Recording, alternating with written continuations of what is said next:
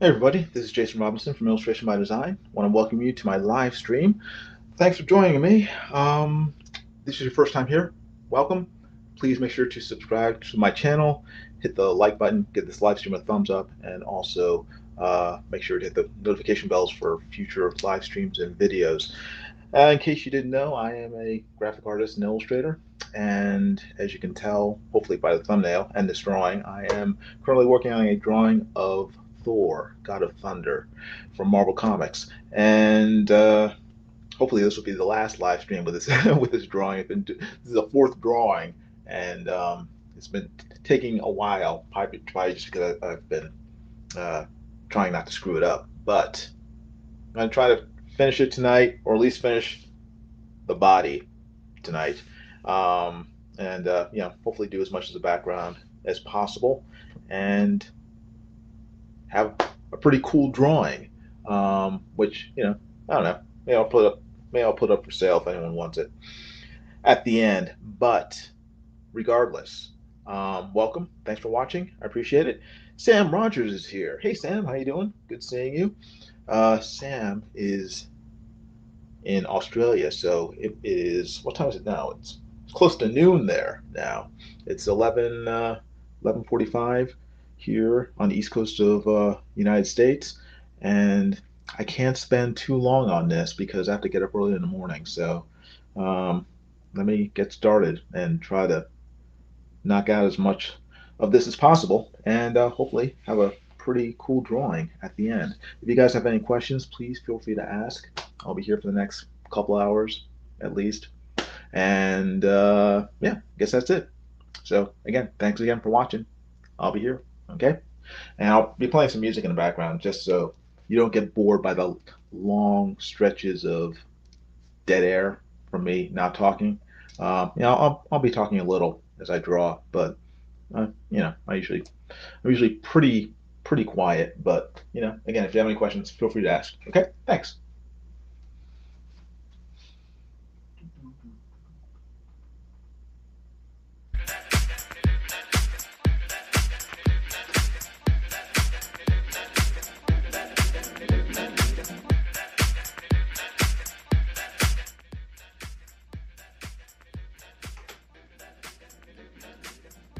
There we go. It's not too loud, hopefully. Let's see.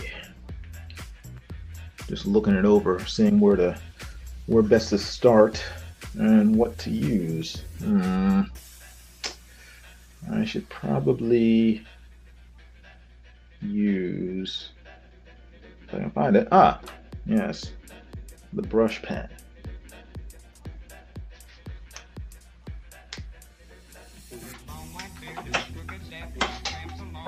Let me reach my seat up so I can actually reach the drawing. So I'm only 5'2", so I'm kidding. I'm 7'2". All right. Let me see.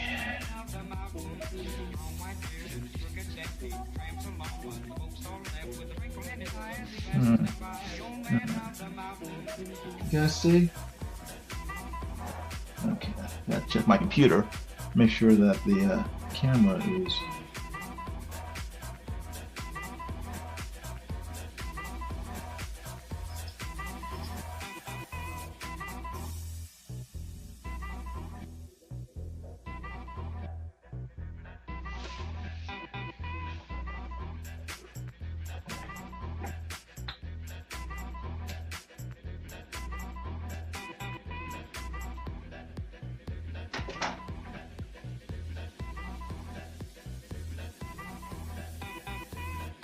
Okay, there we go. Sorry, I'm still. My little headphones just alerted me that I hadn't charged them ahead of time, and they were about to die on me, so I had to plug them back in. Let's see here. All right, let's get to it.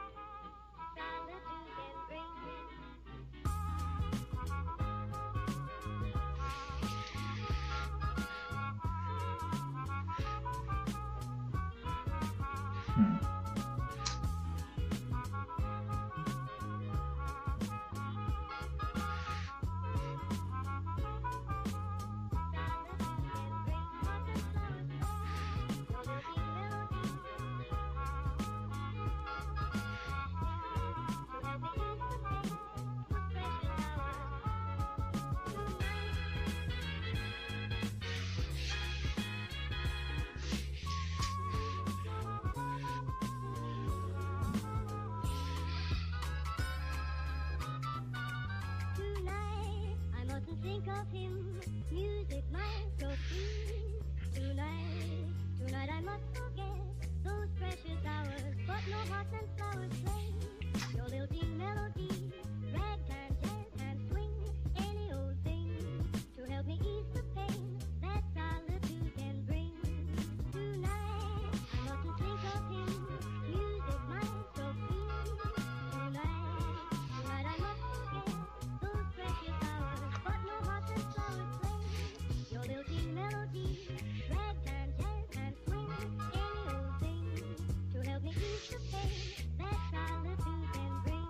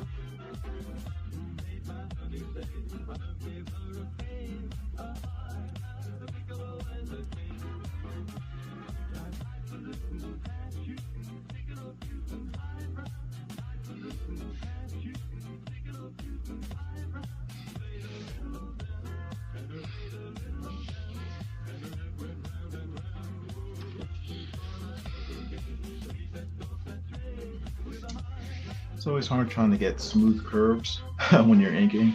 It's just for me anyway. It's kind of nerve-wracking. So Just trying to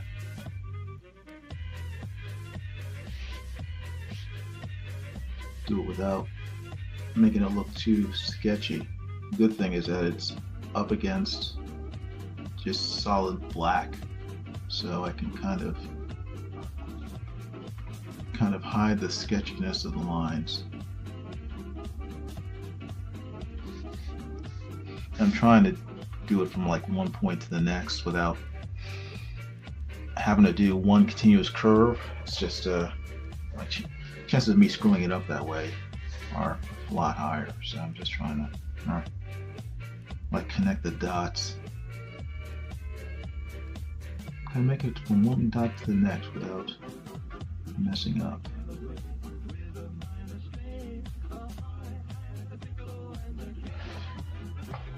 Let's see.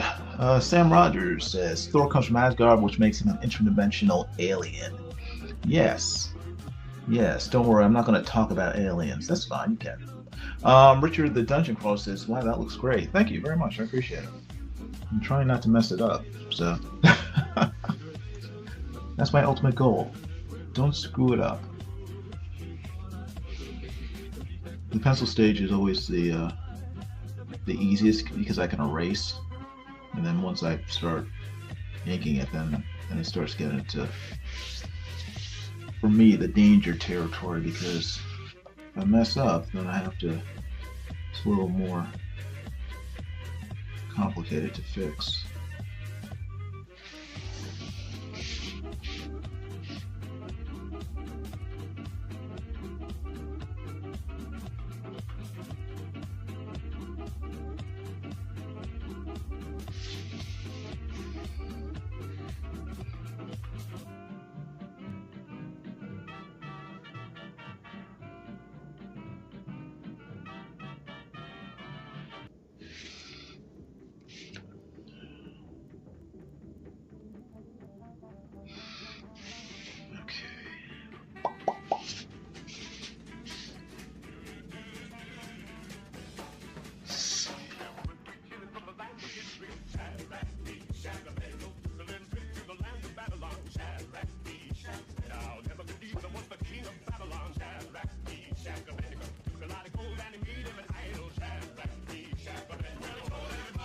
Do you have a favorite Marvel hero to draw? Favorite to draw? I'd probably say Nightcrawler from the X-Men. Just because he's my favorite character. I like drawing most of them. Yeah, I say Nightcrawler. And Spider-Man. They're kind of the same character in a lot of ways, so both stick to walls and jump around and do flips and everything. Maybe that's what I like about them. They're both smart Alex. Let's see.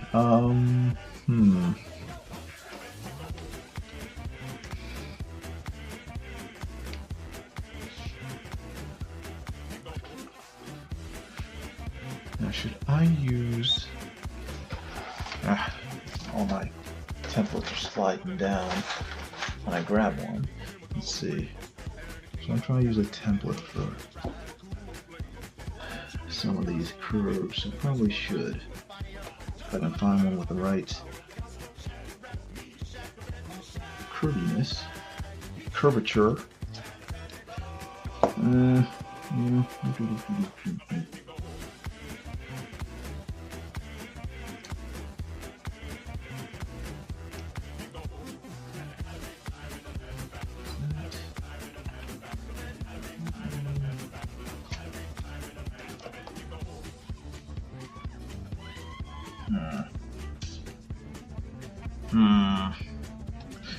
Is there a character you hate? Says Sam Rogers. A character I hate. I hate.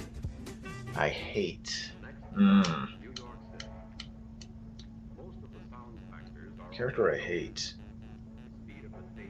There are characters I just don't care about. I don't know if there are any characters that I hate. Like, I don't care about Ironheart. I don't care about Miles Morales. I don't care about Ms. the new Ms. Marvel. I don't care about Captain Marvel, Carol Danvers, although I do like her as Ms. Marvel and Warbird. The characters I don't care about tend to be some of the, I guess I would call them, what do I call them? It's sort of the identity politics characters. I don't like them. I don't like the sort of the race swap, gender swap versions of classic characters like Spider-Man, Ms. Marvel, Iron Man. I don't like those because it's one, I find it I find it insulting, and two, I just find it lazy. You know, just make new characters. If you have an idea, make a new character rather than making 5,000 versions of the same character like Spider-Man. It's like I don't care anything about Miles Morales, Spider-Boy, Spider-Girl. I don't care about any of those knockoffs. Just like I didn't care about any of the Thor knockoffs back in the 90s. It's just stupid and lazy. So I don't hate those characters, but I don't really care about them. I would never buy their comics, and I have no real interest in drawing them. But if someone asked me to, I would. But yeah, I mean, those are the characters that I really have no interest in, because they're not original characters. They're just sort of knockoffs riding the coattails of established popular characters. So, you know, if you want to make a cool character, you know, do something like Luke Cage. Luke Cage wasn't a ripoff of anyone. You know, he's an original character, and he stood on his own. So, you know, I like characters like that. I like characters like Blade. I like characters, you know, that like Falcon. But I can't stand Falcon as Captain America because he's just riding the coattails of a popular character. Keep him as Falcon and make him cool. Then you know, I'm happy with him. So, if that answers your question, hopefully it did. I'm trying to think of it. Yeah, I'm not that crazy about Squirrel Girl either because they sort of turned her into she was cool at first. I thought she was a cool character, and until they decided to make her a goofy character that who could beat anyone, including Galactus. To me, that's just kind of dumb. So that's just dopey, you know. Just make her a cool character who controls squirrels. You don't need to make her into some sort of dopey Mary Sue.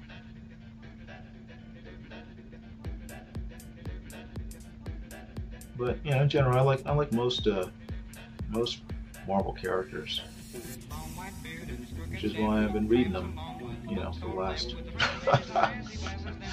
last several decades. They're entertaining to me.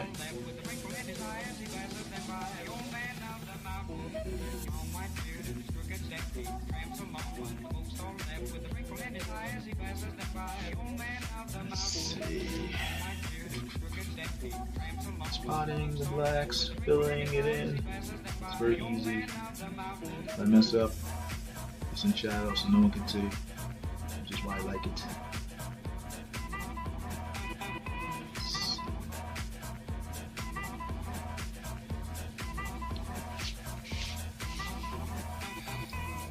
I don't have my watch on. What time is it? It's 12. It's midnight.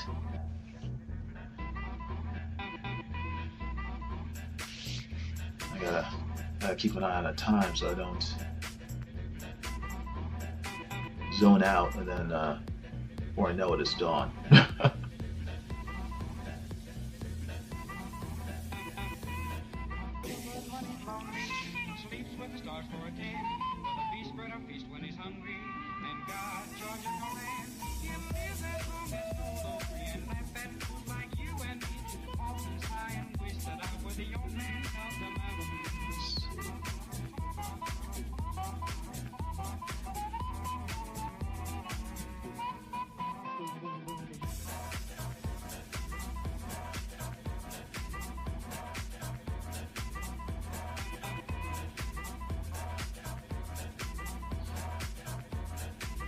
because everything is the exact opposite. I'm going to guess that it is 12:06 in the morning. Yes, it is. It is shortly after midnight, 12:07. Yes.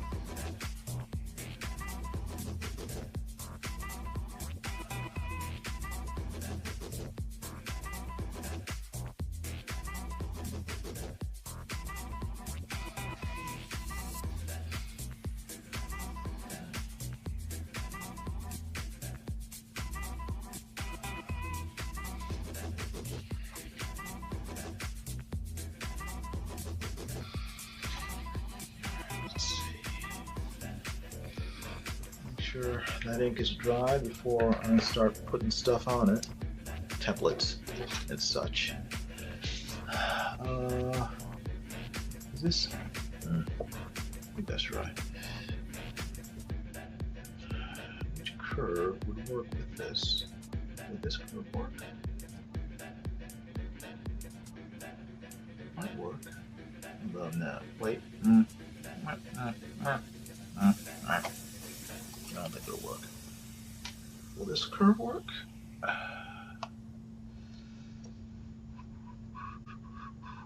Will this? I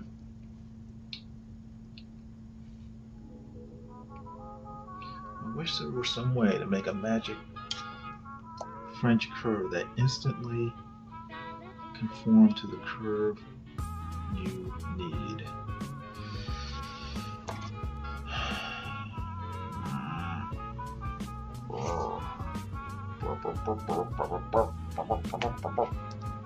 And this interior one won't work either, will it? No, it won't. Alright, I'm gonna have to freehand it.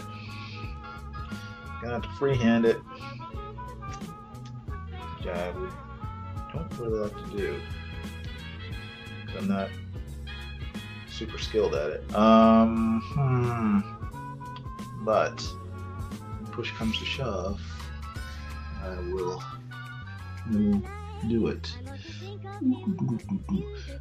The way I do it is I try to find the thinnest pen I can. In this case, a 0.01, and then draw the initial line, and then that way, if I screw up, I can sort of cover it up with a thicker pen. So that's my trick. And I try to, luckily again, it's up against black, so if I do mess up, I can just sort of black it in. So we'll see. Here goes.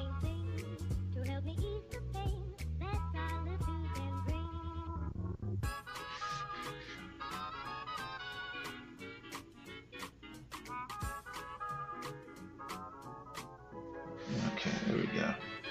Wasn't too bad. It's a little jaggedy, but again, the jaggedy part is against what's going to be filled in black, so I'm not too worried about that. Now, again, connect the dots from here to here.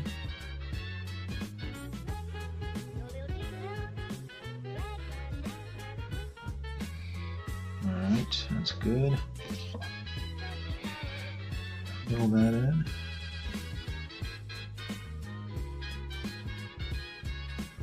Alright, that's good. Okie finokie. Now,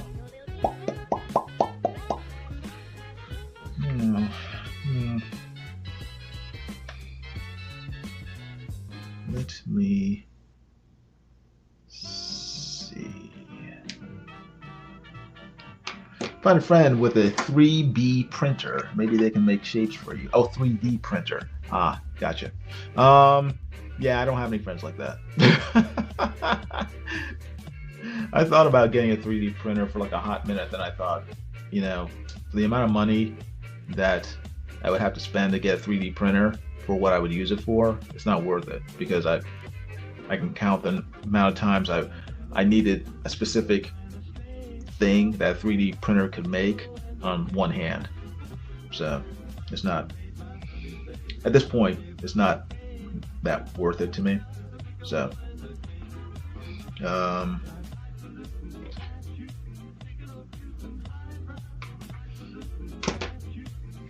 but they are very useful, 3D printers. Where is, oh, there it is.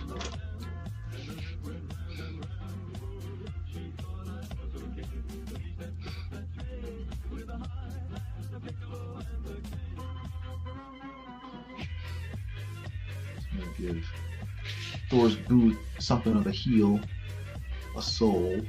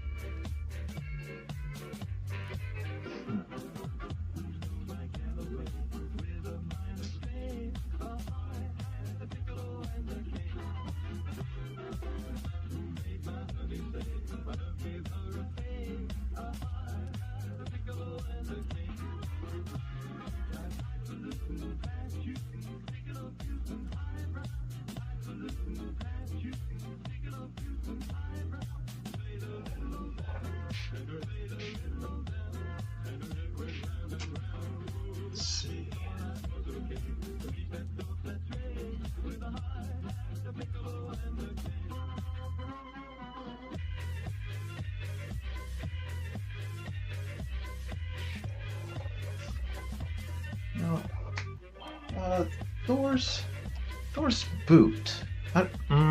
Again, this isn't like an official Thor costume. This is just me sort of cobbling together all of his various suits over the years. So I guess it doesn't really matter. But I guess for my own mind's sake, I just want to check to see how his original boots went. They're kind of like that. So I just want to. It's kind of the same. I guess let's figure out how his shin strappings end. Guess it doesn't matter. It doesn't matter. He's not gonna sue me, so. I don't look like that. Verily, thou hast misrepresented how my booties look. Not his booties in terms of his footwear, not his booty in terms of his posterior. All right.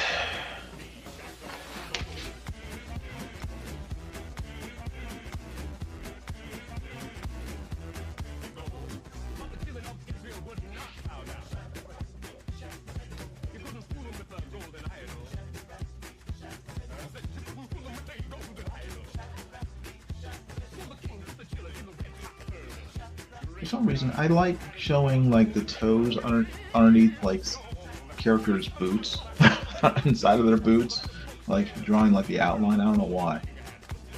Maybe it's because it's I don't know. It's shows anatomy. I'm not a foot guy, in case you're wondering. I kind of find them creepy in general, but I do like showing, you know, how the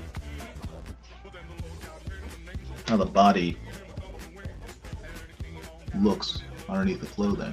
I think that's cool. So I will leave the outline of his big toe in there.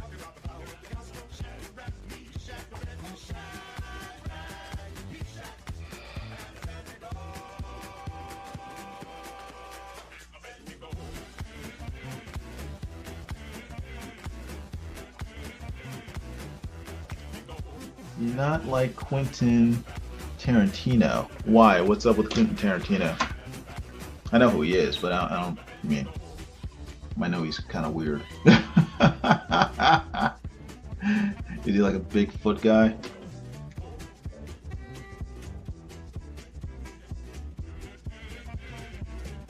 I used to like his movies a fair amount, but he just got kind of, I don't know. Maybe I just they got, I guess, too violent, which sounds weird because I think all of his movies are violent. But I liked Pulp Fiction. I thought that was a great movie, but I didn't, and I liked didn't he do that vampire one from Dusk Till Dawn? I know he was in it. Didn't he direct it though? I like that movie. I thought that was a good movie. Well, I guess a lot of his other movies are just they're too much. I don't mind some violence, but like over the top realistic violence, I don't find that entertaining to watch. It's too much for me. Now for sort of cartoony like monster violence, I kind of like that a lot, but it's just you know, again, realism versus what's obviously fake. I can take fake violence, but if it's too realistic, I'm like, no thanks.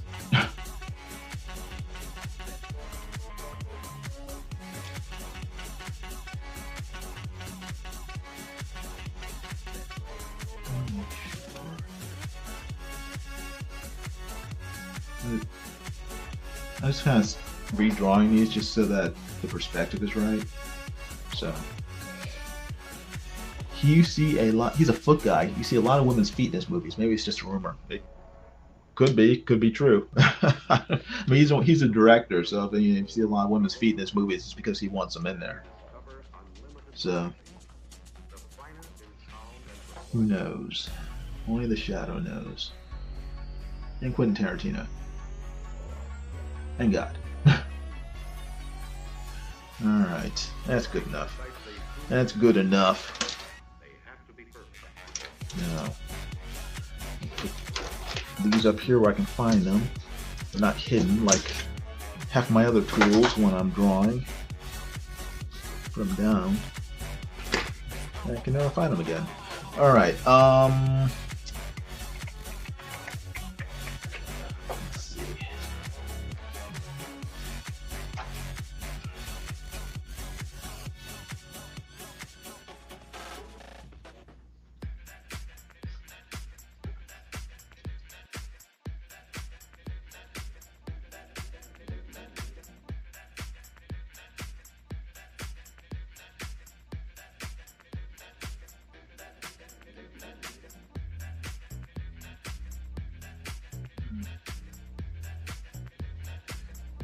interesting.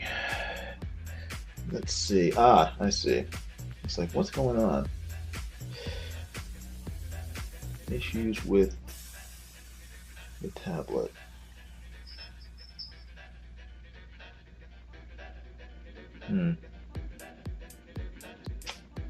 Okay, that's on. That's not connected.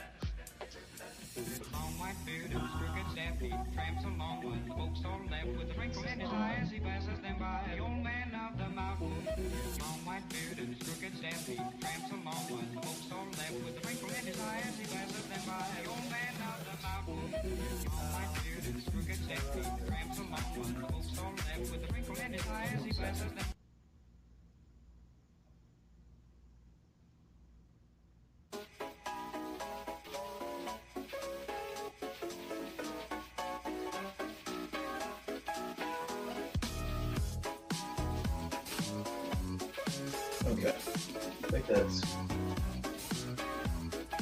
that's okay. All right, there we go.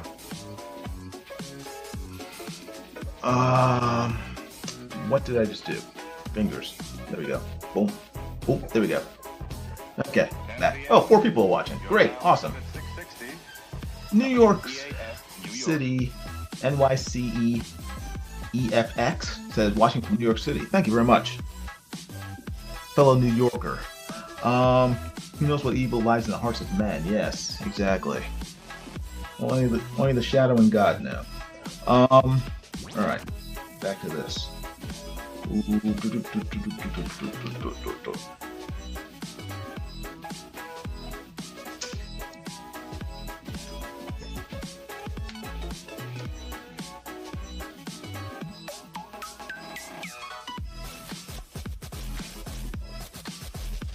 There we go. Yes, the shadow knows. I love the shadow. Always wish they'd made a sequel to that Alec Baldwin movie because I enjoyed it. I mean, it was a little too campy, but overall, I thought they did a good job, and I loved the look they gave the character in that movie. I mean, it looked like they ripped him right out of the pulp magazines. I mean, that makeup they used on him with those cool sort of reflective eyes. I mean, and that great prosthetic nose. It was so good. I loved it. I remember when Darkman first came out. Sam Raimi's Darkman. I think it was 1990 with Liam Neeson. And I watched it. I was like, man, I mean, they could make a cool Shadow movie, you know, because I mean, Darkman came out before the Shadow did, but it was, you know, it's basically the Shadow. I was like, man, they should make a cool Shadow movie. And then they did, and it was like, ah, this is cool. They never made a sequel to it. And I was like, man, dagnabbit. Another missed opportunity. Thanks, Hollywood.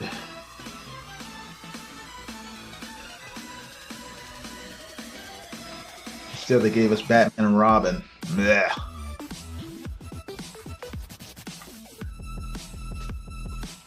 Raizaka is here. Hello, everyone. How you doing? Good seeing you, Raizaka.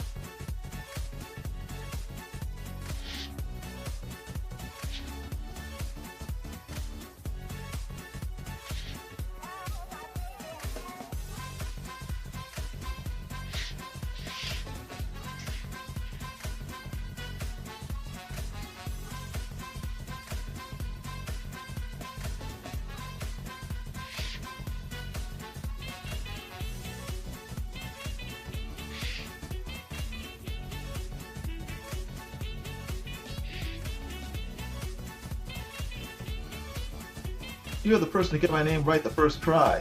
Oh, really? Okay, cool. Good. Glad to hear. Are you actually from Japan, or is that just a pseudonym? I'm assuming that's Japanese.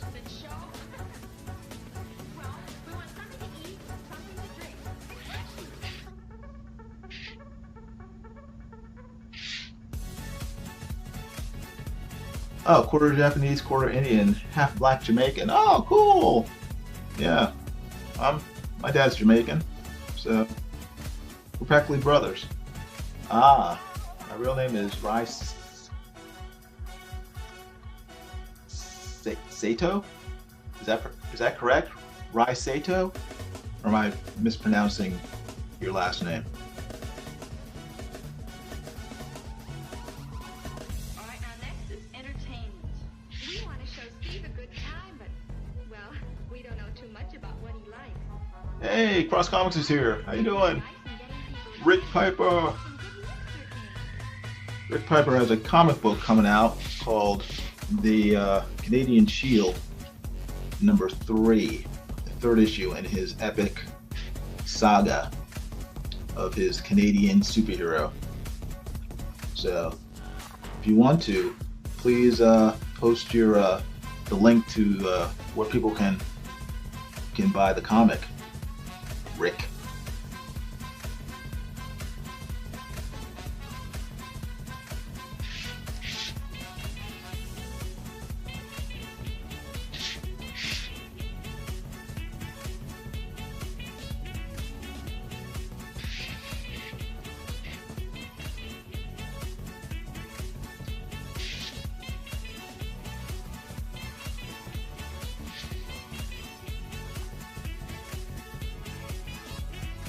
Comics says I'm good. Just got finished on Drawn and Quartered Ultimate Edition. Oh, cool. Oh, they drew your character tonight, didn't they? They drew the Canadian Shield.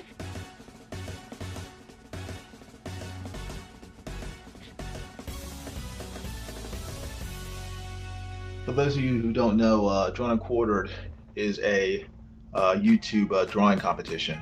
The Ultimate Edition is held on Chester Busby's channel on YouTube. So if you do a search for Chester Busby, Busby, you'll be able to find it and you can check it out. Watch everybody draw for 2 hours.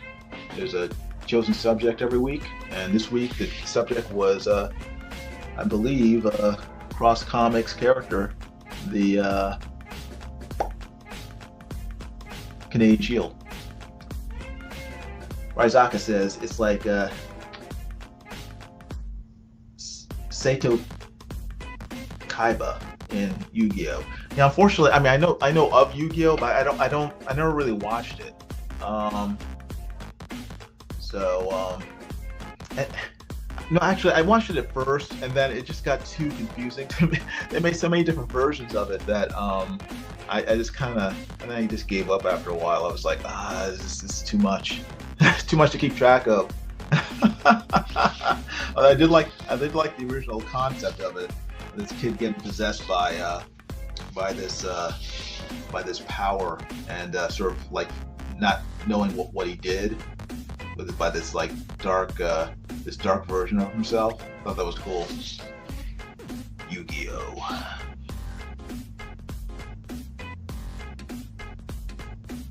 Yeah, America needs to come up with some more cool original characters like Japan has been doing for the last few decades.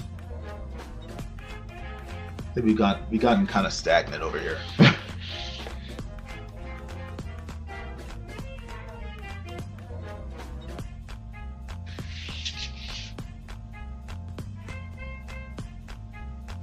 But I guess that's why you have a lot of independent comic creators like Rick Piper, creating their own characters to make things a little more interesting.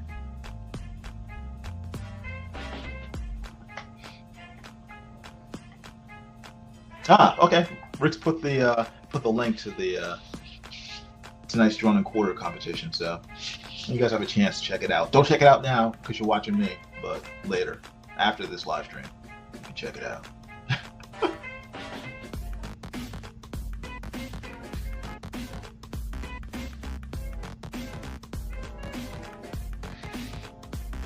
Superheroes are good, but they should go outside of that. Yeah. I mean, I am definitely a superhero fan, but I've bought plenty of. It's mainly been manga because American comics tend not to go outside the realm of superheroes that much. But stuff like Spy Family and Naruto. I mean, Naruto is kind of superhero-y, but I mean, there's so many manga that I've loved over the years. I mean, Ghost in the Shell. I've been buying what is it? What's her name? Val Angel Alita. I've been buying her books since the '90s. Continuously. So I mean, there's plenty of genres that comic books can cover. American comic books, but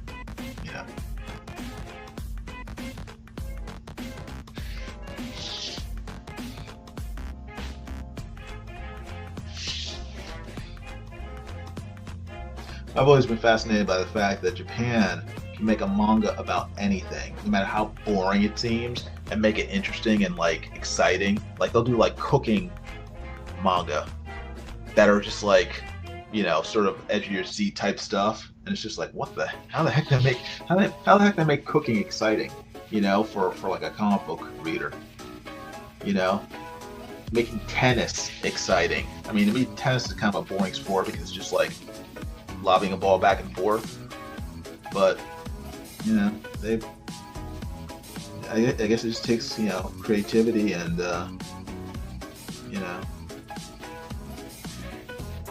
good storytelling. 10 p.m. Your dial is set at 660. WEAF. Arzaka says, in school they called me Sato Kaiba little brother. Drunk Horror draws more than superheroes. Yeah. Sam Rogers says, way back in the day, America did a lot of Sword and Planet comics. Yeah, a lot of sword and sorcery back in the 70s. A lot of horror back in the 70s, and then going back to the 50s, did tons of horror. So yeah, it's just tons of Western comics used to be popular in America. Yeah, I guess a lot of it's just like what's in vogue in popular culture. So I mean, America tends to follow that. Whatever's popular in the culture, they tend to make comics based on that. But unfortunately, over the past 20 years, especially with social media and cell phones and everything, kids don't read comics that much. I think it was back in the 90s that was the last time that kids really, really read comics. And then once sort of computer devices and social media came out, that drew most of young people's focus in terms of entertainment, because they can just you watch a YouTube video or TikTok or whatever and be entertained, as opposed to going down to a comic book store and paying X amount of dollars for a comic book. So it's sort of like a quick fix. So a lot less reading now, unfortunately, but who knows? It might come back.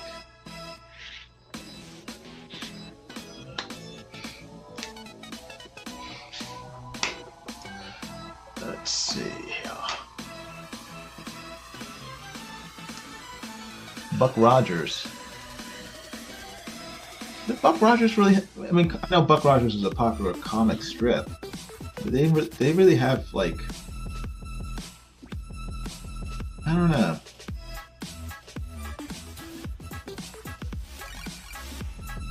But yeah, I mean, there are tons of different genres for comic books in America.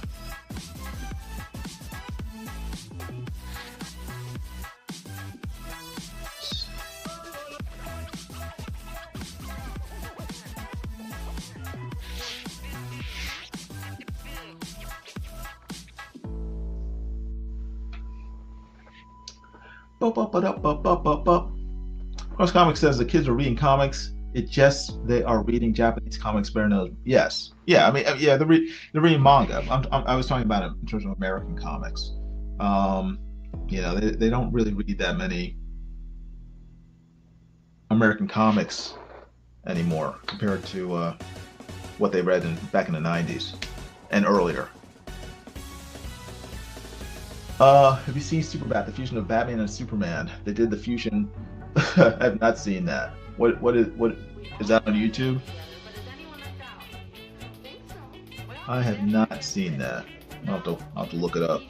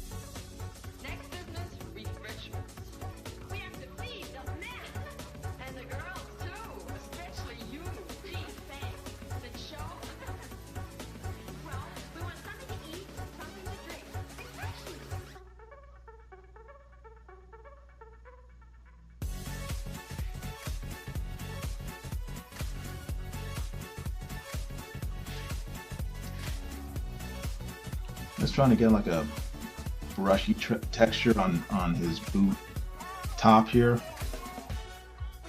I kind of did it in the pencils and I liked it, so trying to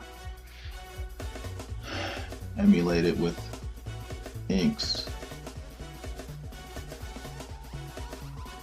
All right, now next is entertainment. We want to show Steve a good time, but, well, we don't know too much about what he likes. The best thing I know for breaking the ice and getting people acquainted is some good mixer games. It's the big night.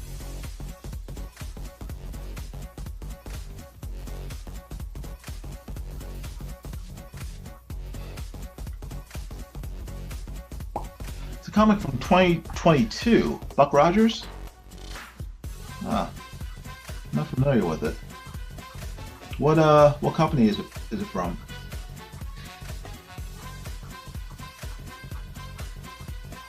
Who put it out?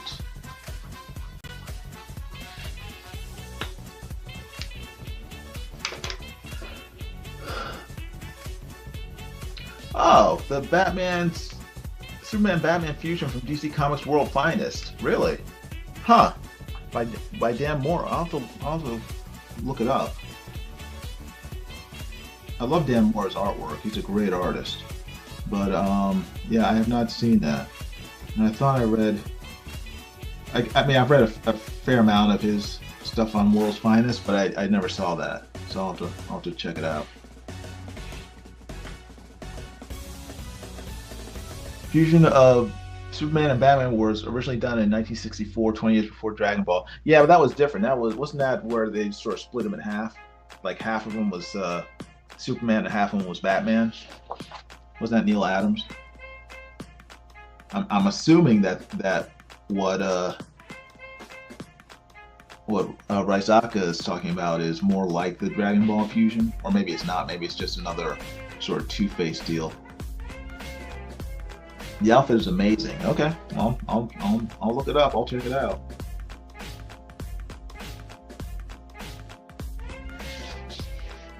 So who's was it a fusion of their personalities as well? I would find that interesting.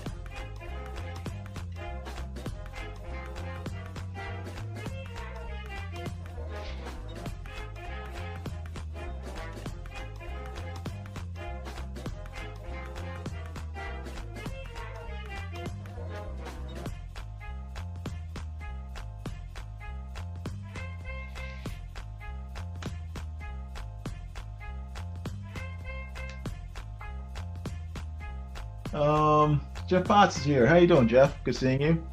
Jeff Potts is a fantastic fantasy author and writer who has several books out. And if you would, please post the links on where people can find your books. It's probably the best place is just his website. What is it? hunterphunter.com? I can't remember. But Jeff Potts, post your links so people can buy your books. He does sort of like Lord of the Rings type stories. Very good writer. You can also find him on Amazon.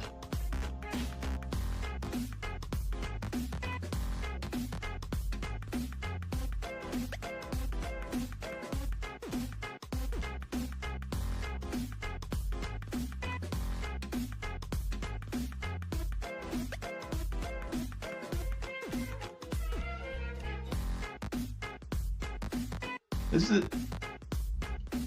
Rick? Is the next drawn and quartered subject composite Superman? Is that what you're saying? I'm not sure I understand.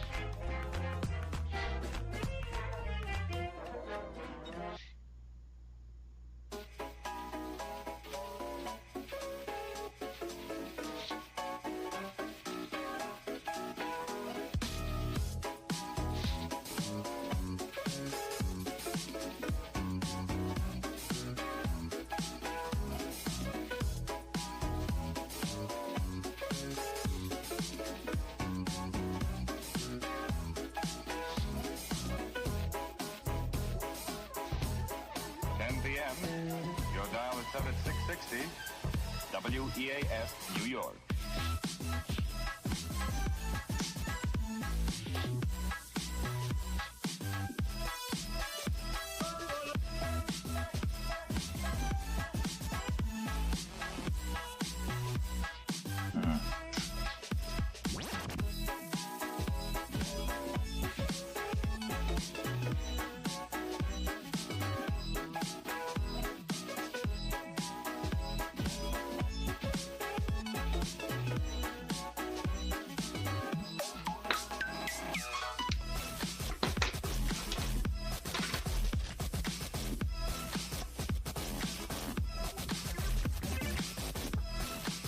Jeff Potts says, and yeah, I'm the guy who designed his logo. Yes.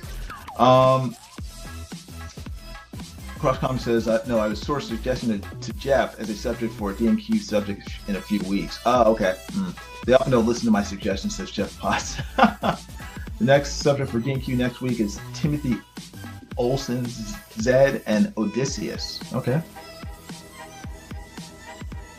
Jeff Potts says, my covers on his books got quite a bit of attention at an author conference I went to recently. Oh, good.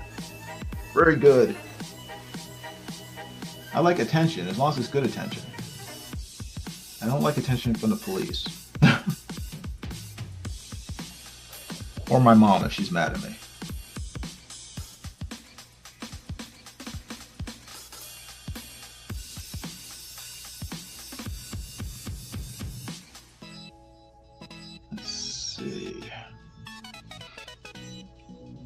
Sorry, I'm just trying to work out some of these shadows.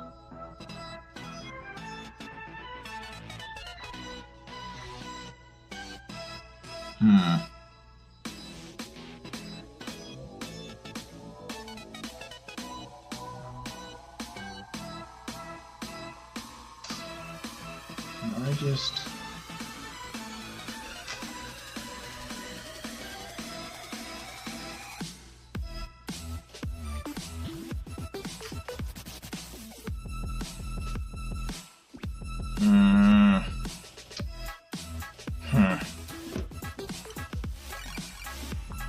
No.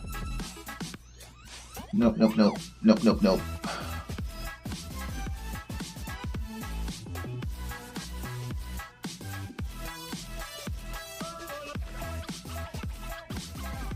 I'm just gonna, yeah. I don't wanna risk screwing it up.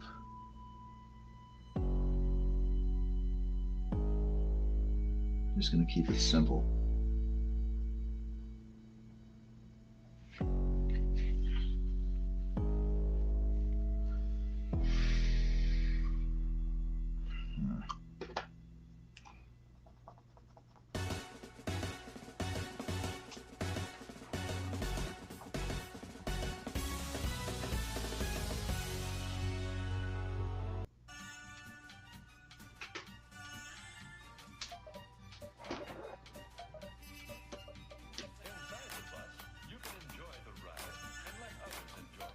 Huh.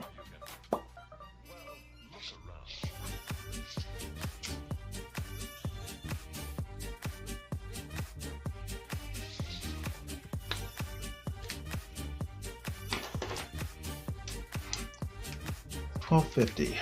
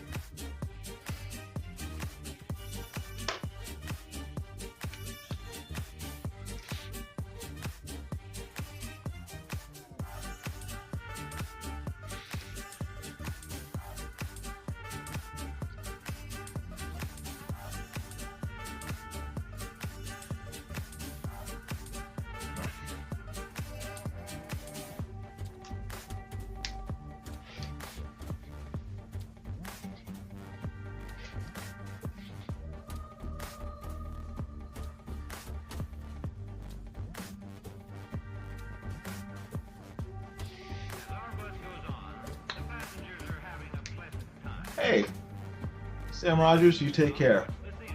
And Razaka, thank you for showing up. Nice meeting you too. You take care. Have a good night. Both of you. Actually, Sam Rogers, you're up because it's daytime, so you have a great day. Thank you for spending some time with me, keeping me company. Hopefully, next time you see this drawing, it'll be finished. Make sure to follow me on social media. All my contact info, Twitter, and everything else is down below. So just follow me there. I'll post it when it's done. And yeah, you guys let me know what you think. Okay? Thanks.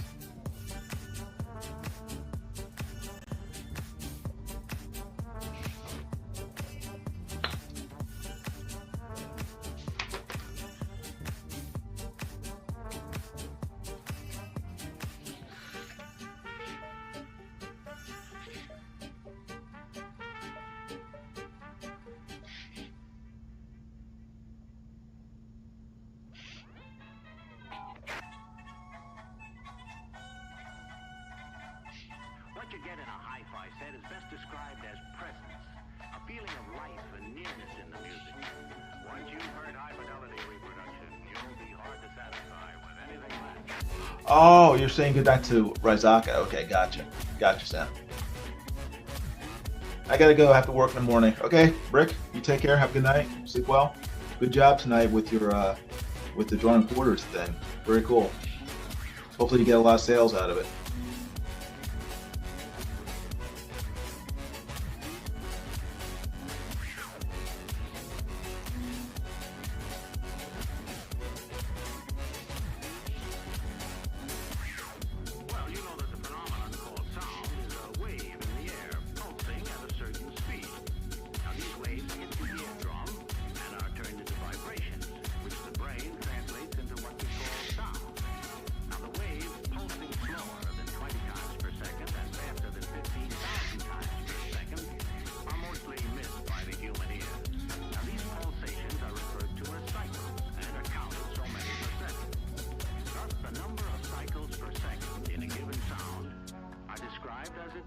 frequency.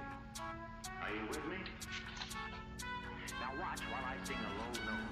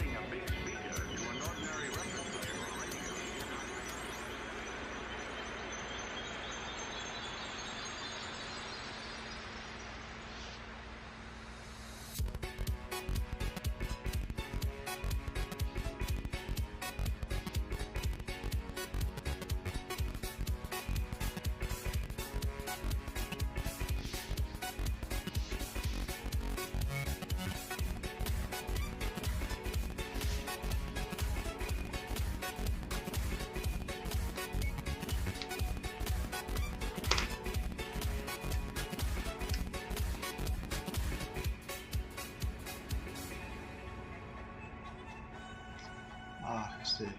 What you get in a hi-fi set is best described as presence, a feeling of life and nearness in the music. Once you've heard high-fidelity reproduction, you'll be hard to satisfy with anything less. I see.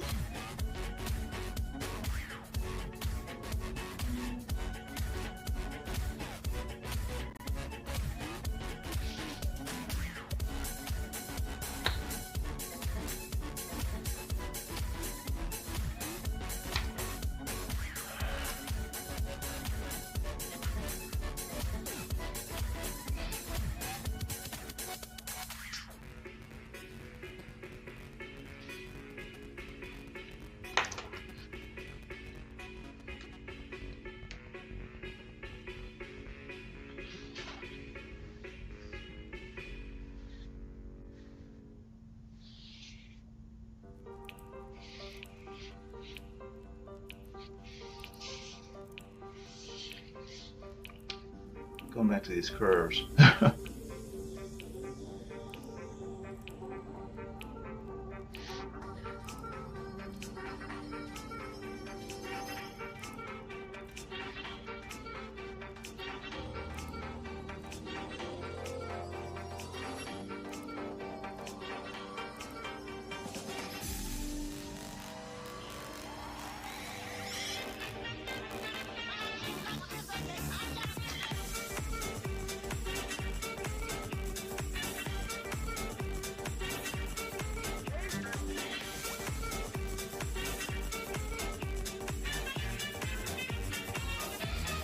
My first job out of college, we had to. I worked for a company that did licensed characters for T-shirts and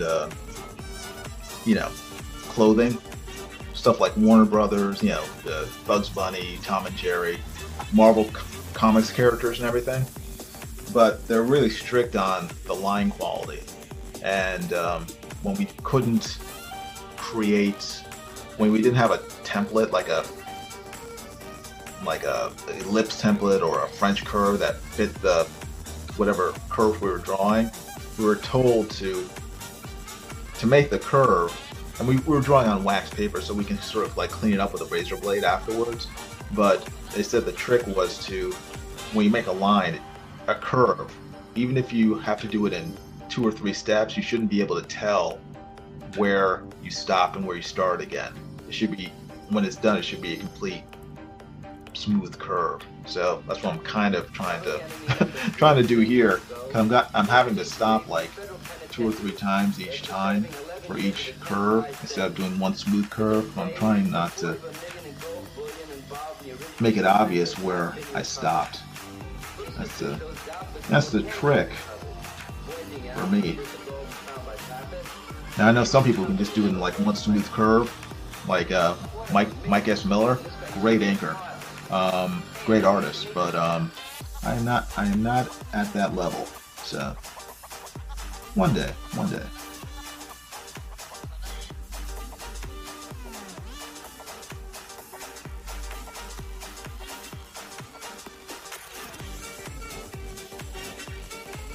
All right.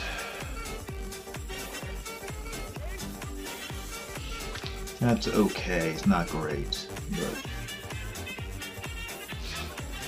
it's okay. It's okay. I'm going to go back over that line with some more strokes to create thick and thin. Now, which...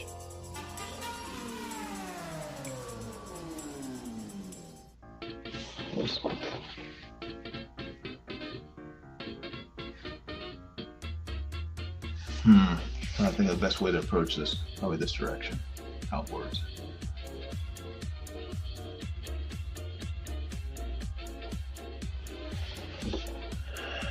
Alright, that's good.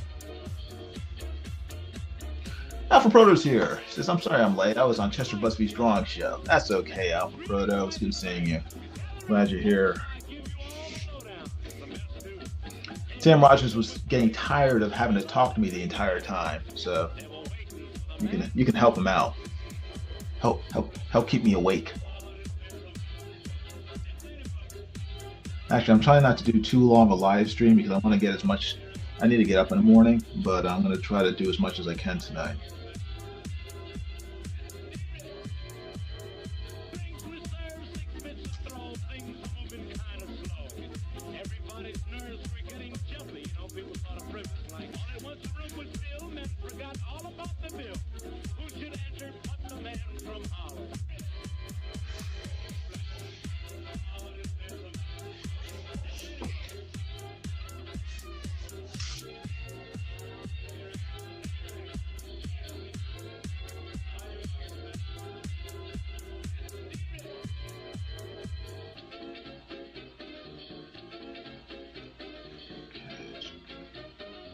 That's all right. That's all right.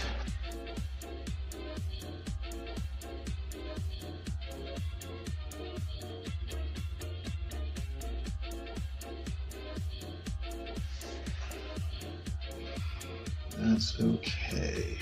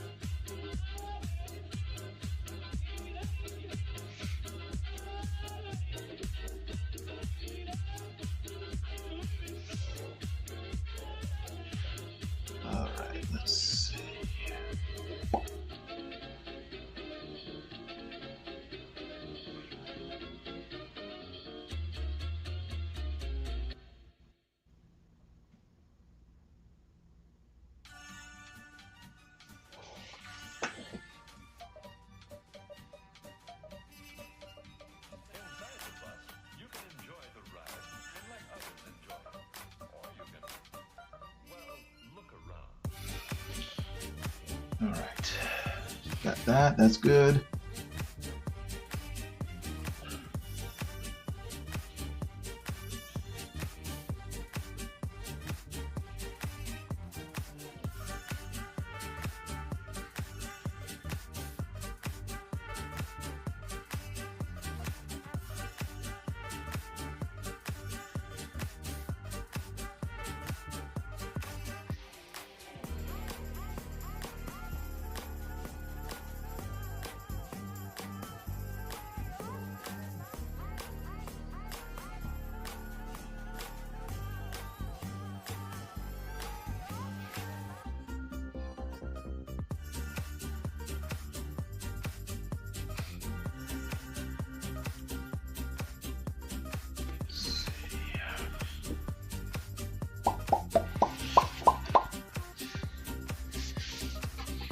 Always tricky trying to find the right angle to aim from.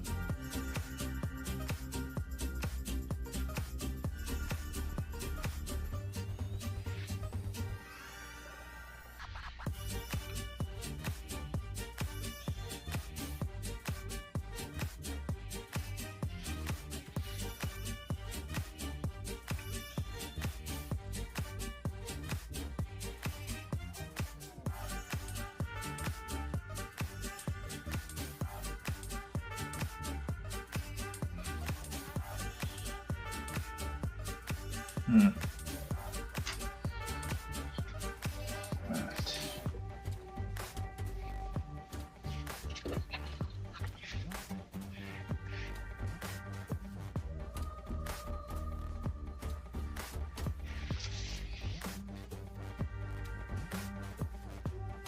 As our bus goes on, the passengers are having a pleasant time. Some watch the scenery, others read, while others find napping the most pleasant way to travel.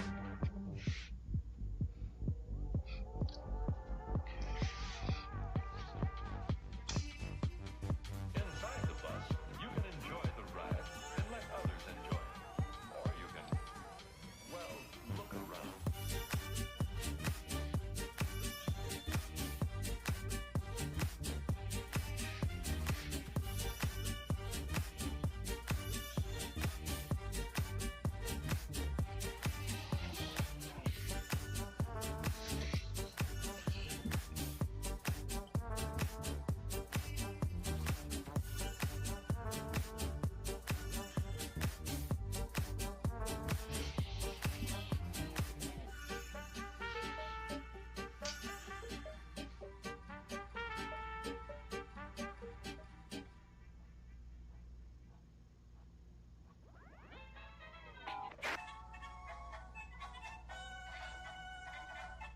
What you get in a hi-fi set is best described as presence, a feeling of life and nearness in the music. Once you've heard high-fidelity reproduction, you'll be hard to satisfy with anything less.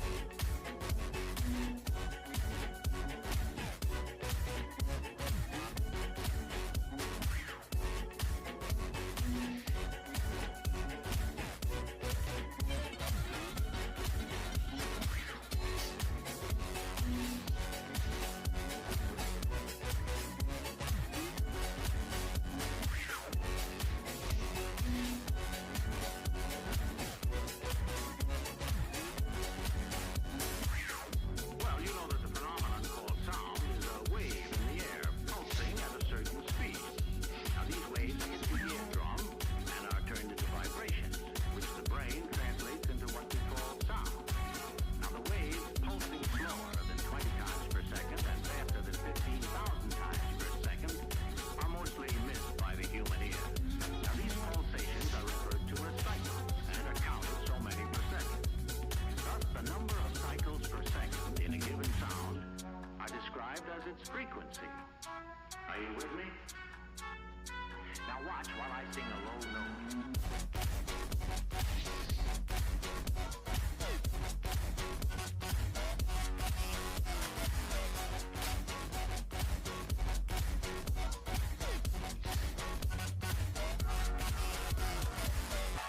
Four people are watching. Thank you, everybody. It's awesome. Hopefully you're enjoying the stream. If you have any questions, please feel free to ask. The needle wiggles at the right number of cycles per second, which have been recorded. Now this creates electrical impulse. Trying to get as much done on this drawing as I can tonight. I don't want to. This will be the last live stream with this drawing, so I want to just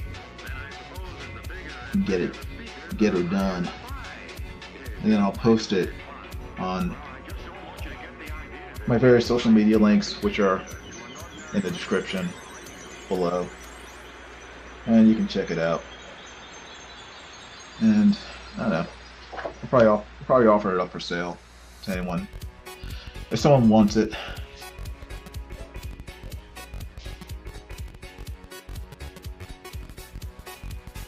Because my house is filled with a bunch of filled with drawings. I need to get rid of some of them. So if anyone wants to help me clean house by buying some of my artwork, I would not be opposed. I greatly appreciate it.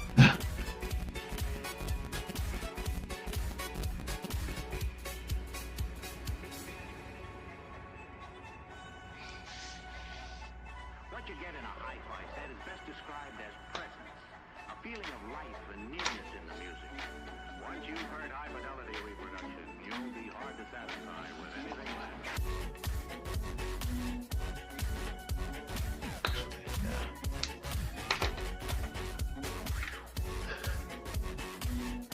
Alpha Pro says, I'm still here. Good. Me too. I'm still here too. Do you see Fantastic Four Superman this summer, Alpha Proto?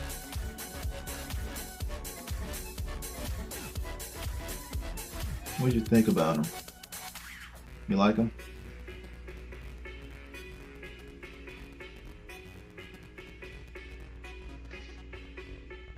There is no wrong answer, by the way. This is not a quiz. I saw both of those movies. Oh, cool. What did you think? What am I doing here?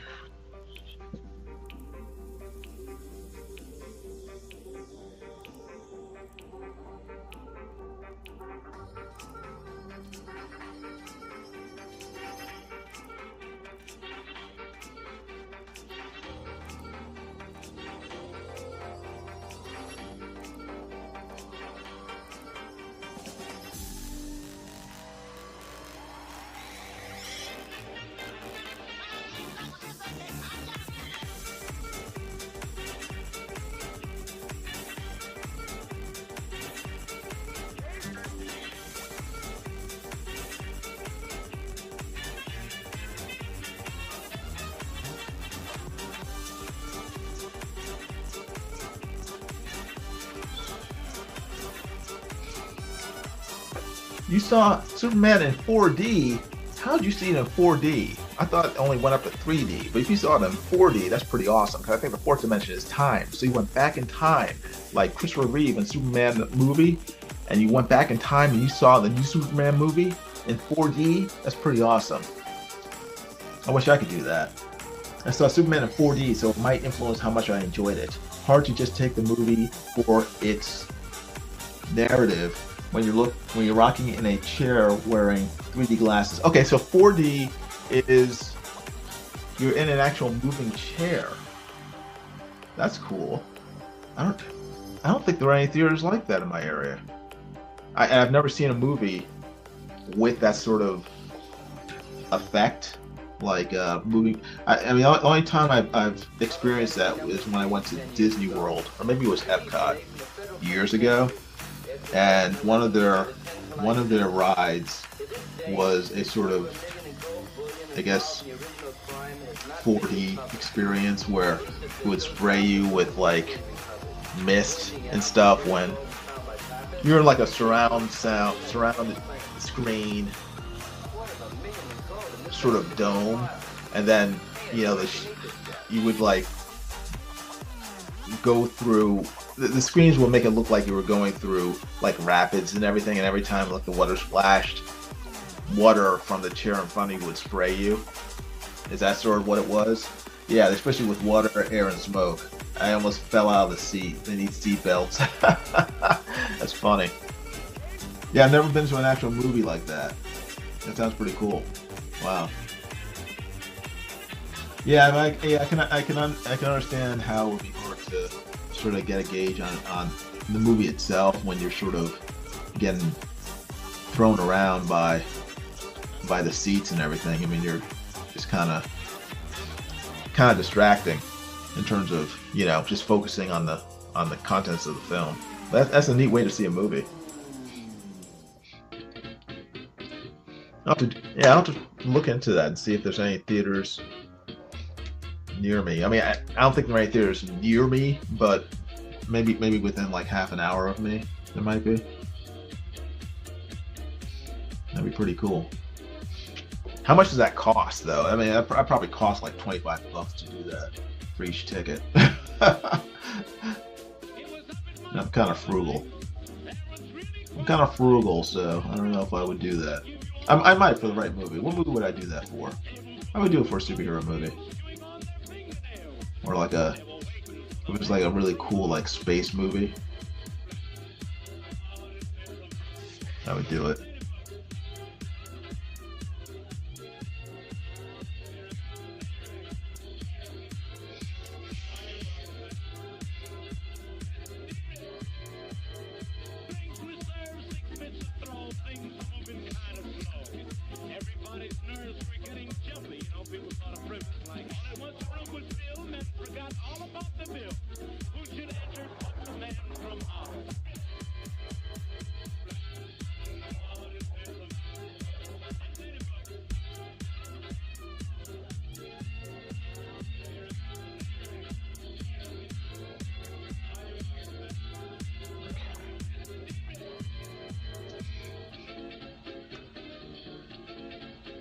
I didn't pay for it. My brother is a baller, so he pays for the family. Ah, see? You did it the smart way. You had someone else pay your ticket. See? Alpha Proto is wise. Let's see. Alright. That looks good. That looks decent. Let me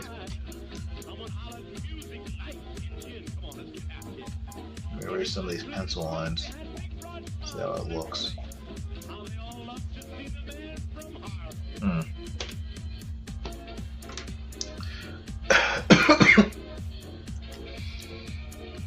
Alpha Pro says, I thought the Fantastic Four was okay. It was a standalone story that worked good. I love the way they repped the Thing. Aside from Silver Surfer not being Norn and the casting of Pedro, it was good. Yeah, that sounds good. Sounds fair. Sounds like a fair critique of the film.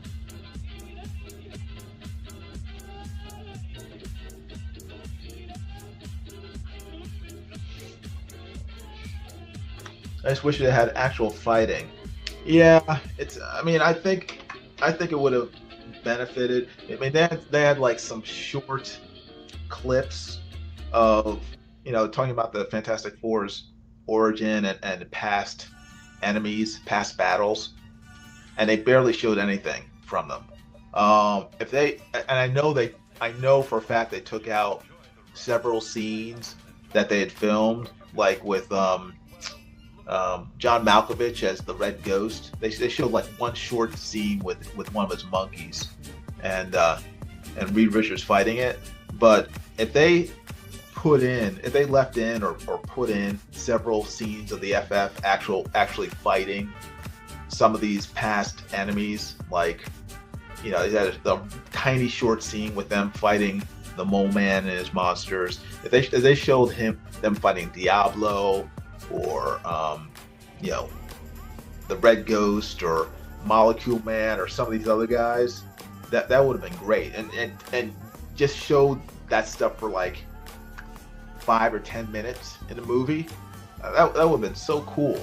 That would have been great. I would have loved to see that.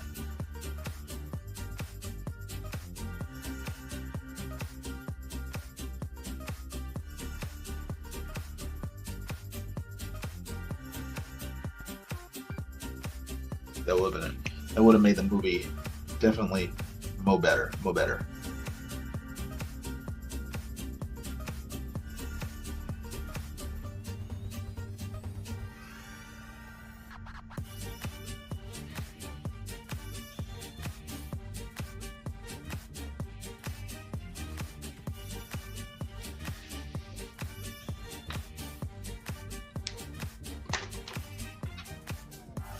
I didn't like the casting of Mole Man either. It was lame.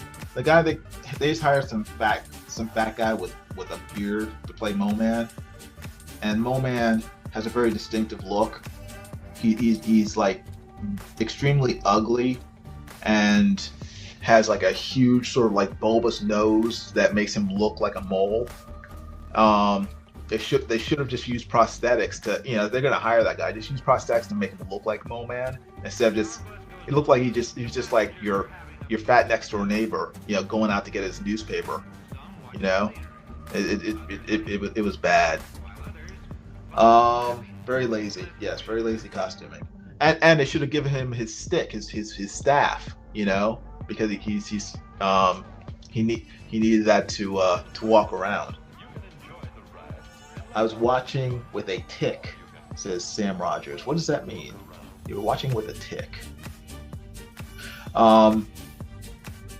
They could have had more heralds to flank Silver Surfer. The others could have thrown hands with. Yeah, that'd be cool. That would have been cool.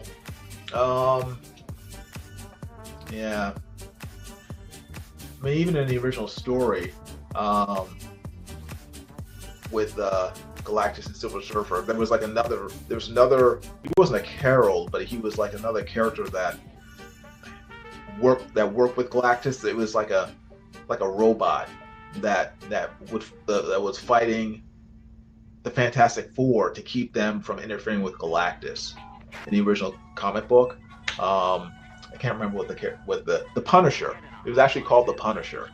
That Galactus sort of dropped down on a Baxter building to distract the Fantastic Four so he could set up his equipment, and the Fantastic Four couldn't beat this Punisher robot, you know, because it was so powerful, which was great. But in this movie, they had the Fantastic Four themselves stopping Galactus physically, you know, with their powers, or at least Invisible Girl, Sue Storm, which to me was just ridiculous because she's nowhere nearly powerful enough to even slow Galactus down, much less shove him into a wormhole.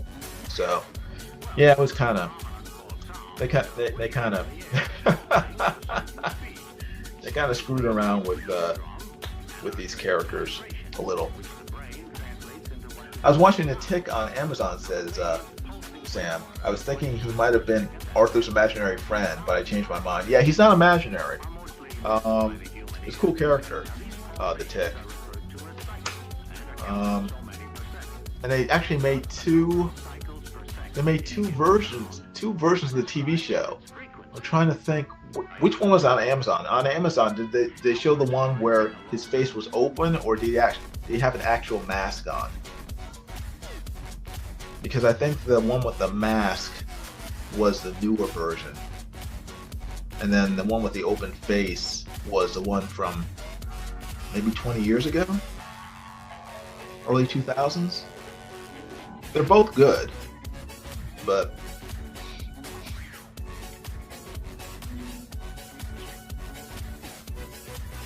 what was his name? Ben Anglin. I think Ben Anglin, was the creator of the Tick. Open was Fox. Okay, gotcha. Alpha Proto, yeah. Amazon was Masked, yeah. Okay, gotcha. I like them both. Because the open face one was Elaine's boyfriend from Seinfeld. I can't remember his name, his real name, but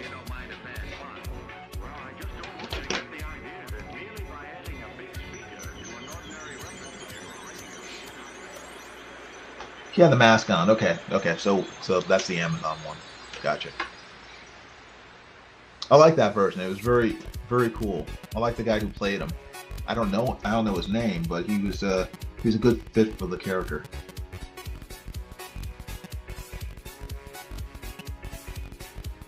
I watched that show for a while. I don't remember why I stopped.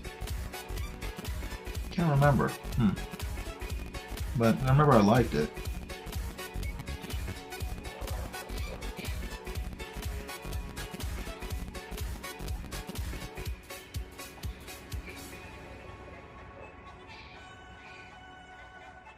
What you get in a hi-fi set is best described as presence, a feeling of life and nearness in the music. Once you've heard high-fidelity reproduction, you'll be hard to satisfy with anything less.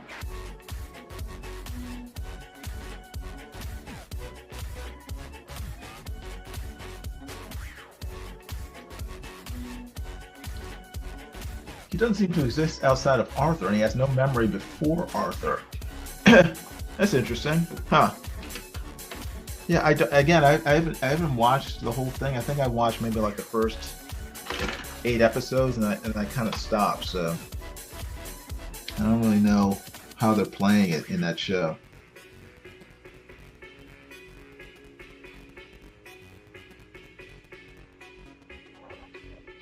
The Amazon tick was interesting. The fact Arthur couldn't tell if the tick was real or figment of his imagination. Once it was revealed, I stopped watching.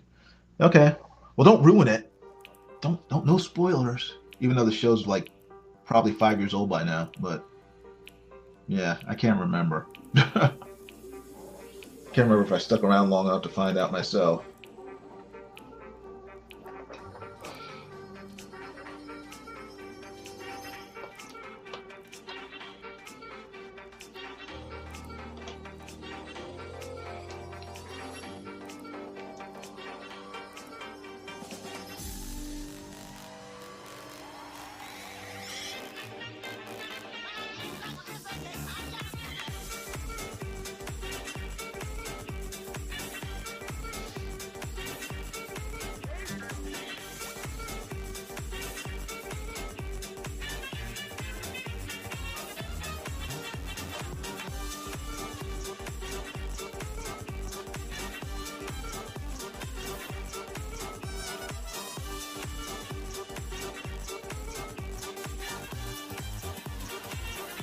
It's only 2 seasons, says Sam Rogers. Okay, okay.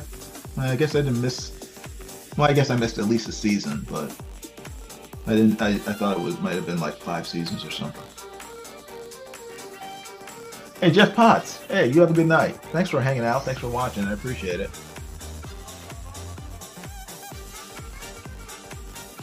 Pro says I like shows with a overall goal. That keeps me coming back even though each episode has its own narrative. Once the hook is gone, I stop watching. Monk had a thin air of him. Had a theme of him finding his wife's killer. Yeah, I kind of think they dropped that pretty early. My wife loved Monk, but that was on for several seasons. I don't even know if he ever found her killer or not. But After serving 11 years with a 10-to-life sentence. To this day, $250,000 in gold bullion involved in the original crime. Sam Rogers says, I don't think it's his imaginary friend. That's what I thought at first. Pointing out that should the gold be found by Pappas, the insurance company had the first claim. $250,000 in gold, and this guy used to be a father. Hey, I'd sure like to meet this guy. They found the killer on the last episode, of course. Yeah, it's like, what was that other show?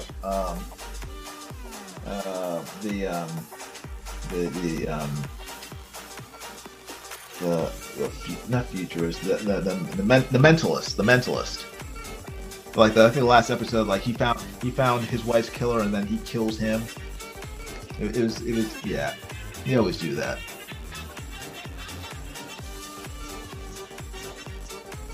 It's like they wait until the ratings go down, go down far enough they're going to cancel the show, and then it's like, we got to resolve this. Let's have them find the killer.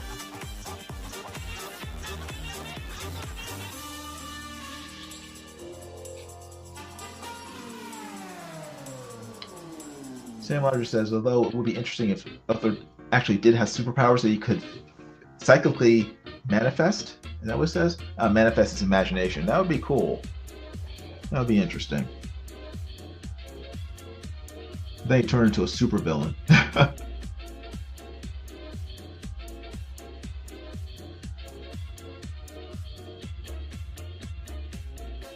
Yeah, I'm kind of glad that superpowers don't exist in real life because I would probably be in a lot of trouble. I think that's why they don't really exist, because people get in enough trouble on their own without having powers. And if people had powers, I think it'd be pretty much a nightmare. The Earth would probably be destroyed pretty quick.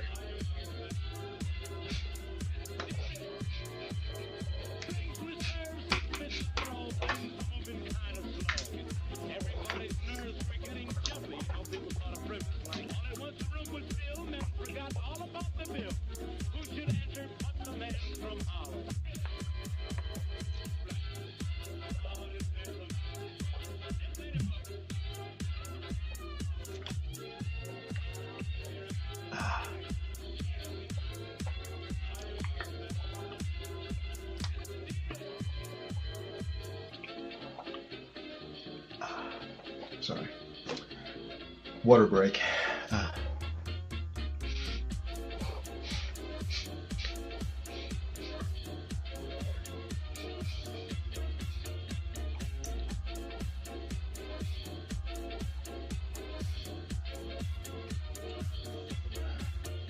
Everybody rolled their eyes. Women started heaving sighs.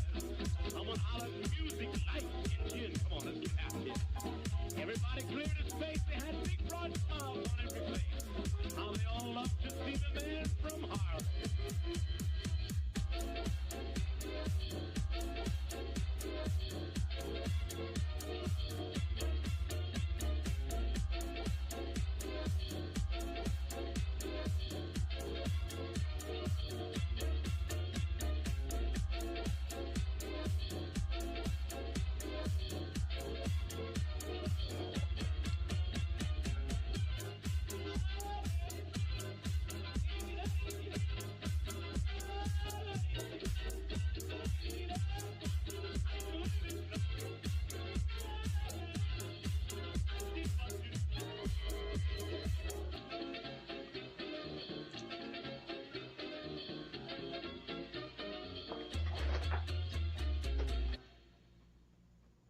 The records are right in the cabinet. Oh, is it okay with you, sir? Sure, kids. Go ahead. Thank you. Pick something groovy, Alex. Let's see. I've processed it depends. In Marvel, guns are a great analog for mutant registration. I think it's a little different. Because we're not born with guns. So I mean, if you're born with the ability to whatever, to hurt people, well, we all are, but in terms of superpowers, or some people were born with a greater ability to hurt people than other people, like say 5% of the population was able to have powers that could cause havoc or destroy the earth or something, I think you would have to register them, I think. But I mean, would that violate people's rights? Yeah, it would. So I don't know. Yeah, I mean, if you own a gun, that's a choice. If you are born with superpowers, that's not. So I don't know.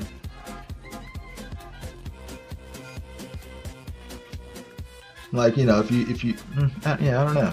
Like, people who are born like really strong, they don't have to register.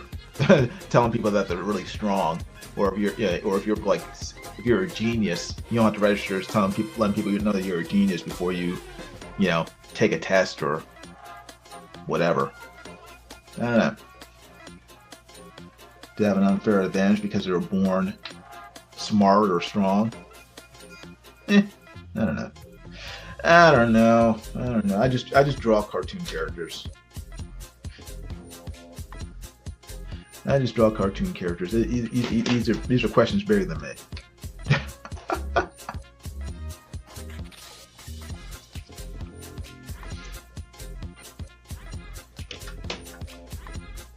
But it would make an interesting story. It'd be an interesting story if, like, Matt Murdock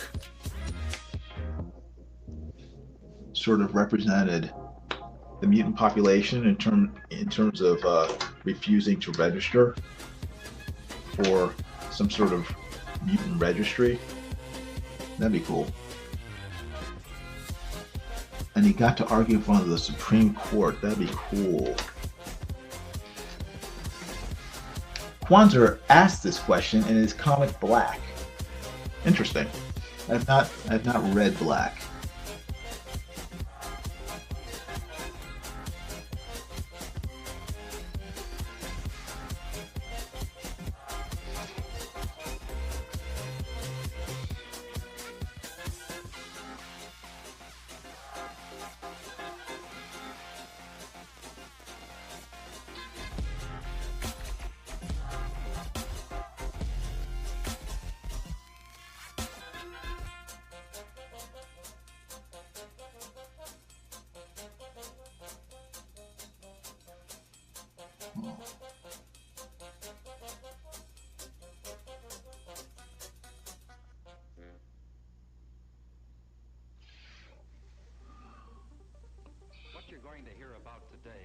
is nothing short of a miracle. It's dramatically new, made possible only through years of research, inventions, and innovation.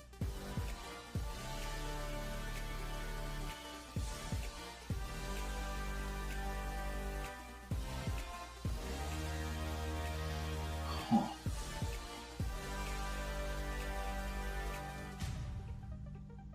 Yet when wires are loaded with a lot of conversations that are boosted in strength and travel some distance, something else happens. Let me show you. You see, instead of sounding like this... Interesting, interesting.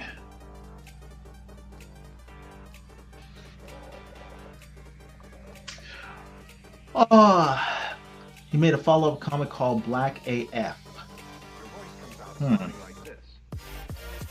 I've not read any of them.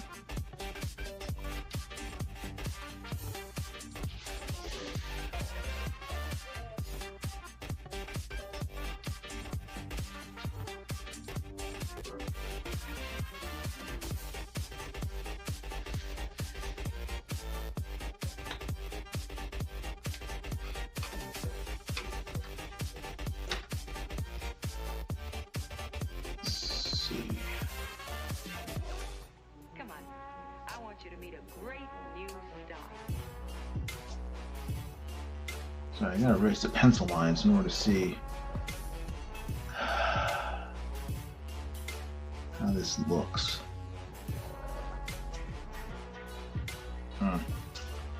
Interesting.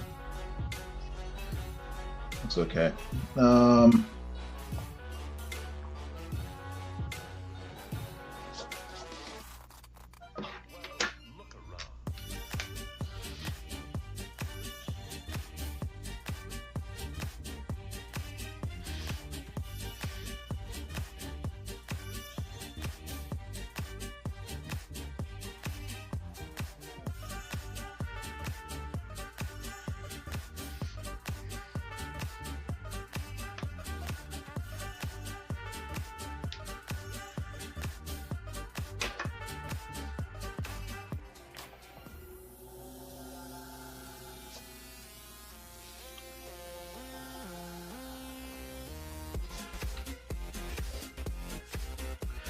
Marvel Civil War was about people with superpowers having to register. That went on for years, and comics and movies dropped it like a bad habit.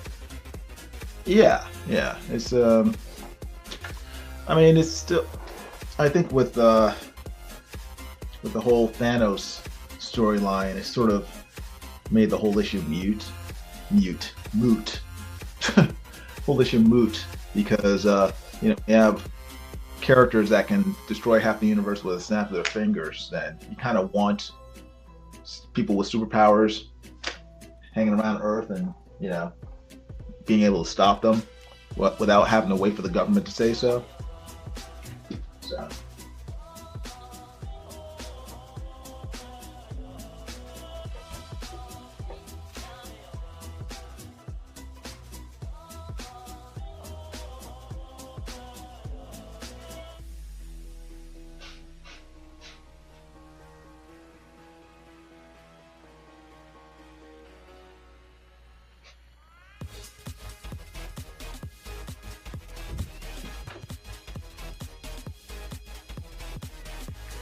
Okay.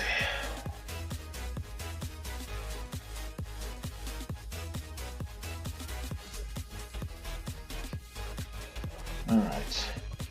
Let's see.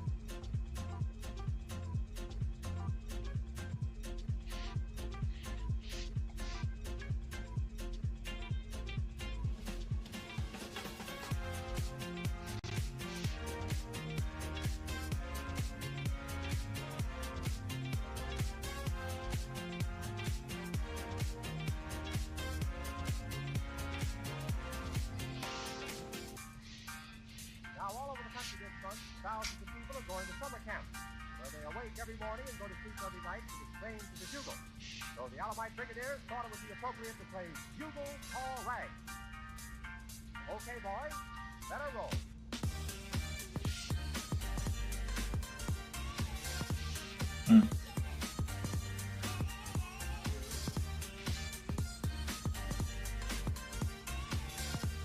That's fine.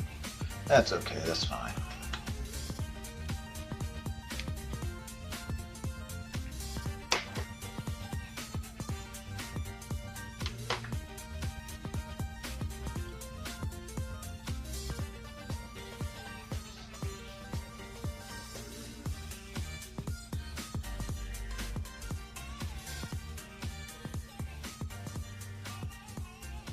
Yeah, I don't know what Marvel's going to do in the future, the MCU, in terms of the future, because they have so many drop storylines. It's like, I don't know. It's kind of a mess. I mean, how they get they established in Secret Invasion, if you guys ever saw that miniseries, they established like one of the scrolls is like a super scroll, where she has the powers of like every Marvel character. She's never going to show up again. I mean, and she's on Earth, but it doesn't make any sense. It's like, why would you have a character that has the powers of every superhero out there just sort of wandering on the planet, like, and like we never hear about her again? Next time when Dr. Doom comes, is she going to show up and save the day? I don't think so. Alpha Pro says, yeah, time to reset and recast. Alpha Pro says, so the Skrulls are evil? No, she's not evil. That's the thing. It's like the Skrulls are supposedly are good guys in the MCU. But she gained the powers of like a super Skrull in order to fight an evil super Skrull. And so she sort of went through the same process that evil Skrull went through in order to gain the powers of like every superhero. And apparently she destroyed him, and so she's the only super Skrull left. But it's like, unless you're gonna actually use her, it's like, why even present the idea that there's a super powerful, basically all powerful being on Earth who can protect humanity, and then when next time there's a big danger in the MCU, you never use her. It's kind of dumb. That's nothing like this comic Secret Invasion saga. Yeah, no, it's not. They just use the name. It would have been cool if they did what they did in the comics, but they didn't. So that retcon in Captain Marvel was retconned.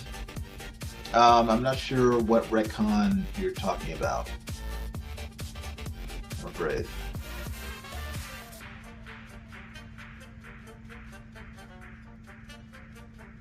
Retcon in Captain Marvel.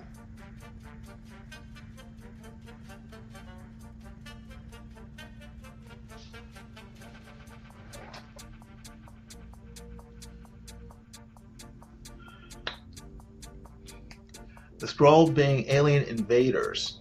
No, they are alien. I'm trying to remember. I only saw Captain Marvel once and I hated it. I'm trying to remember what happened at the end. She protected the Skrulls from the Kree, and at the end, I can't remember. It's been so long. I mean, it's been probably 6 years since I saw it. I know I hated it. It was awful. That was an awful movie, and it made over $1 billion just because everyone thought that Marvel tricked everyone into thinking that it was absolutely necessary to watch it in order to understand the Infinity War use, and it wasn't. It was garbage. But yeah, the Skrulls are still alien invaders, but they're now refugees. They're refugees on Earth. So Yeah. I mean, they retcon what's in the comics, if that's what you mean. So.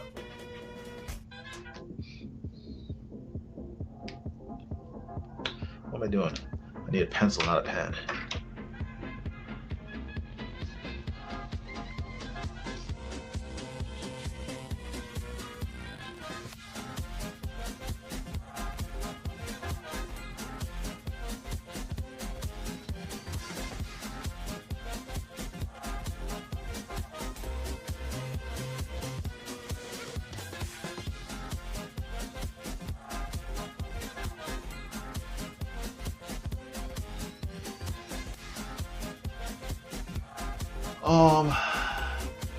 Oh, Alpharo's rolling his eyes. Yeah, I don't know. MCU was great. The first, I don't know, first phase one of the MCU was great. After that, it started to drop off, and by phase 4, by the time the Infinity War movies were over, Marvel was dead. The MCU died with Stan Lee.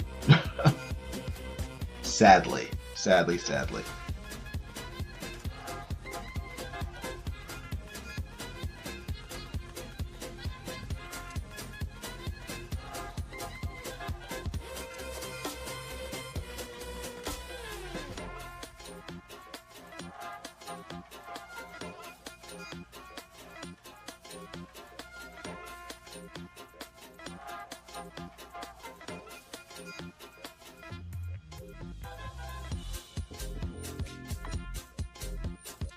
So I'm just working on the shadows for his metallic belt, trying to make it look metallic. Anyway.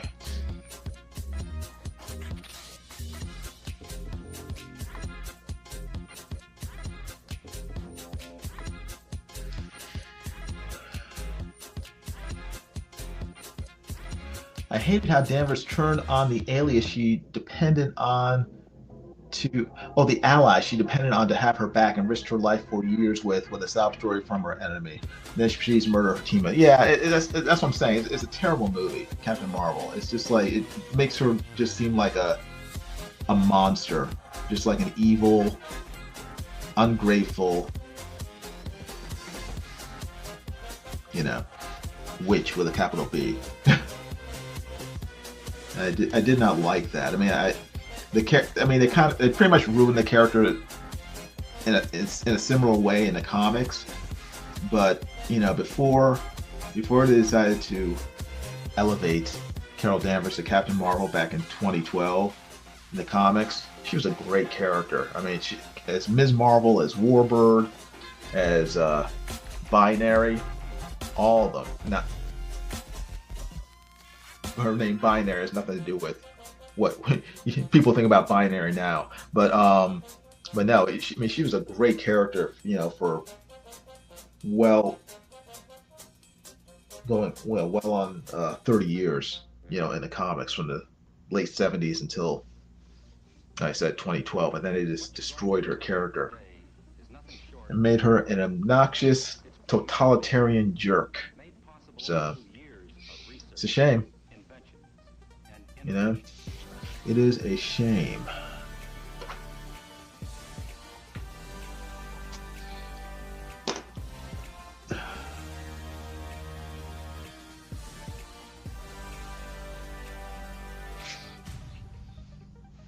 Yet when wires are loaded with a lot of conversations that are boosted in strength and travel some distance, something else happens. Let me show you. You see, instead of sounding like this, your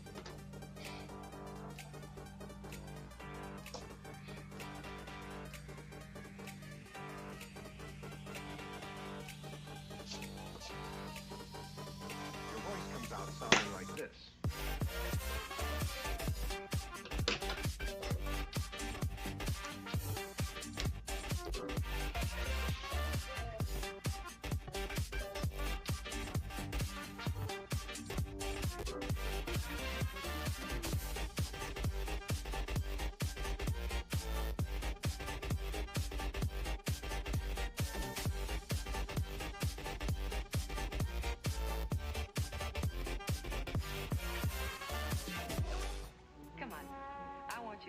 great new stuff.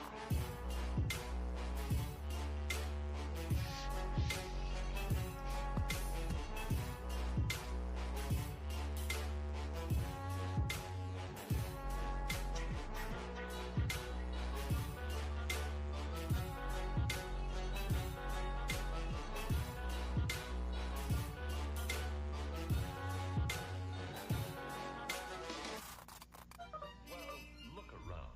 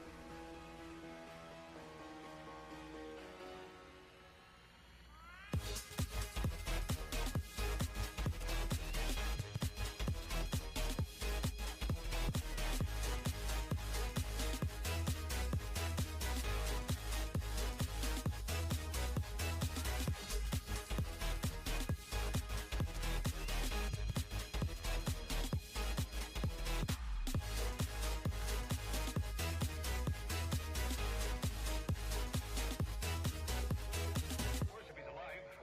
Blast you, Patty. Can't you do anything right? You blaming me? Who would I blame? I didn't put that marshal on our trail. It don't matter now who did. What are we gonna do? We're gonna have to get out of here fast.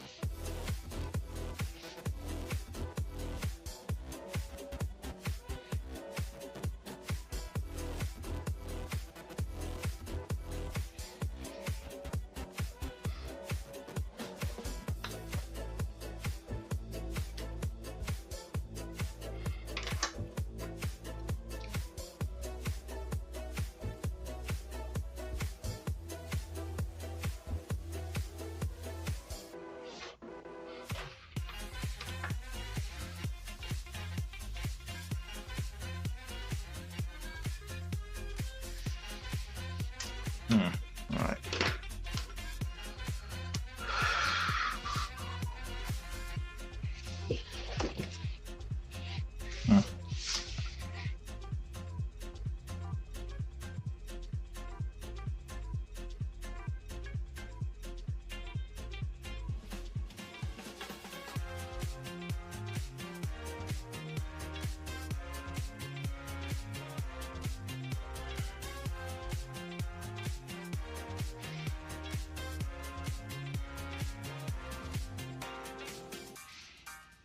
Now, all over the country this month, thousands of people are going to summer camp, where they awake every morning and go to sleep every night to the strains of the bugle.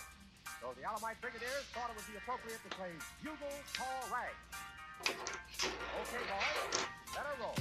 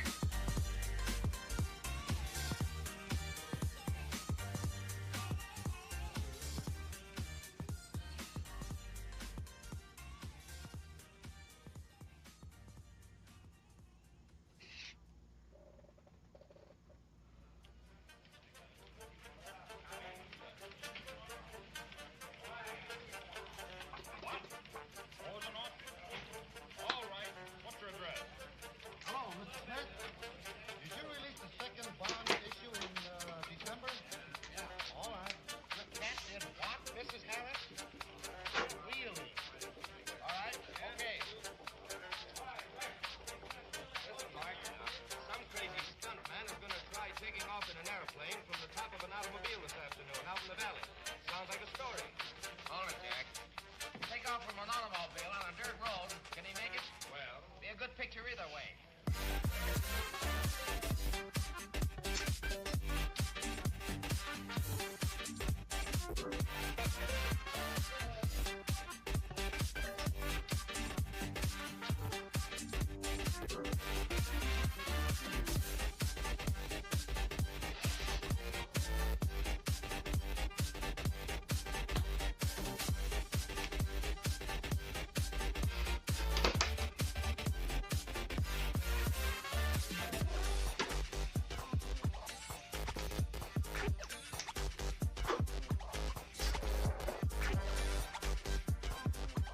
Hey, Margot's here. How you doing? Good morning. Margot says, good morning, Jiminy. Thor is looking amazing. Thank you. It's taken me long enough. So, a little longer than it probably should. So, I just trying not to mess it up. So, but thank you for stopping by. I appreciate it. It's good hearing from you.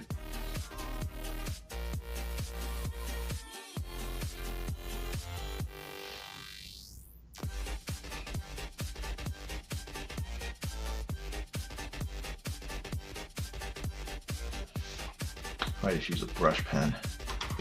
It'd be easier than me struggling with the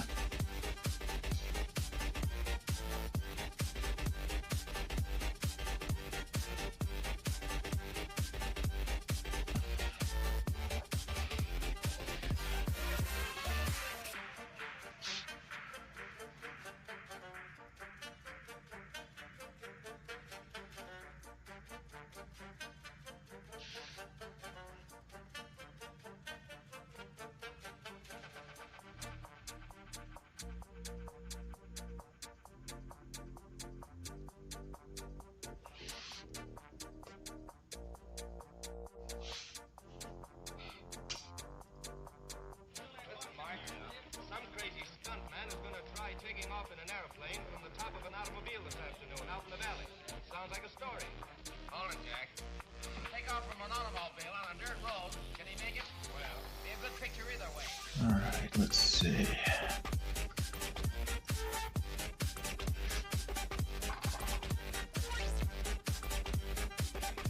Now I want to thicken the lines on his head, but I don't want to make them too thick, so I'm like, I'm worried about the brush pen. Should probably just use a regular pen. Or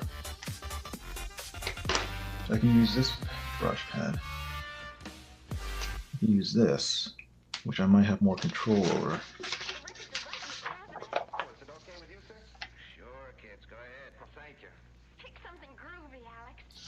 That might be better. That might be better.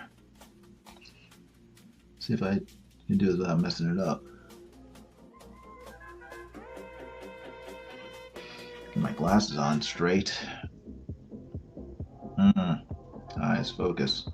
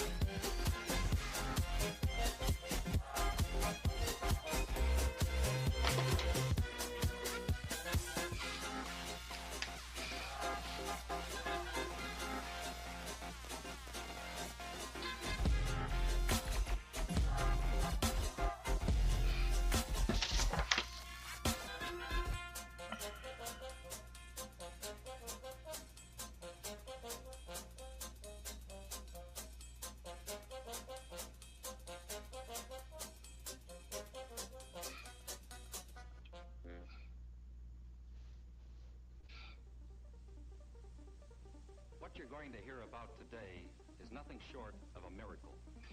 It's dramatically new, made possible only through years of research, inventions, and innovation.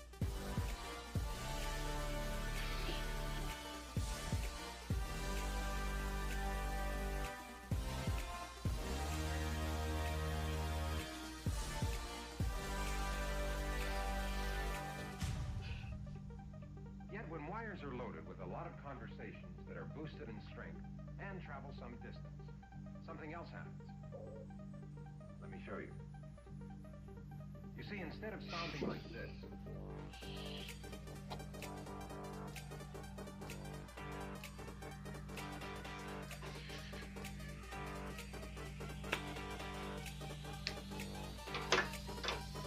your voice comes out sounding like this.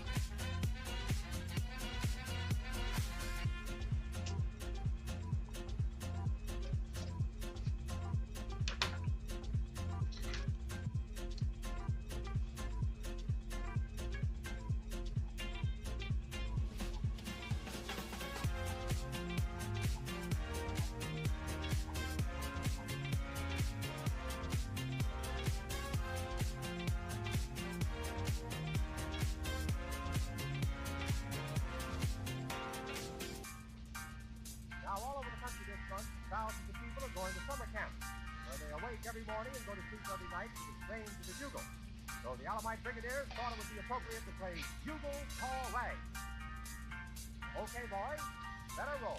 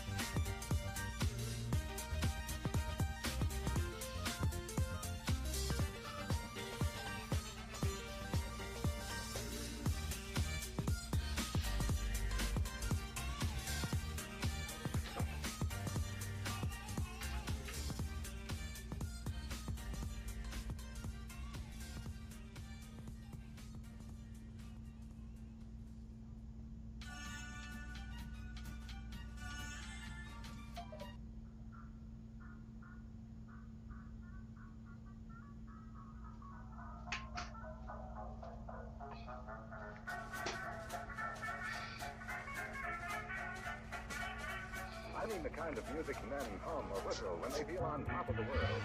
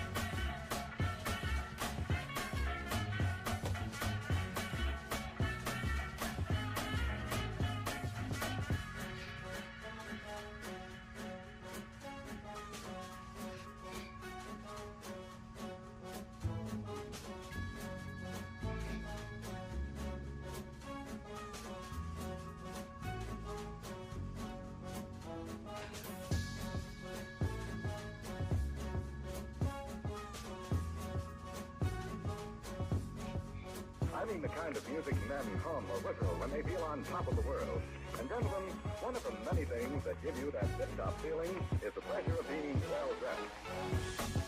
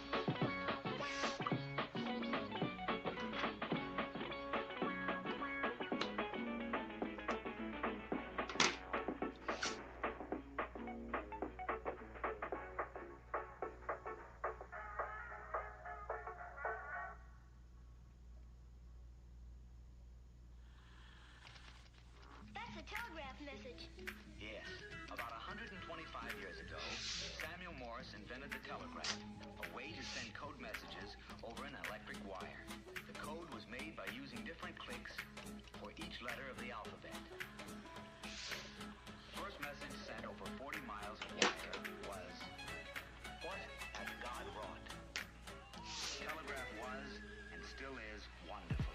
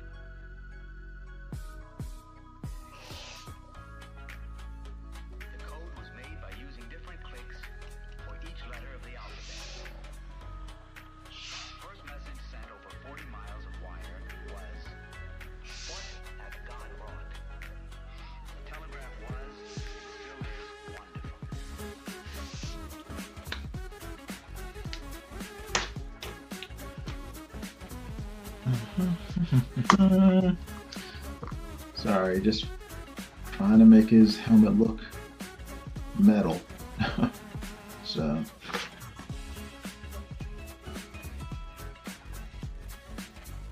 I have to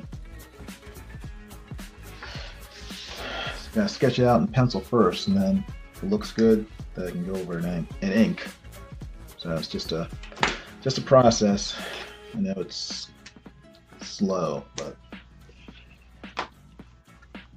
that's how I keep my screw-ups to a minimum. I'll make them anyway, but at least if I take the time to sketch them out first, I can figure out what works and what doesn't before I immortalize them in ink. We have the four elements needed in every timepiece. A source of energy or power. There we go. That's good. Power, a dial to record the flow of power, and a way to control the power.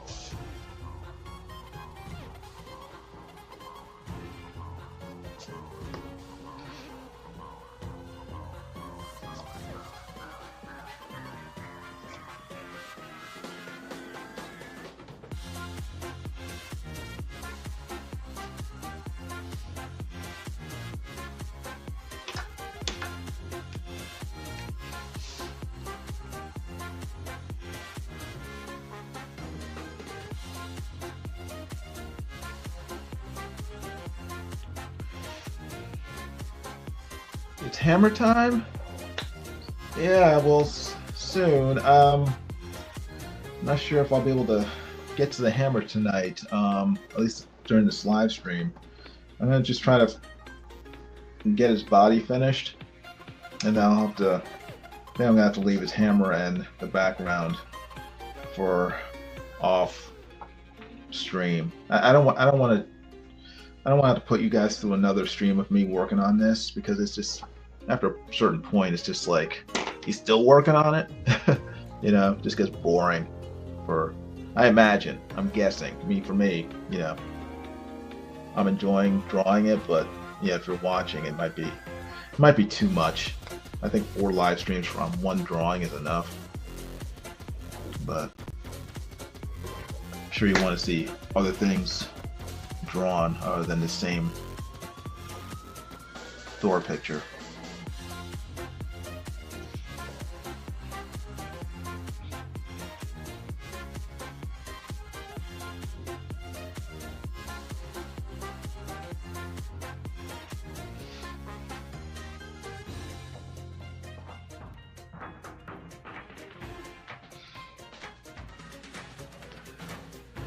Alpha Pro says understood. Yeah, it's just, you know, I have to keep in mind that, you know, the YouTube is mainly an entertainment thing. You know, people watch to be entertained, and you know, I know I would get bored if I were watching someone work on the same drawing for multiple live streams, several hours long each. It's just like, sheesh, come on. What I'll do is once this is finished, I'll just compile all these live streams in one and make a speed time-lapse drawing of it, so you guys can watch it being done over the course of, like, you know, 5 to 10 minutes. So it'll be much more palatable.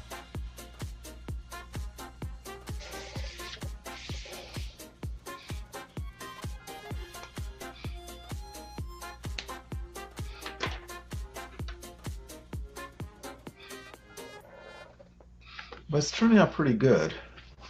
Let me stand up. Look at it. Yeah. It looks good. Proportions look good. It looks solid enough.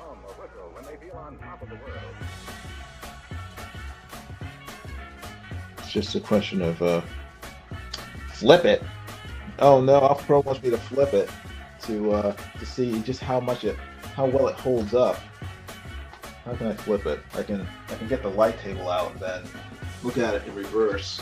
Now I'm scared, Alpha Proto. Alpha Proto wants me to flip it to see if it works. And what he means is, you know, a drawing, a lot of times artists flip it to see if it works, you know, in terms of the reverse of it. And it should work, theoretically. It should still work if it's a solid drawing. I don't know. I don't know if you guys will be able to see this, my light table. My trusty light table. Okay, here's the drawing on the light table. Let me flip it. Can you see it? It kind of works. Wait, hold on. Let me turn this off. Let me turn this off. There we go. That's better. It kind of works. It works still. Yeah, it still works.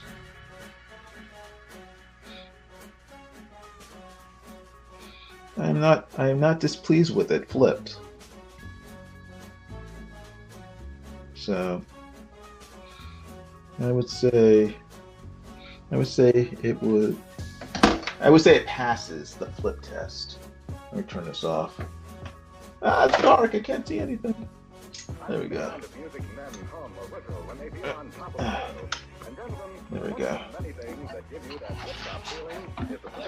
Put this back. Put it back in its shell. There we go. Alright, there we go. Alpha Pro says, do you flip the page? I usually do not. Sometimes if I happen to think about it, I'll do it, but I'd say 95 times out of 100 I don't. Um, I'll do it if I have to draw faces that are, if the drawing is just a face, and it's, especially if it's like face on, like a front view of a face, I will flip it to see if it works, because again, you know, especially with my eyes, my one eye is worse than the other, and I think people in general, artists in general, we tend to favor one side or another, and so flipping a drawing is a good idea. Just make sure that it's balanced. I found plenty of times that I've drawn something that I thought looked great, looked good, and then I flipped it, and I would immediately see all the mistakes, all the sort of errors, because I was in the wrong position when I drew it, and it distorted my view of what I was looking at, or I wasn't standing up when I drew it. So now I've lost my pencil. Where did I put it? I was shifting stuff around. See that? Nope, that's not it. That's a pencil, but that's not the pencil that I was using. I buried it under something or other. Where'd I put it? Dagnabbit. Afro says that is understandable. Yes. Oh, here it is. Found it. It's buried within my 500 other drawing utensils. Now, there's a problem being an artist. I have so many drawing utensils that are no longer good.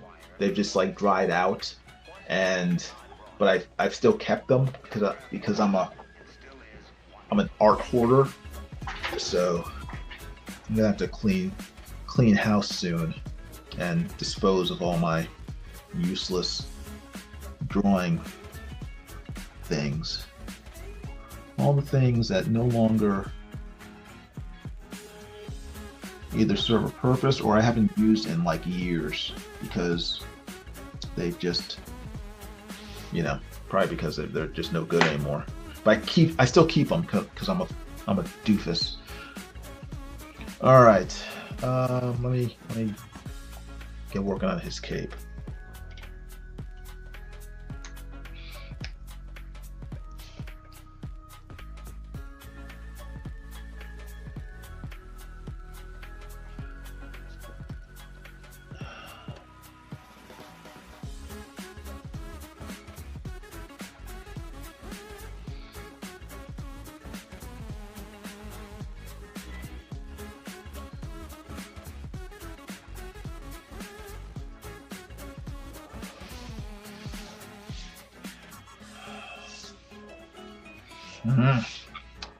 Come on, angle.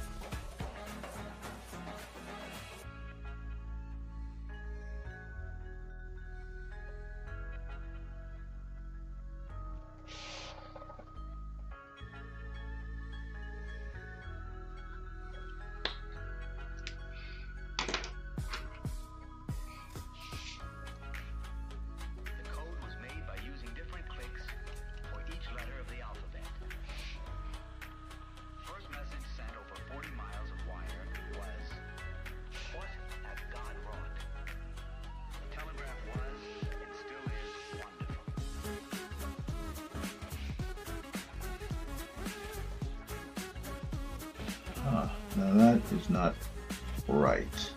That's not right. That's not right.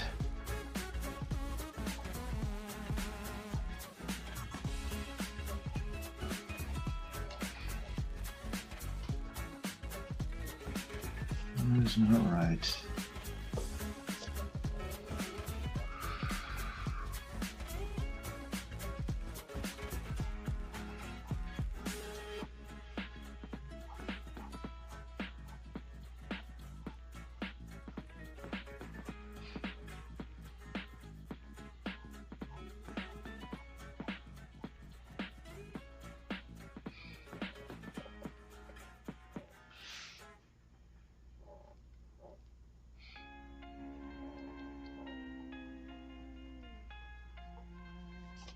Here, in a greatly simplified form, we have the four elements needed in every timepiece. A source of energy or power, a means of transmitting power, a dial to record the flow of power, and a way to control the power.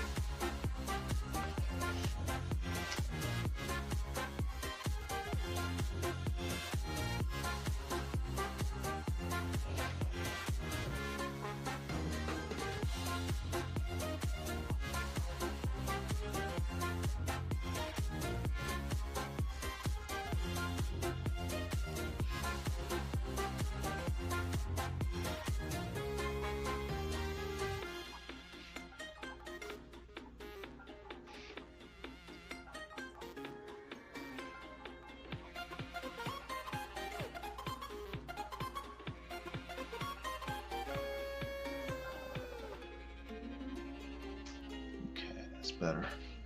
That's good.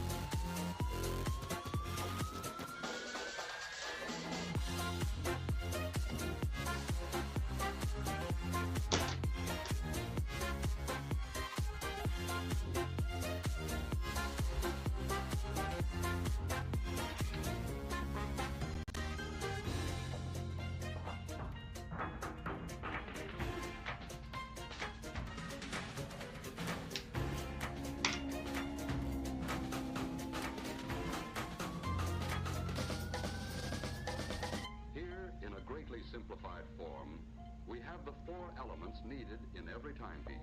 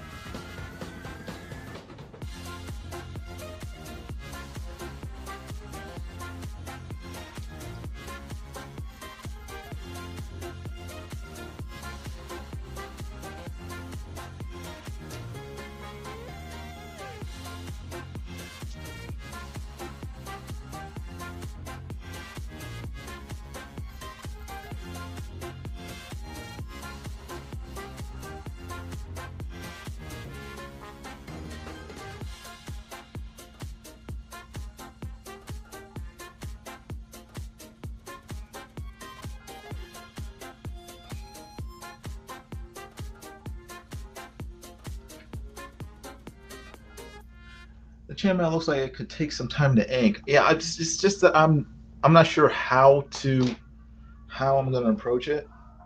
I have a rough idea, so I'm like putting it off. It won't take a long time to it will not take a long time to ink. It's just what's taking a long time is me figuring out which way to approach it. I don't know if you guys can see it. You can see like you know, all the lines for the chainmail.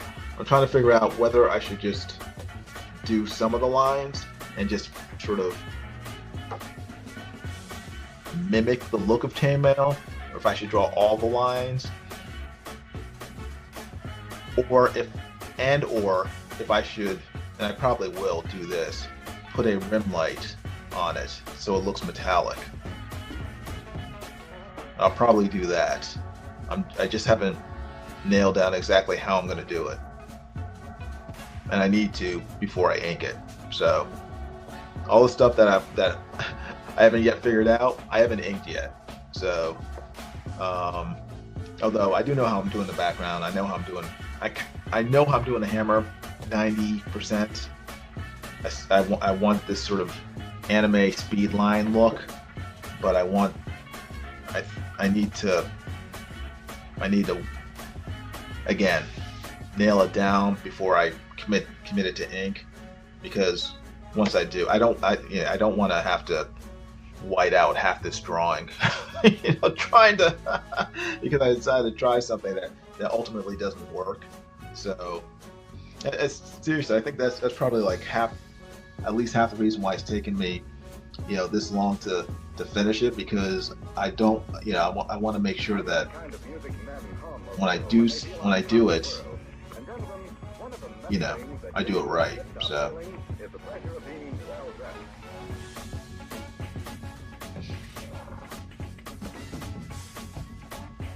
oh, that's interesting. I'll try that. Afro says that makes sense. Yeah, it's just I think a lot of it just comes with a certain amount of confidence. It's not that I don't have confidence that I can do it. I know I can. It's just a question. I just don't. I don't draw Thor with this chainmail armor that often. For like someone like Colossus, who I've drawn like 1,000 times, I know in my head exactly how his metallic look should be drawn. But when it's a character that has features that I'm not used to drawing, then I'm more hesitant. I'm just like, will that look the best if I do it this way? And so I have to experiment with pencil first, just to see if it actually will work out. So thank you for your patience, everybody. I appreciate your sort of putting up with my my lack of speed as I work out all these problems live on YouTube.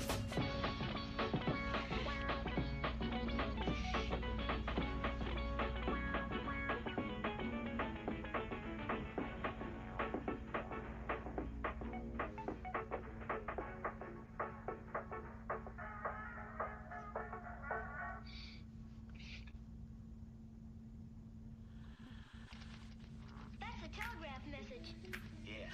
About 125 years ago, Samuel Morse invented the telegraph, a way to send code messages over an electric wire. The code was made by using different clicks for each letter of the alphabet. First message sent over 40 miles of wire was, "What has God wrought?" The telegraph was, and still is, wonderful.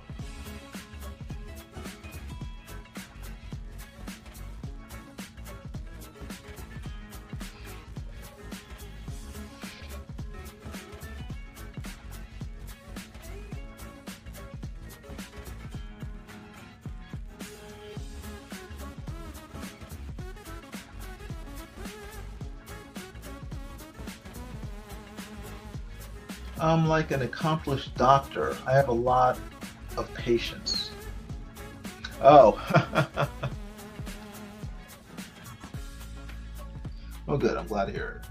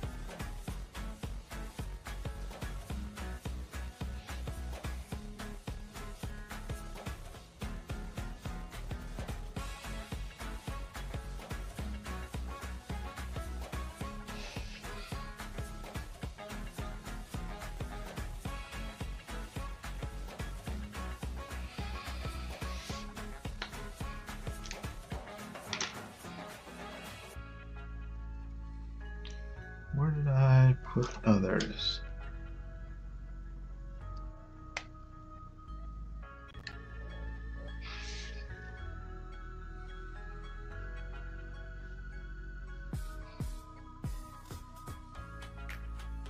The code was made by using different clicks for each letter of the alphabet. First message sent over 40 miles of wire was, "What has God wrought?" The telegraph was, and still is, wonderful.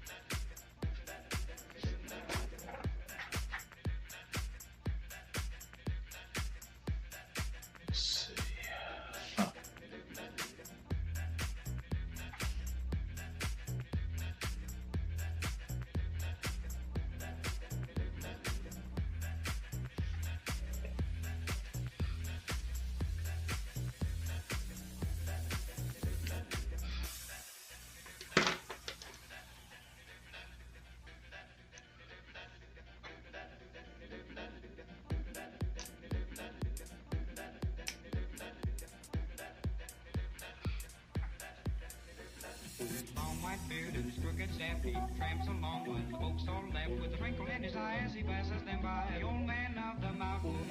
Long white beard and his crooked staff, he tramps along with folks all left with a wrinkle in his eye as he passes them by. The old man of the mountain. Long white beard and his crooked staff, he tramps along with folks all left with a wrinkle in his eye as he passes them by. The old man of the mountain.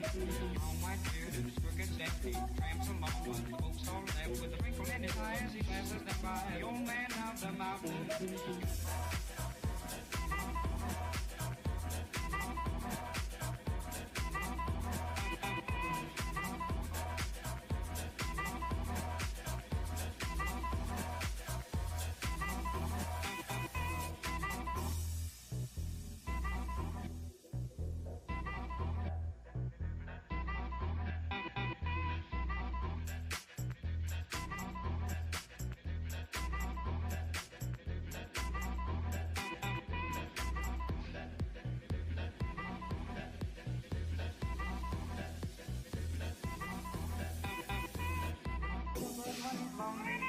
Sleeps with the stars for a tent. For the beast spread a feast when he's hungry.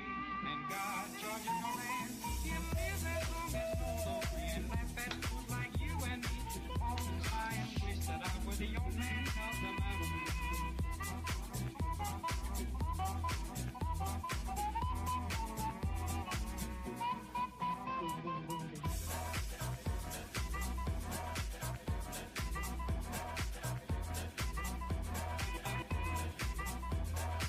I'm never sure what to do with the inside of capes when I ink. Do I just black it all out? I think it depends on what the character and also the what the cape's doing. So I think it varies. I don't, I definitely don't black it out every time. I mean, if it were Batman, maybe. I mean, for someone like Thor or Superman with like bright red capes, you can't just black it out because it makes it look like the inside of their cape is black. So, you know, it works for some characters, like I said, Batman, but for a lot of other characters, you kind of have to at least learn the basics of how cloth works and how it folds and moves, and then put the shadows in the appropriate areas. the areas that are further away from the viewer, so that the areas that are closer makes it look three-dimensional when those are not blacked out. So that makes sense. So sort of trial and error, practice, look at artists who are a lot better than you are, and you'll be able to see what they're doing and kind of understand why they're doing it just by looking at their art. So I mean, look at guys like Neil Adams and Alan Davis. I mean, these are people that I tend to look at, you know, who draw a lot of superhero stuff.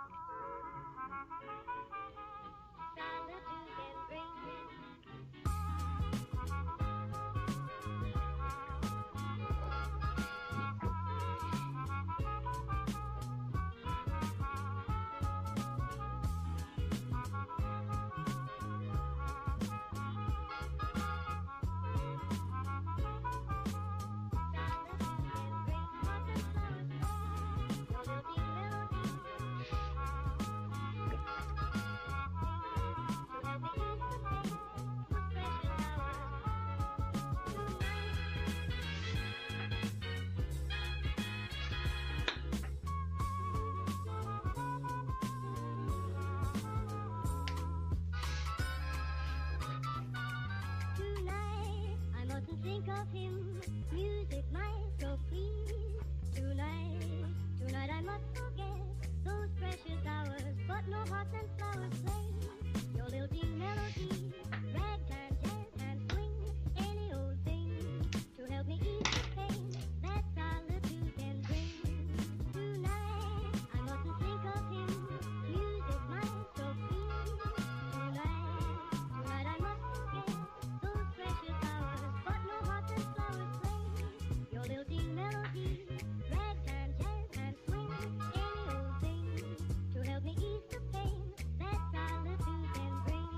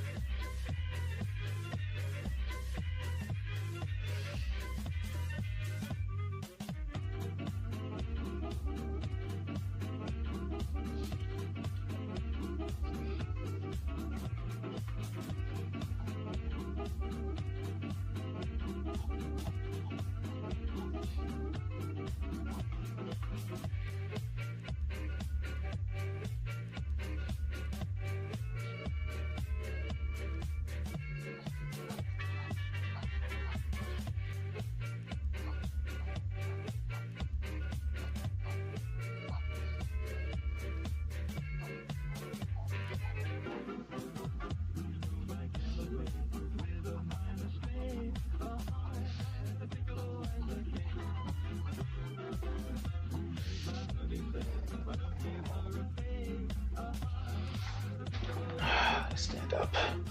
Let me stand up and take a look at this.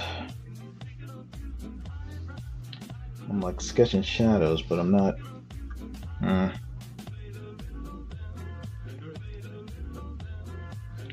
Not sure.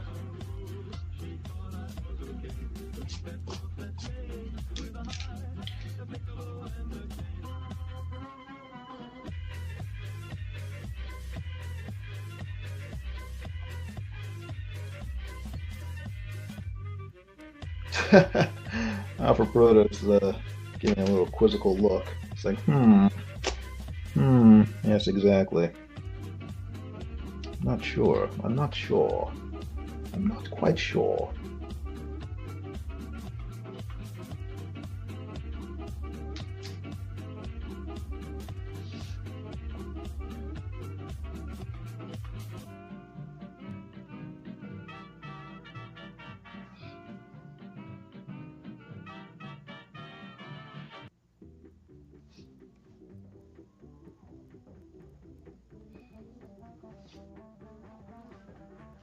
Okay. Let me leave the cape for now. Work on his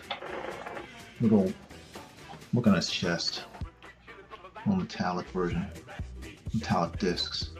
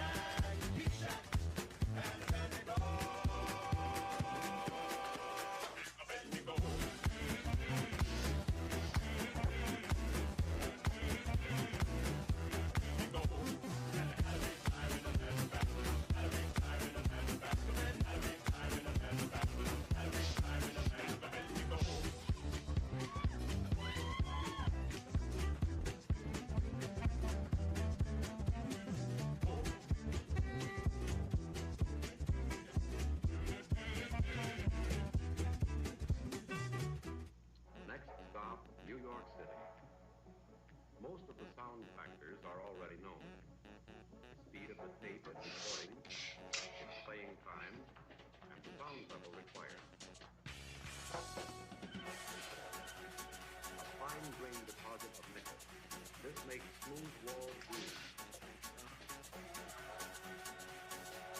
This takes precisely 2 minutes and 40 seconds. It has to be quick.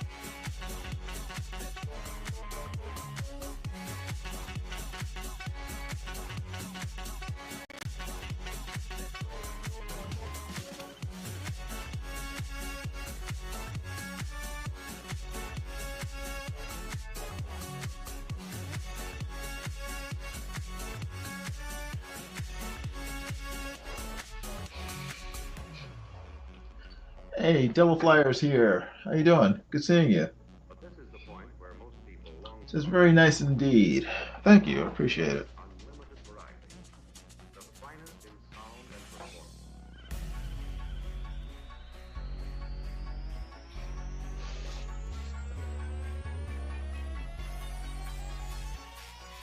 This takes precisely 2 minutes. It's just taking forever. They have to be perfect. I just wish that if only I could do this amount of work within 2 hours for drawn and quartered. I would be set. Just in from work. Oh my gosh. What the heck? You work, I guess you've worked the graveyard shift. I mean, I'm assuming, well, no, it's I mean, if you're on the West Coast, then it's only midnight, so it's 3 a.m. where I am, so it's early in the morning.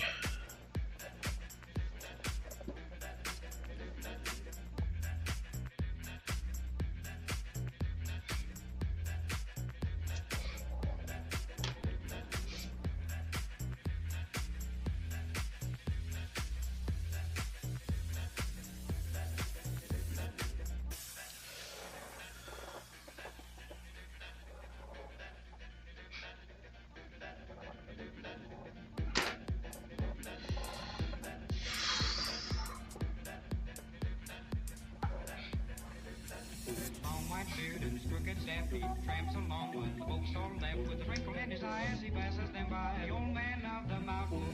Long white beard and his crooked staff, he tramps along with the folks all left with a wrinkle in his eye as he passes them by. The old man of the mountain. Long white beard and his crooked staff, he tramps along with the folks all left with a wrinkle in his eye as he passes them by. The old man of the mountain. Long white beard and his crooked staff, he tramps along with the folks all left with a wrinkle in his eye as he passes them by. The old man of the mountain.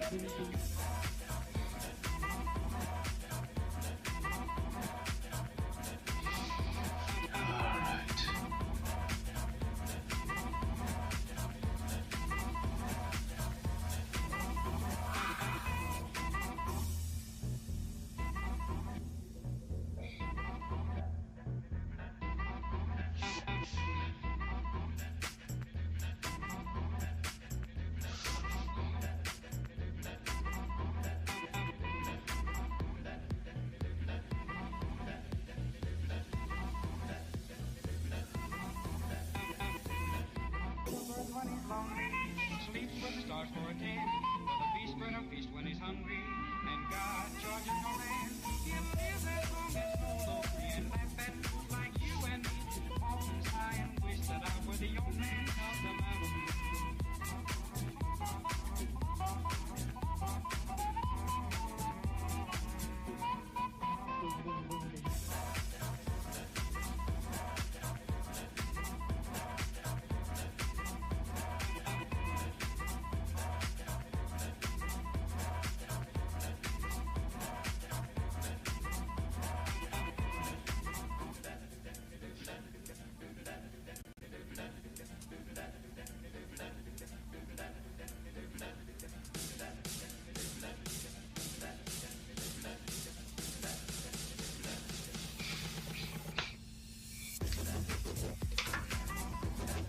It's 3 o'clock. Now I gotta decide whether should I go to bed? I gotta get up at 6. Should I go to bed or should I just stay up? I kind of want to go to bed, but I think I might just keep working.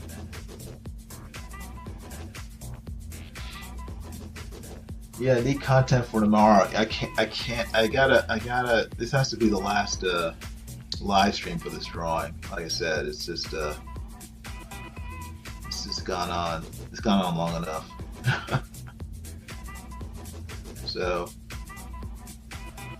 let me just play it by ear. I'm gonna keep on working, and then if it gets to a point where my brain turns to mush, I know that I need to go to bed. I'll go. I mean, I slept earlier this evening, so I'm hoping that'll that'll carry me over till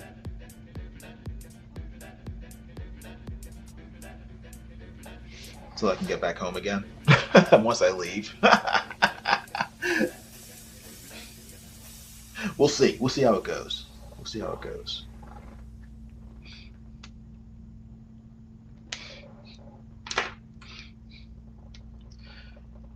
And hopefully, if I stay up, I'll be able to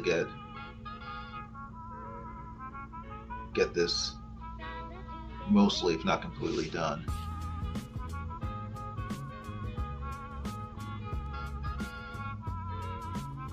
So we'll see.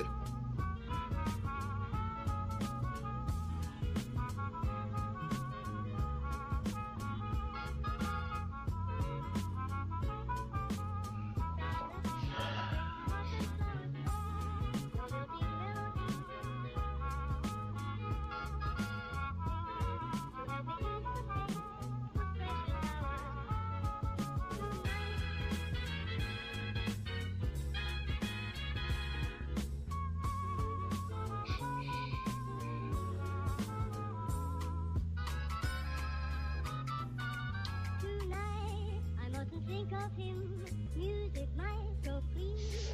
Tonight I must forget those precious hours, but no hearts and flowers play. Your lilting melody, ragtime, jazz and swing, any old thing to help me ease the pain that solitude can bring. Tonight I mustn't think of him, music might so please. Tonight I must forget those precious hours, but no hearts and flowers play. Your lilting melody, ragtime, jazz and swing, any old thing to help me ease the pain that solitude can bring.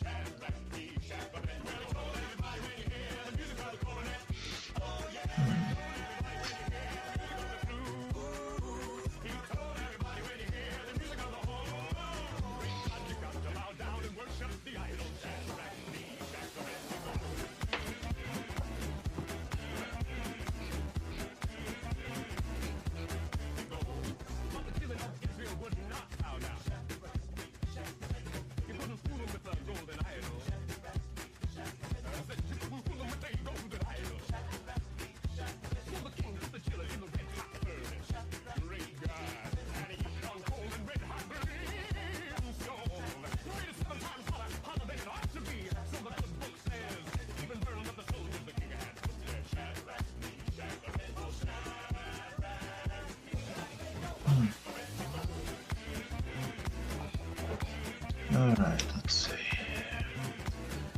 It's getting there, folks. It's getting there.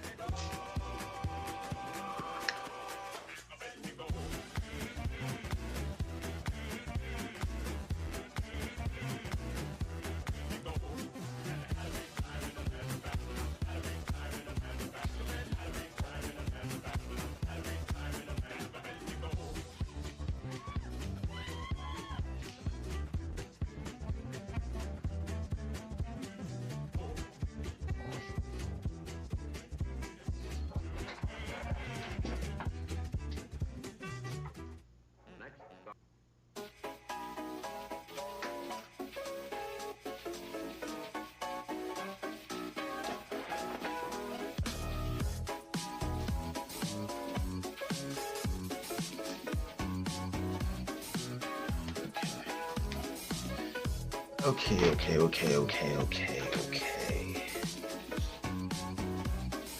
Let me try erasing some of these lines. Now it's inked. Your dial is 7660 WEAF, New York. How does that look? This looks okay. Doesn't look terrible.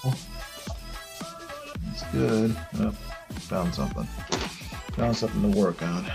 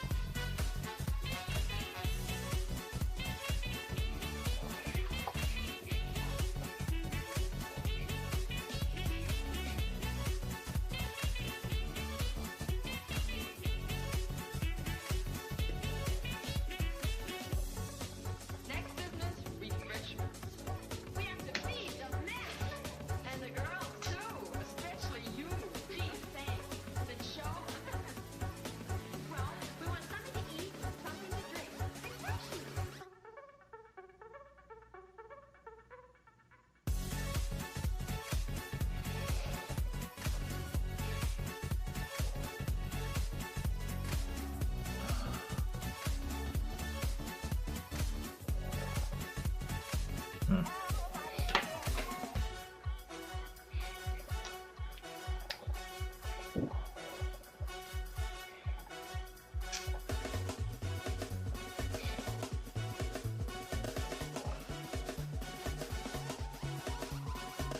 now next is entertainment. We want to show Steve a good time, but 4 people are still here.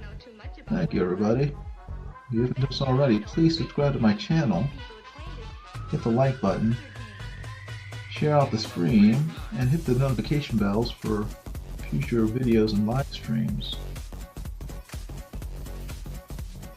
I would greatly appreciate it. And if you have any questions, feel free to ask.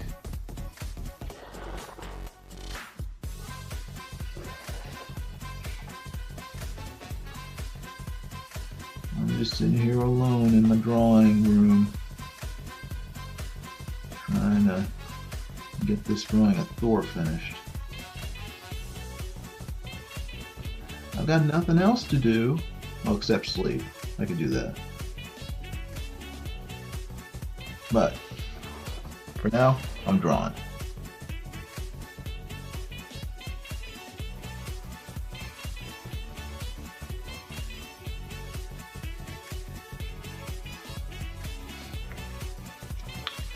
Move that out of the way, because it's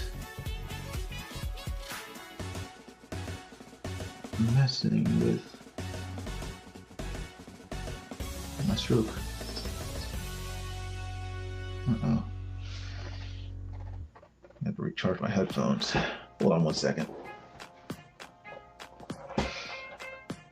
Sam Rogers says, "You're still awake." Yes, I am still awake, Sam Rogers. Hold on.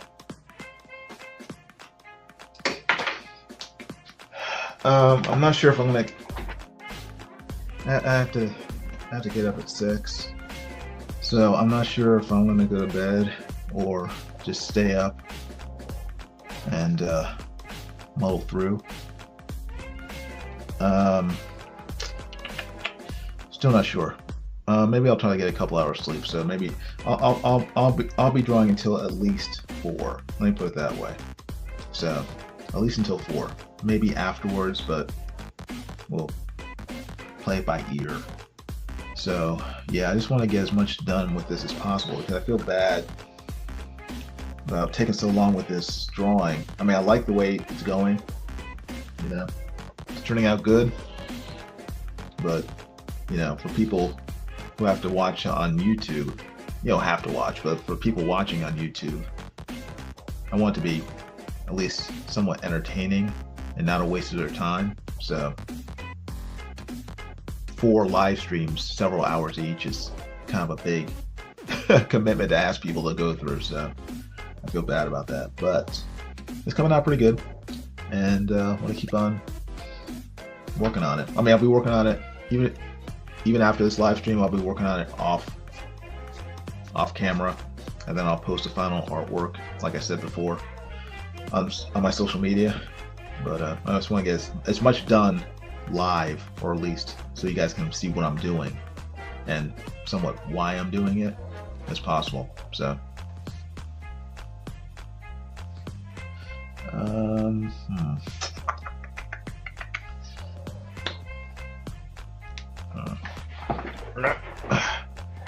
rearrange my seat.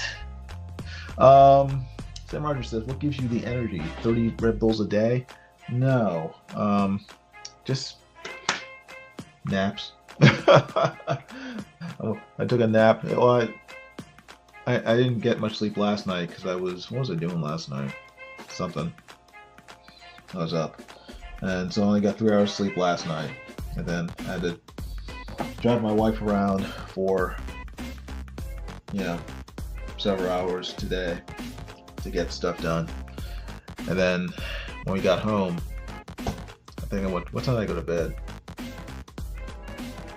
Went to bed, can't even remember, 4, I think. And I slept until, I think, 8:30. So I sort of made up for the sleep I didn't get last night. And then, so now I'm up, working on this. So But again, I have to get up in a few hours, so yeah. So I should probably yeah, we'll see.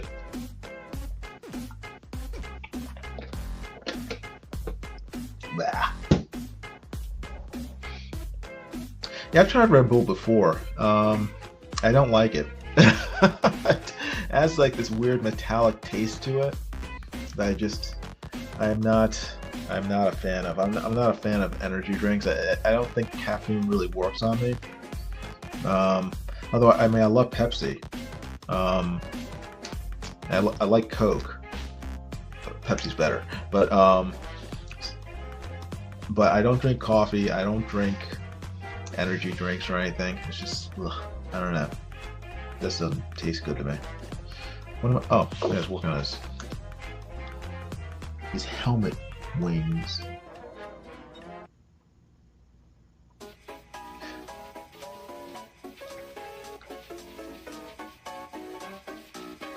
I decided to make his helmet wings metallic because I figure it's a helmet and they're not actual feathers on his helmet, they're just decorative. So they're metal like the rest of his helmet.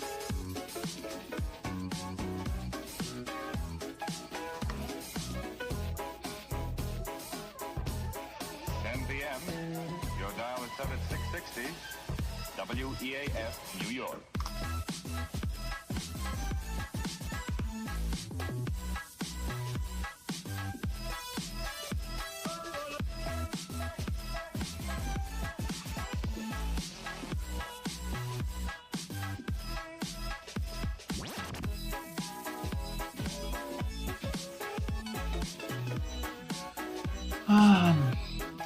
Sam Rogers says, I don't like it either, but I drink it anyway. You don't like it, why do you drink it? Maybe it works. Maybe it works for you. It never worked for me, so I was just like, it doesn't work. It tastes nasty, so why would I drink it? If you actually did drink coffee, it would probably give you superpowers. I don't know. I don't like the taste of coffee. I like the smell. It's weird. It's like I like the smell of coffee and tobacco, but I don't like either of them. So it's weird. My wife loves coffee. She's kind of addicted to it, but I've never. Ugh, it's too bitter. It's just ugh. No appeal to me. You certainly don't need the energy.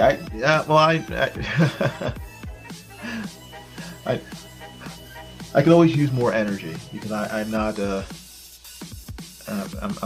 I tend to be my personality tends to be that of a hobbit. You know, it's like I'm kind of like I like relaxing and just being chill. I don't know if I have like tons of energy. So, like when Fry from Futurama drinks 100 cups of coffee. Huh. I don't love it, but it takes too long for me to wake up without it. What, coffee? Oh, okay. You know, what wakes me up is orange juice. I love orange juice. That is, I think, is my coffee. When I want to wake up, I just drink orange juice. It's like liquid sunshine. It's like, oh, yes, I feel it. I feel the power. Yeah, so orange juice does that for me. It's easier for me to sleep without caffeine in my system, but it takes too long to wake up without it. That sounds like an addiction.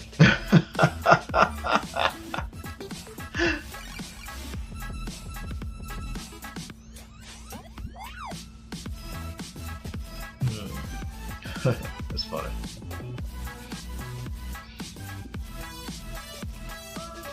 All right. Oh, let me work on his cape a little more. I think I got most of his body except for his armor done. So I'm like going at this piece by piece.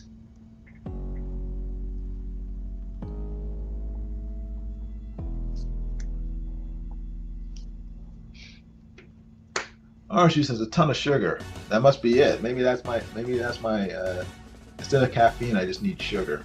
And that's why I like Coke so much and Pepsi. mainly Pepsi. But I try to keep in mind not to drink too much, consume too much sugar. But you know, it just tastes so good, it's so tasty.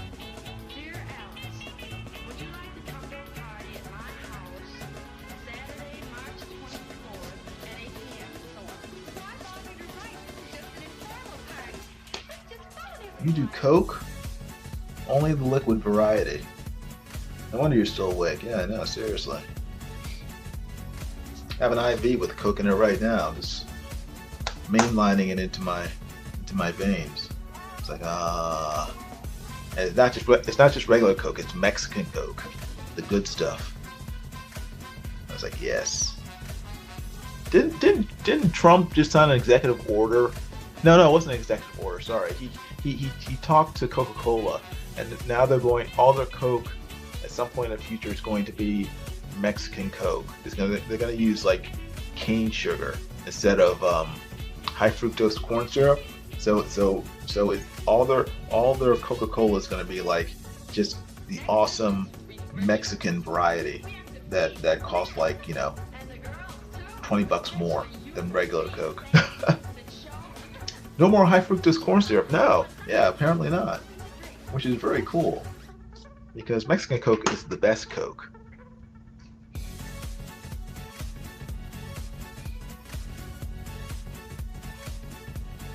Which sounds weird, but it's true. It sounds highly illegal, but it's true.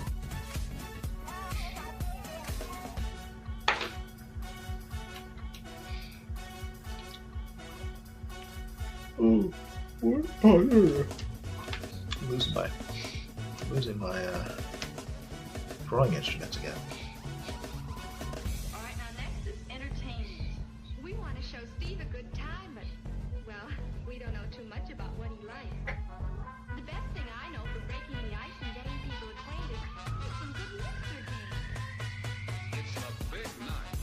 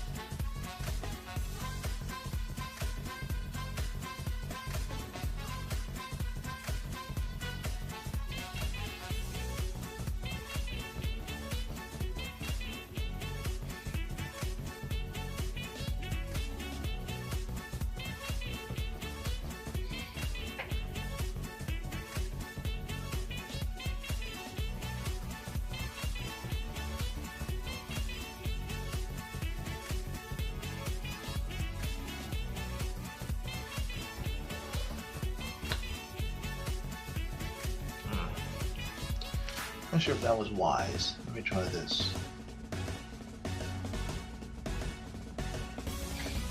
Okay, that's a little better.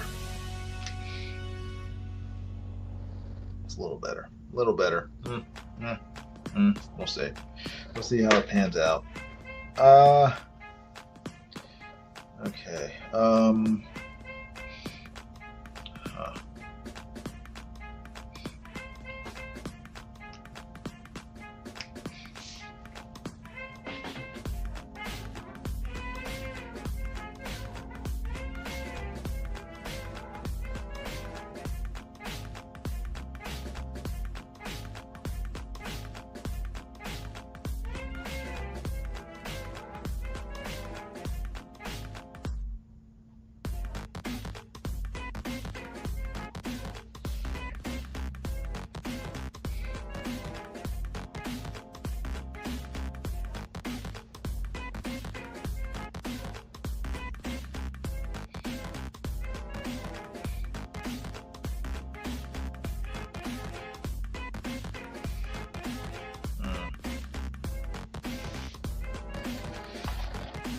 Stand up.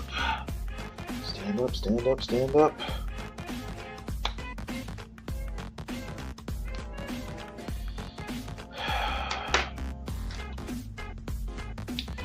Alright, some of this. Murph. Murph. Murph. Murph.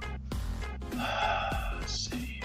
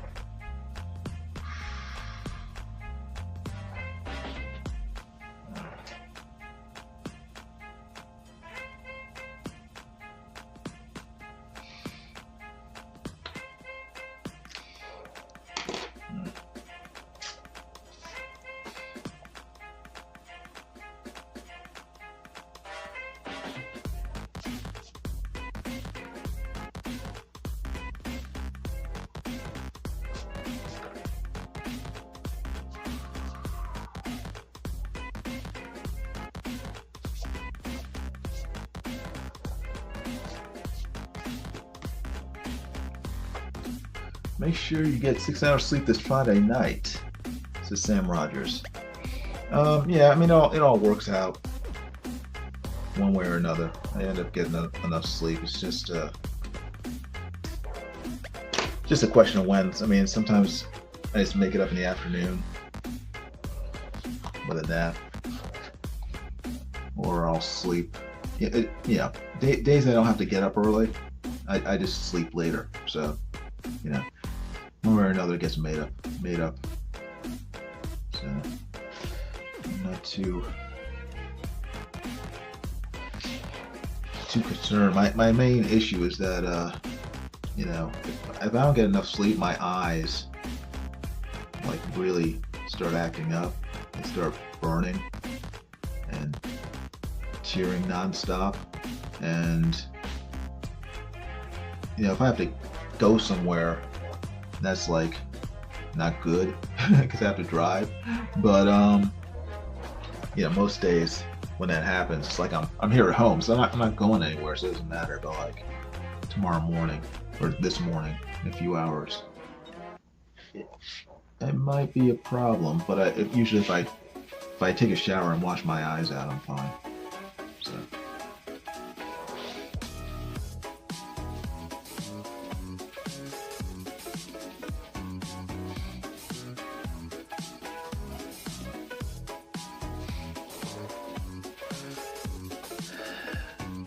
Pro says that happens to me too, mostly my right eye.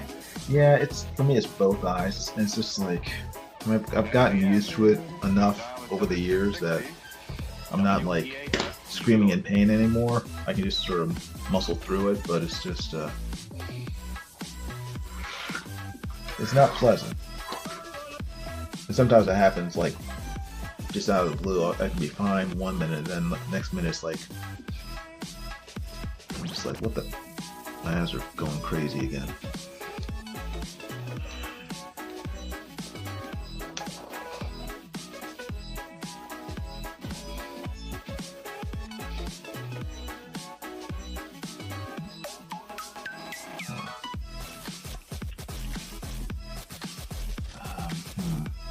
Oh well.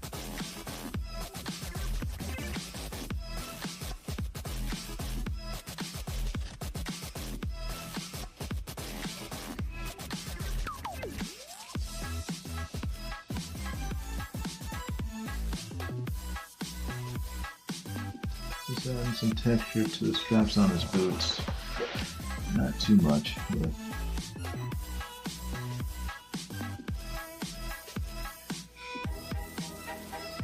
I want him to look linen-y.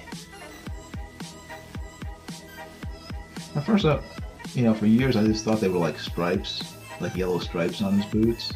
But now I realized that they're not stripes; they're like actual, like strappings on his boots.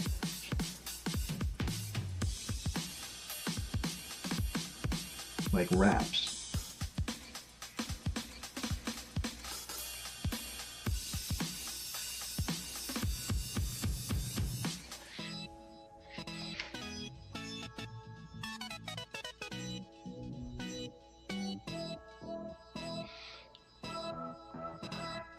Hey, Sam Rogers. You take care. Thanks for watching. I appreciate it. Says yes, not sleeping is bad for you. Yes, it is. Not getting enough sleep is bad for you. So everybody get enough sleep. And you know, if you're up late like me, try to make it up one way or another so you get enough sleep every day.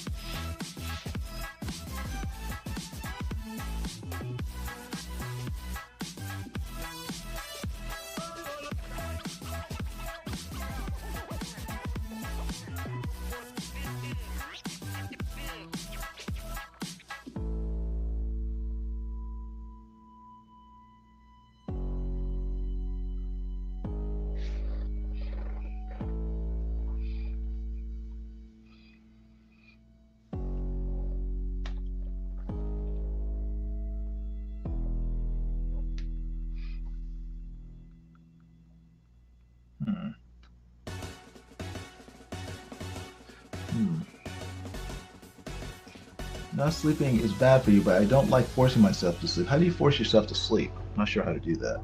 Then all I do is roll around in bed with my eyes closed and then fall asleep at the same time anyway. Yeah, I mean, my body tells me when it needs to sleep, and then I fall asleep like that. It's just very easy for me too. My wife, unfortunately, is the exact opposite. She has trouble sleeping sometimes, and she gets mad at me because I just go to bed. I just fall in the bed and I'm just like, I'm out. And I'm like out. I'm like the home alarm can go off and I won't wake up because my brain is just like, we're done. We're done for the next 6 hours. Do not disturb. So my wife is the family guard in case something happens. She's the one who picks up the shotgun and takes care of business while I'm sleeping.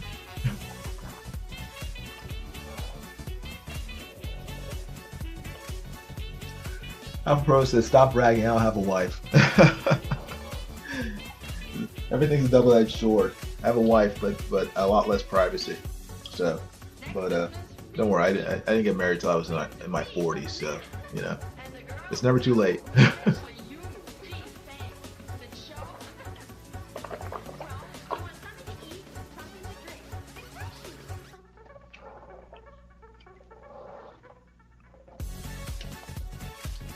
I've never had a dog. I've always wanted one. But my mom wouldn't let us have one because she was mean. All we could get was fish. It's like, thanks, Mom. Can't play catch with fish.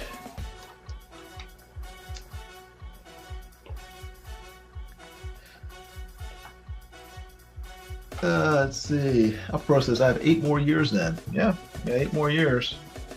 So, a lot can happen in 8 years. Plenty of time.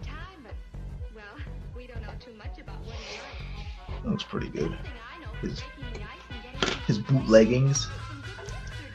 Wouldn't fish be worse since they have shorter lifespans? Be worse for what? For pets? Yeah, they're crappy pets. I mean, you can't do anything with fish except feed them and clean their tank. That's it. Like they're. To me, fish are for eating. You know, they're not pets. A pet is something you can actually actively play with and actually has emotions. Fish don't have emotions. They're just fish. They don't do anything.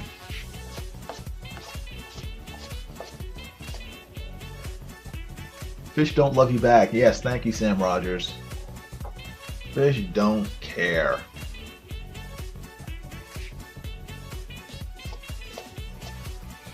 The fish are no better than having a plant. They're not much better. They're not much better. They're fish. They're fish. I don't care what Finding Nemo tells people. They're fish. They don't care. When a shark eats you, it doesn't care. It's a fish.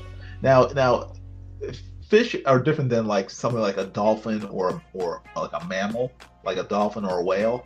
Dolphins and whales have emotions. I don't think fish have emotions. They're just fish.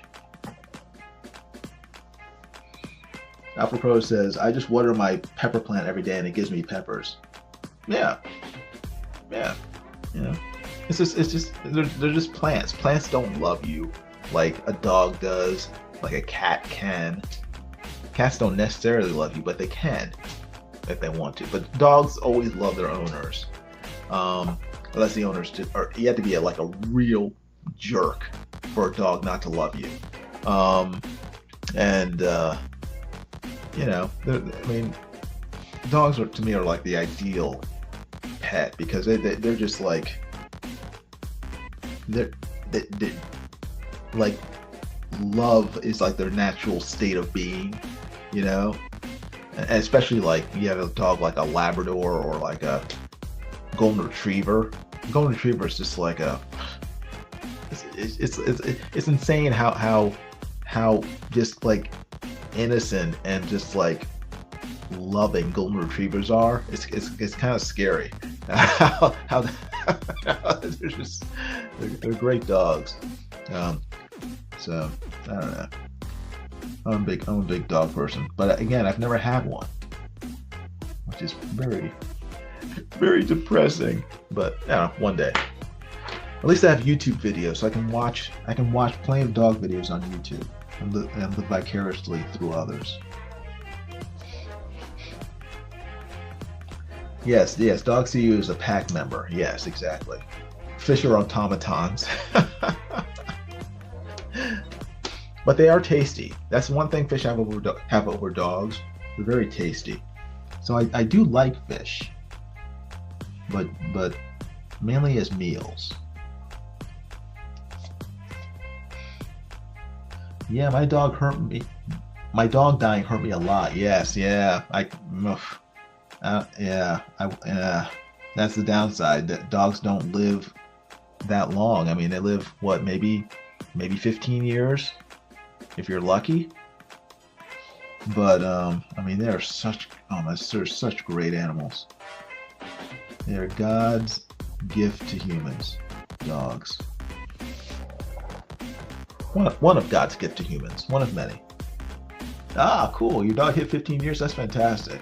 That's great.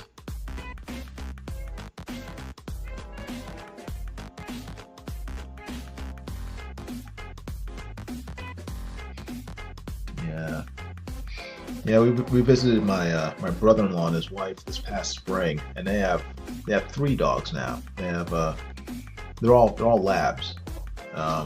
But 2 of them are older, and so they got a younger one maybe about a year and a half ago, and the younger one is it's full size now, but it's still like in its sort of goofy, stupid puppy stage. But the other ones, I feel so bad because I don't really know the dogs, but we visited them several times over the past 10 years. So we've sort of seen these dogs grow older, and now these dogs are like towards the end of their lives. I think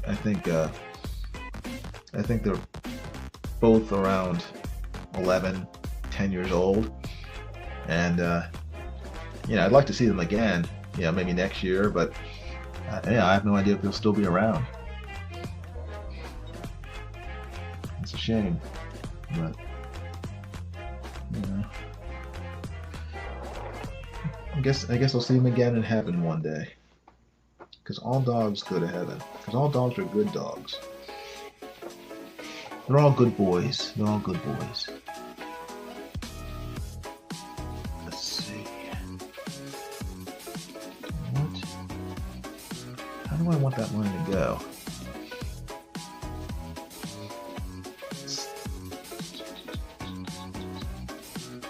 Something like that.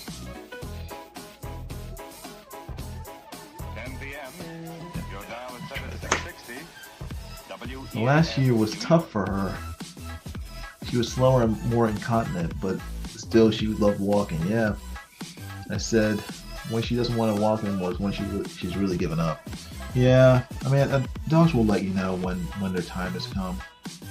I think the hard part is you know, the owners, you know, letting go even if the dog is ready. It's just hard because the personalities are so strong. Dogs that it's just like you just want to hold on to them.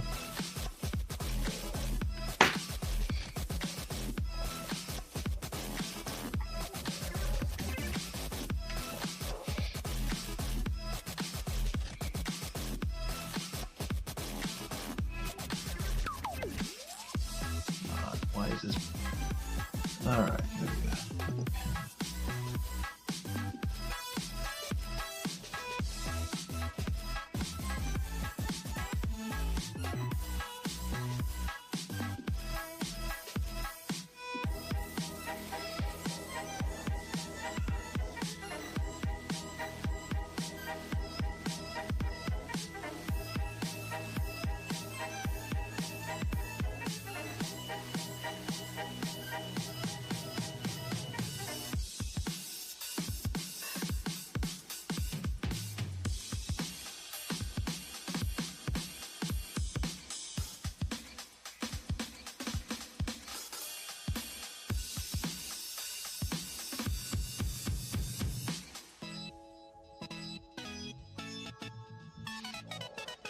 Interesting. Her stomach was swollen. She was hiding. Oh no! Oh, she was hiding on the side of the house. Oh, that's terrible. I knew chances were the vet would give us bad news, but I wanted her to be better, so we took her to the vet and said no more. And say no more. Yeah. I mean. When the dog's hiding like that, it might be time. So,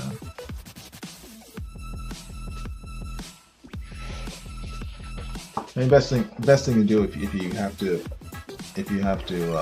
you know, sort of put your dog to sleep is, you know, just make sure that you're with them when it happens, you know, because it's important. I think it's important for you to be with them at the end, just so. You know, they're with someone that they love, and you know, just hold them. Let them go from your arms into the arms of God. So that's the best way to go.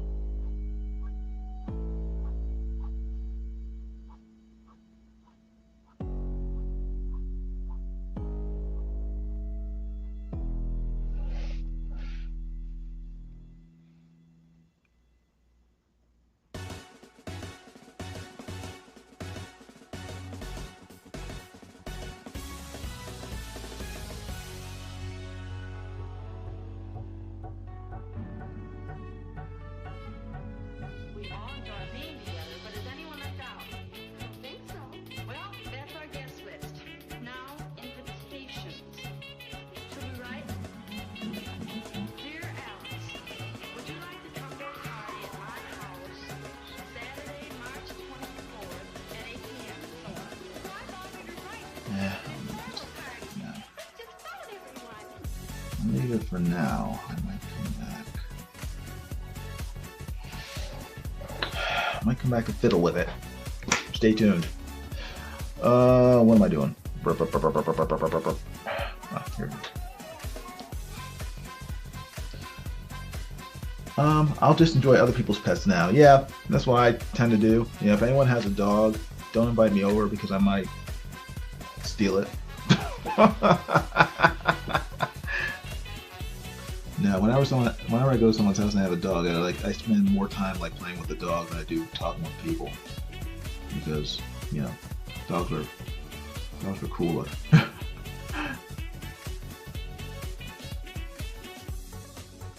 business, refreshments. We have to feed the men and the girls too, especially you. Gee, thanks. The show. For using message that cook steak, not sure what to think of it. Not MSG. Oh, MSG. I don't know.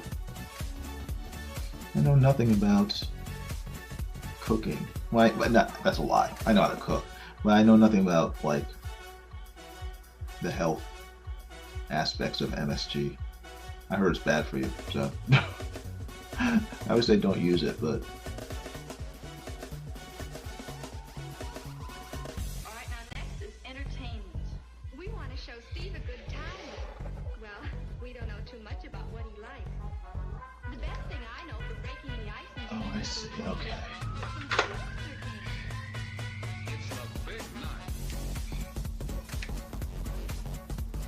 All right, let me get started on some of that armor, because that's gonna sort of calling to me. It's like, Jason, don't ignore me. I'll make sure I know what I'm doing before I start working on it.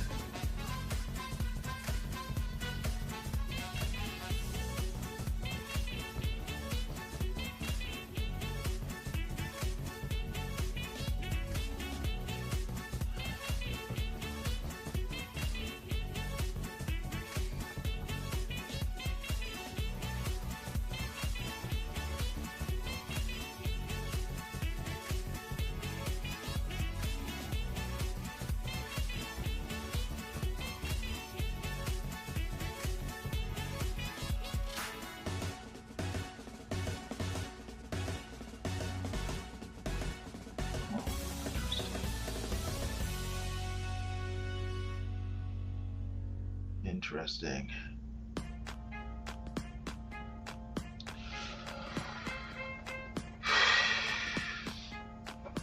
All right, that's all right. Let's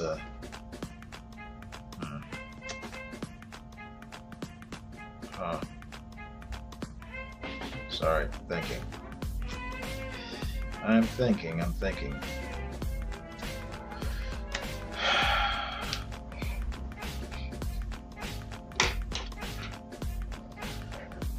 I am considering my options, yeah.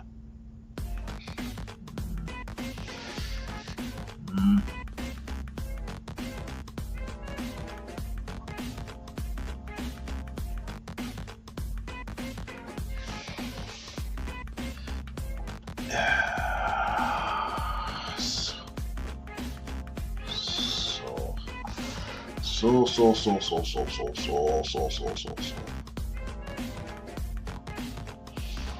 How is this?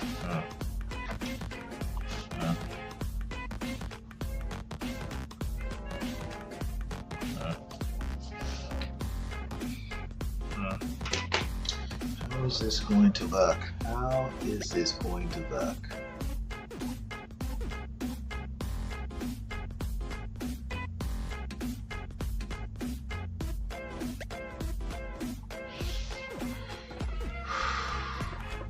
That might work. That might work. Hold on, let me stand up. Let me stand up.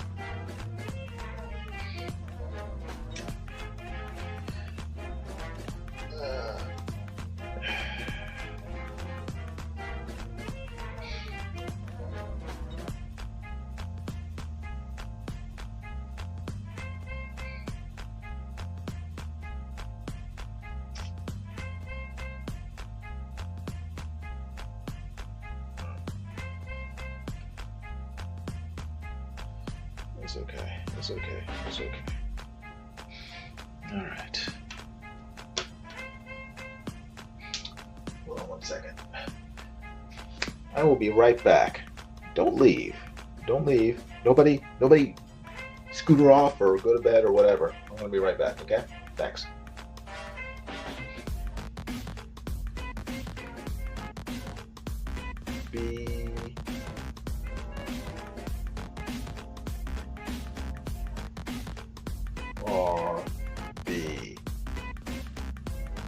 Be right back. Poink. There we go. Be right back. Be right back.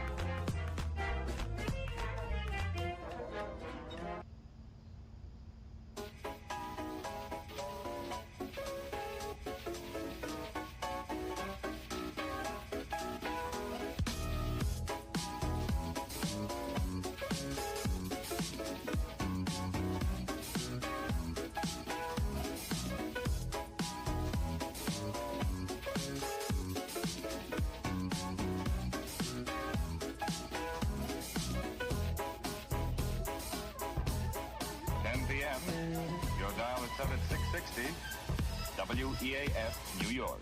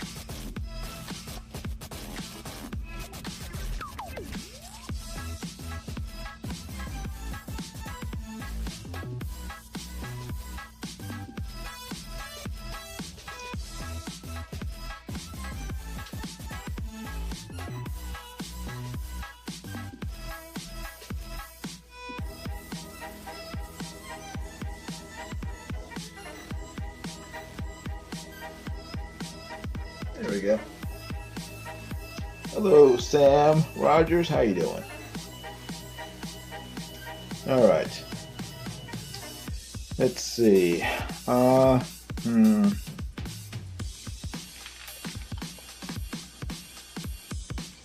Okay, there we go. This is looking okay.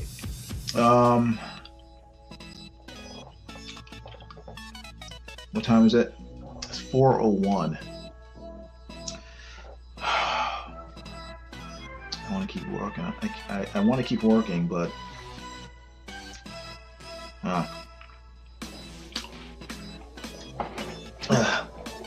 let's keep going. Let's keep going. Let's keep going.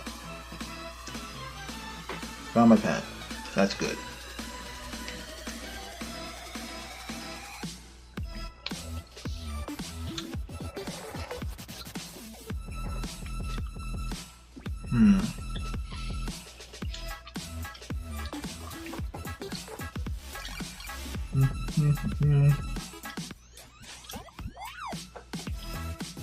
Sorry, I'm chewing gum. Which I know is slightly rude to chew gum. It was considered low class at one point to chew gum. But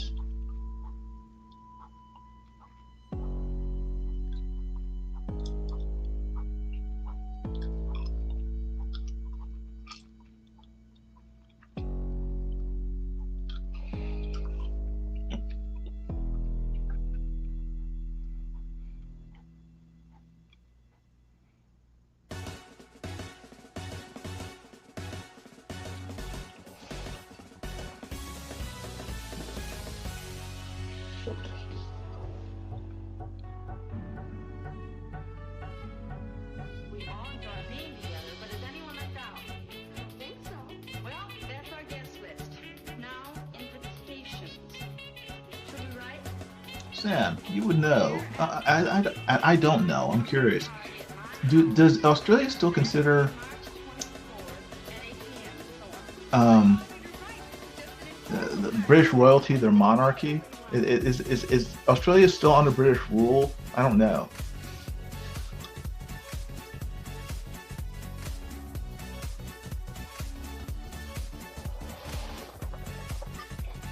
Or is it like because I know that like Canada, I think still considers the British monarchy its sovereign.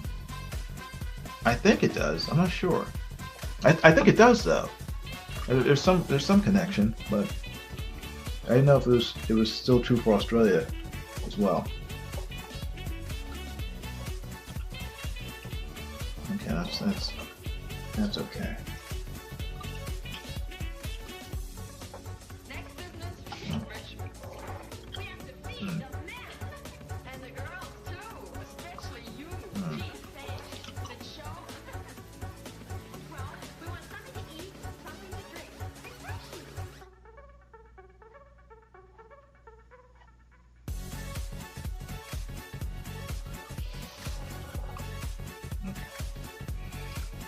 Okay. That's good. Stand up.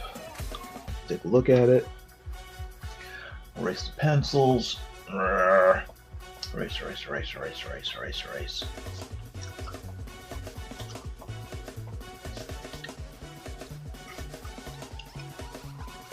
Alright, now next is entertainment.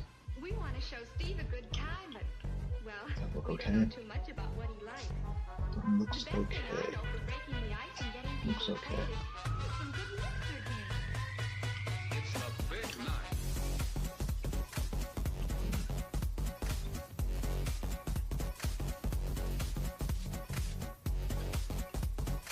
Huh.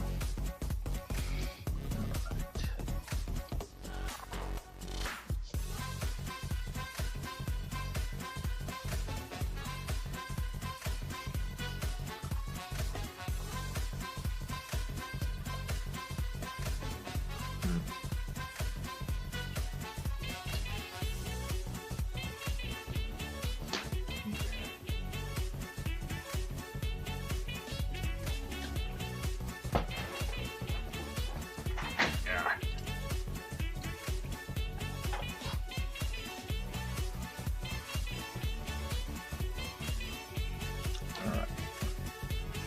And tackle his armor. Now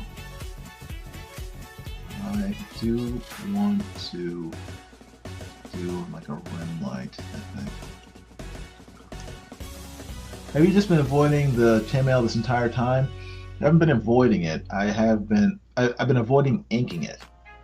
I've drawn it, but it's just in pencil, but it's just a question of inking it so that it looks right. Now I am diving in.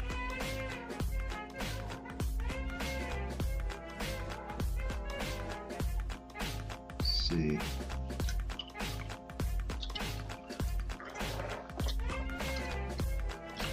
Figure out the best way to do it.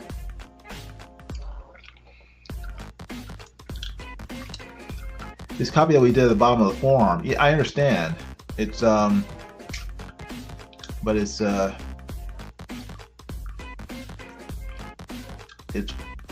sort of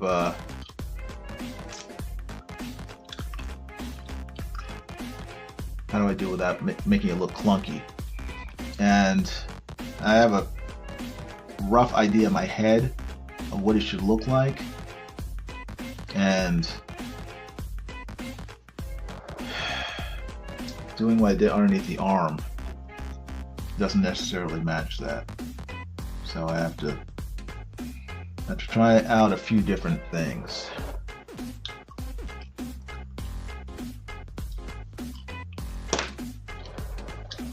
To see what works best and what doesn't.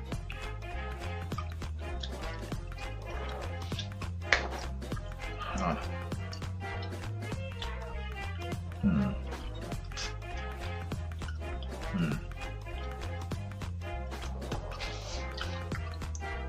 Like for here, this arm, the right arm, I know I want to, my instincts tell me to do most of it in shadow and then the rim lights on the side.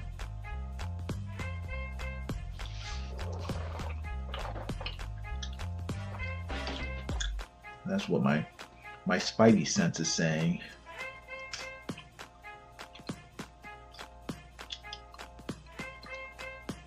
So, I mean, a lot of this is just sort of, I don't know. It's not necessarily instinct. It's like I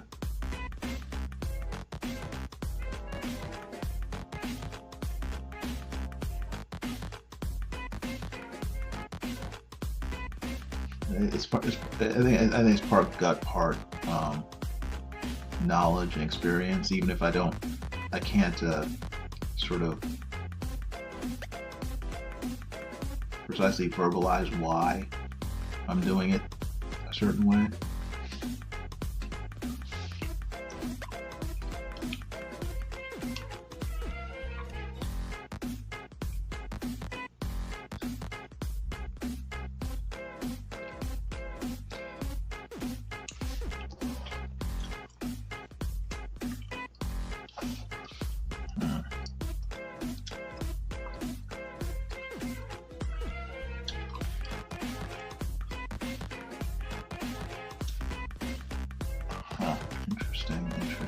Interesting.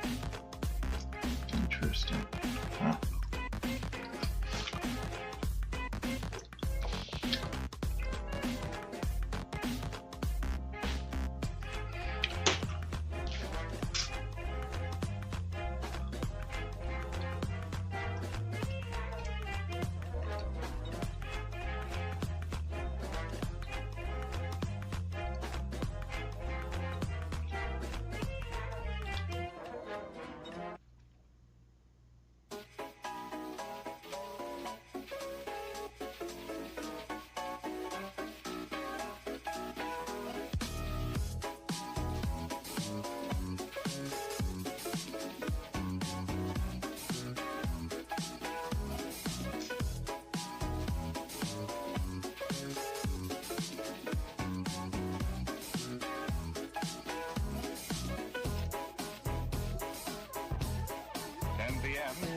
Your dial is set at 660 WEAF, New York.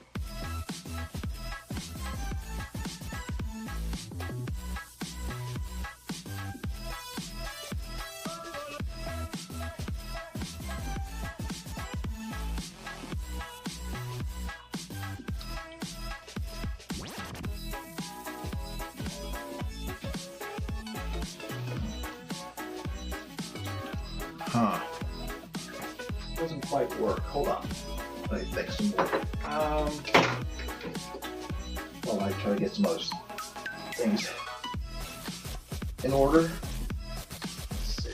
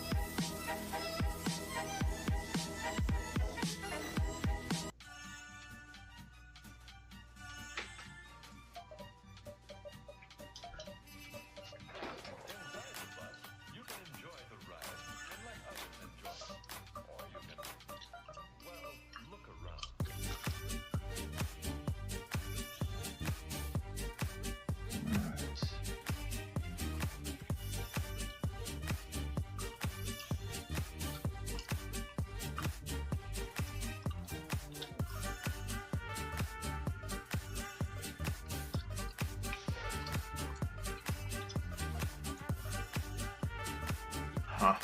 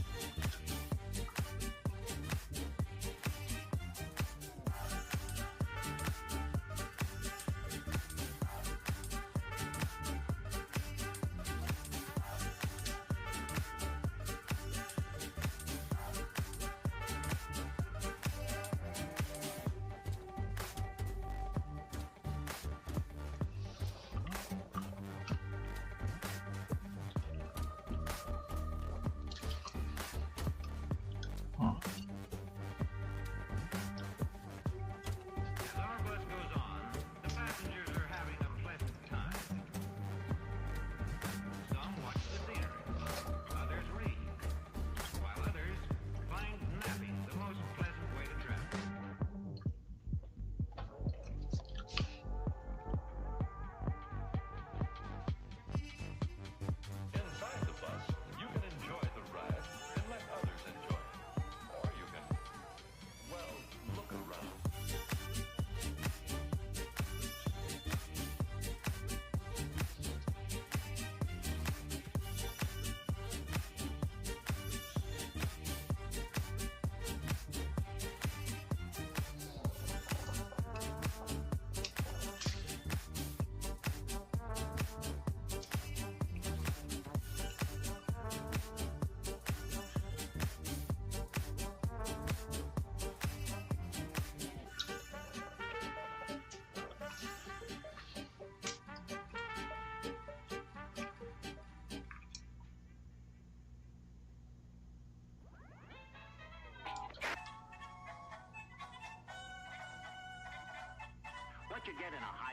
said is best described as presence, a feeling of life and nearness in the music.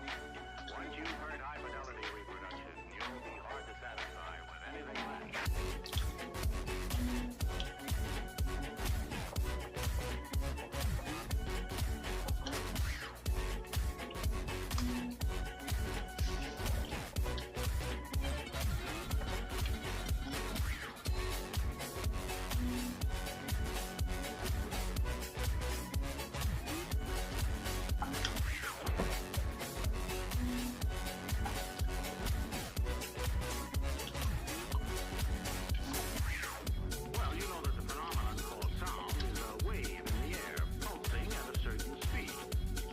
Oh. Uh-oh. Fix that. Sorry about that.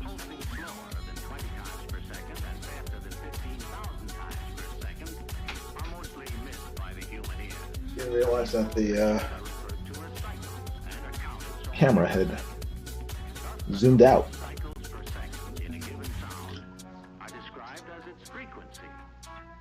It looks okay.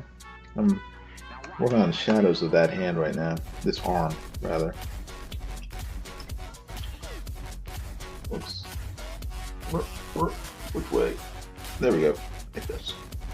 Looks pretty good.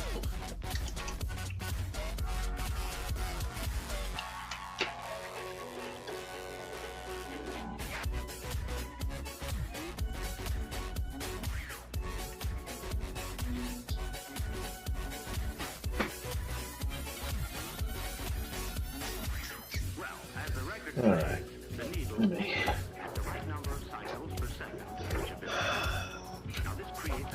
Let me try this arm. Let me try.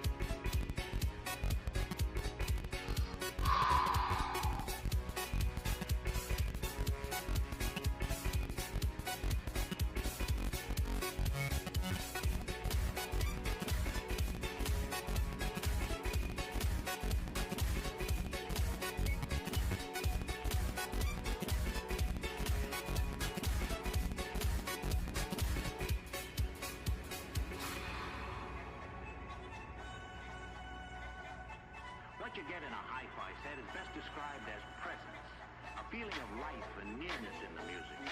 Once you've heard high fidelity reproduction, you'll be hard to satisfy with anything less.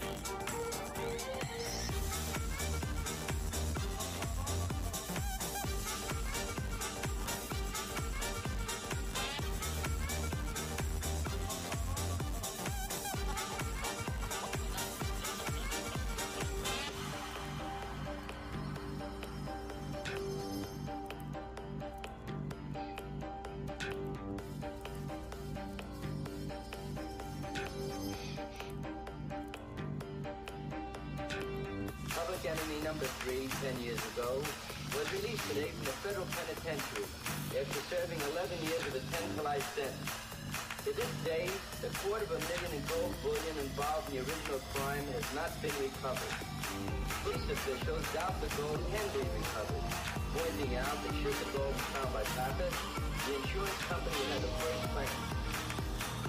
$250,000 in gold, and this guy used to be a partner. Hey, I'd sure like to meet this guy.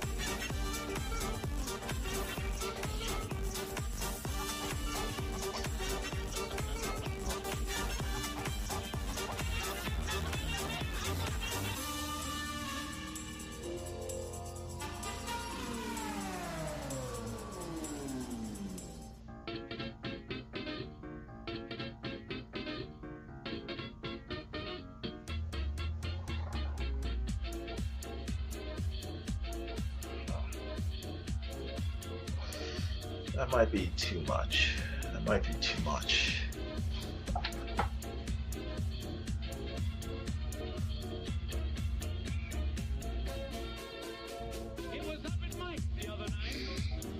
Yeah, I think it's too much. I think it's too much, too much, too much, it's too much.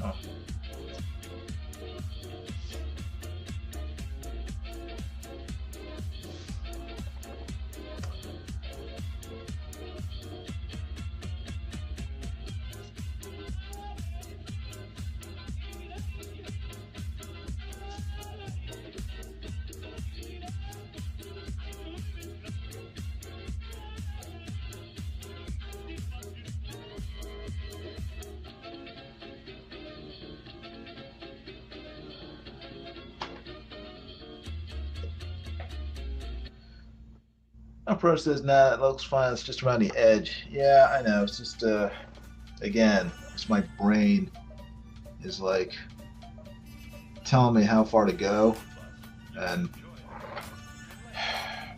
when to pull back. I tend to listen to it because the more shadows I put, the skinnier it makes his arm look, and I don't want to. If I put shadows on both sides of his arm, it reduces the volume. I want it to look thick. So putting shadows on this side as well.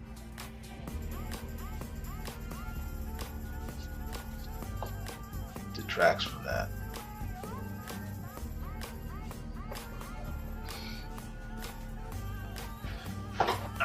Ow, ow, ow.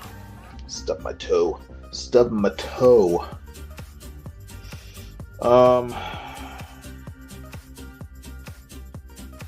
Okay, so I will leave it just on this side. All right.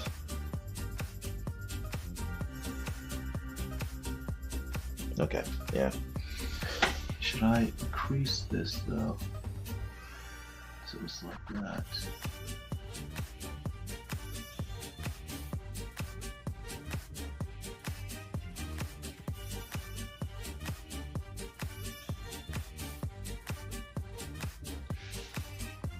Better? Is that better? I don't know if it's better. Is it worse? It's not worse. Sorry, this is the sort of mental wrestling that I do when I draw. What looks better, what looks worse. And it takes a while, unfortunately, as you can tell from these 4 live streams.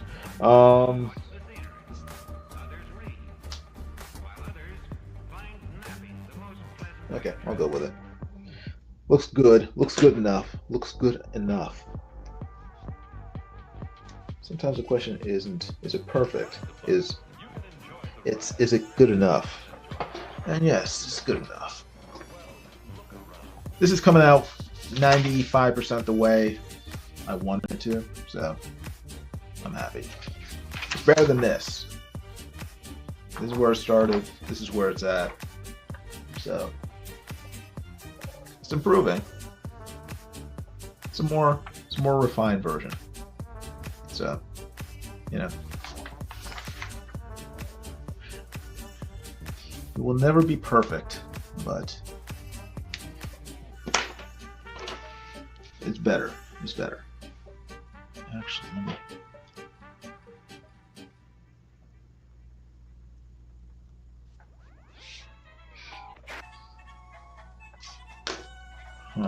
All right, let me start with the right arm, and then.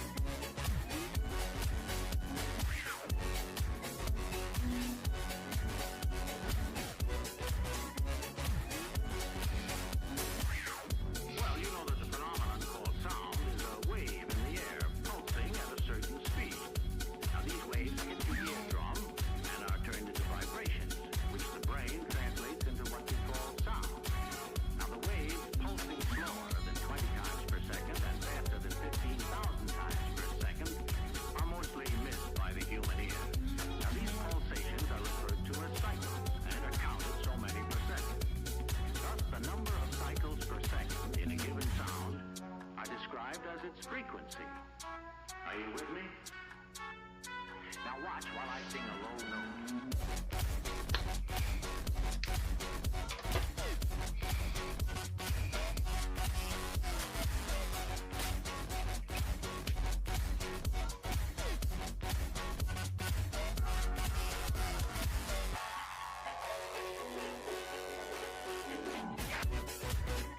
Hey, Dorothy Gibbs, how are you? Hope you're doing well. Thanks for stopping by.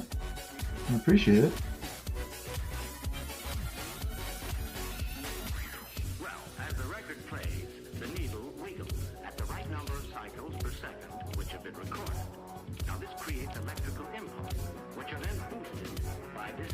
This is now officially an Insomniac stream.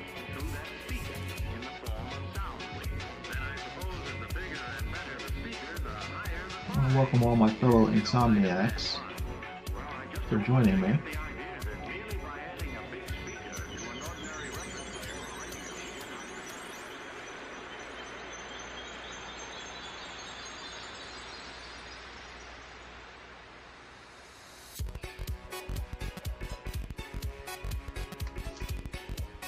Love what you are doing. Oh, good. Makes me very happy. Yeah, I'm just trying to get this drawing finished. It's just it's the 4th live stream I've spent working on it. It's taking a little while, but hopefully when it's done, it'll satisfactorily good. I'll be satisfied with it, hopefully. Hi-fi set is best described as presence, a feeling of life and nearness in the music. Once you've heard high-fidelity reproduction, you'll be hard to satisfy with anything less.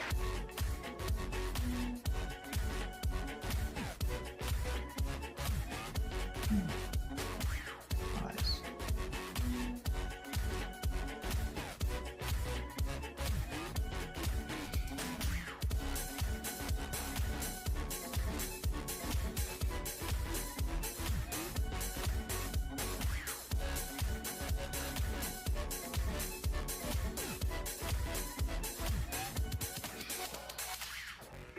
There we go.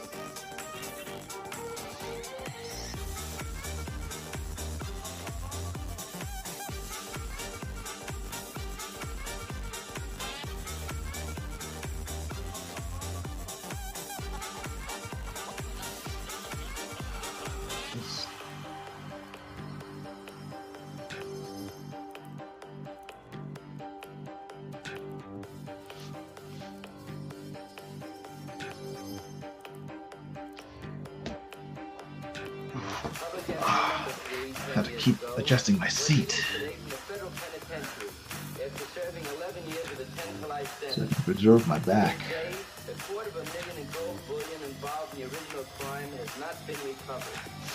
Police officials doubt the gold can be recovered, pointing out It's amazing how your body changes as the years go by.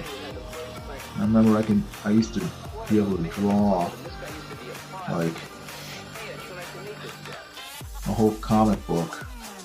This is before I had a drawing table. I would like just lie on the floor and just draw like non-stop for hours and not even think about it. Now it's just like sitting in a fairly comfortable chair for too long. It's like my back starts complaining.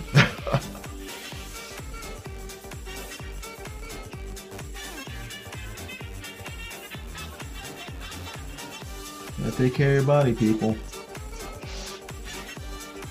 because hopefully you'll have it for a good 50, 60, 70, 80, 90 years. I'm hoping for 115 myself, but yeah, we'll see how that pans out.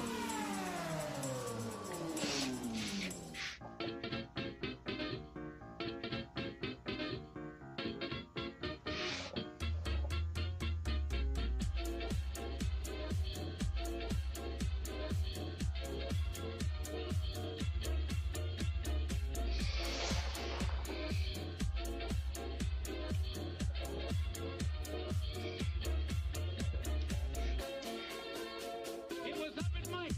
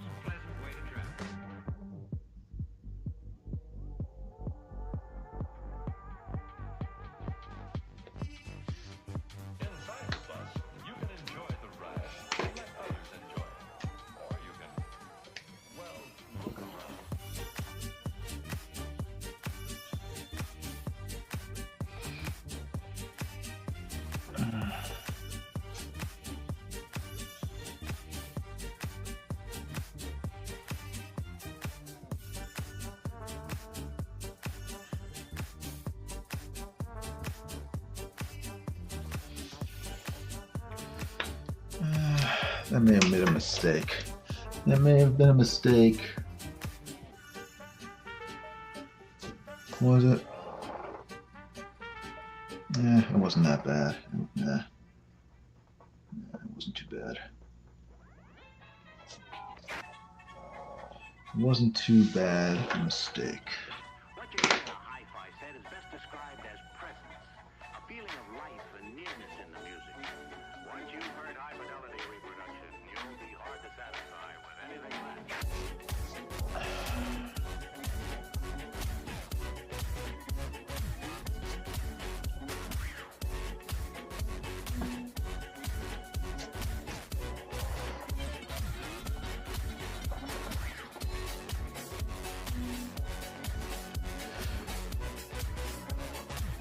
Looks pretty good.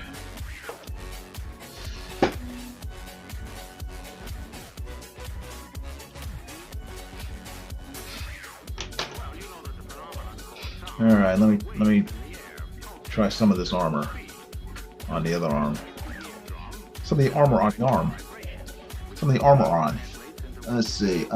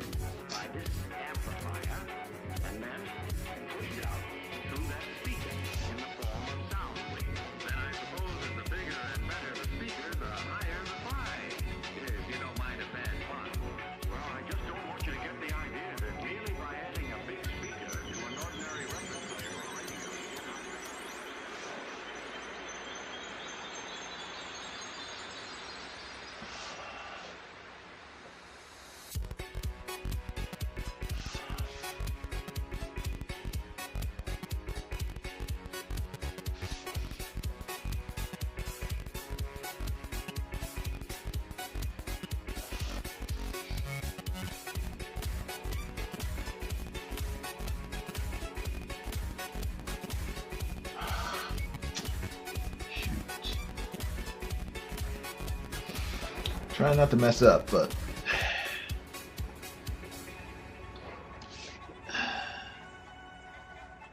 What you get in a hi-fi set is best described as presence, a feeling of life and nearness in the music.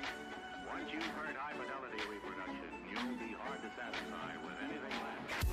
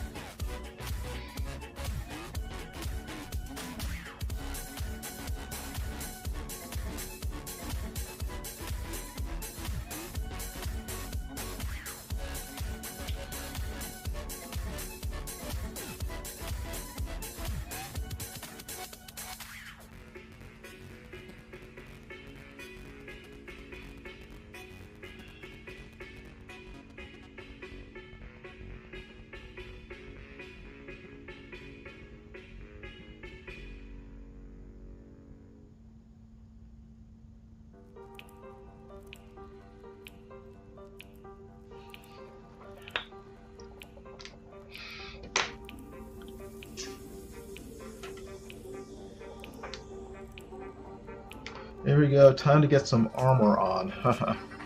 Funny. Yeah. We'll see how it goes. We'll see how it goes.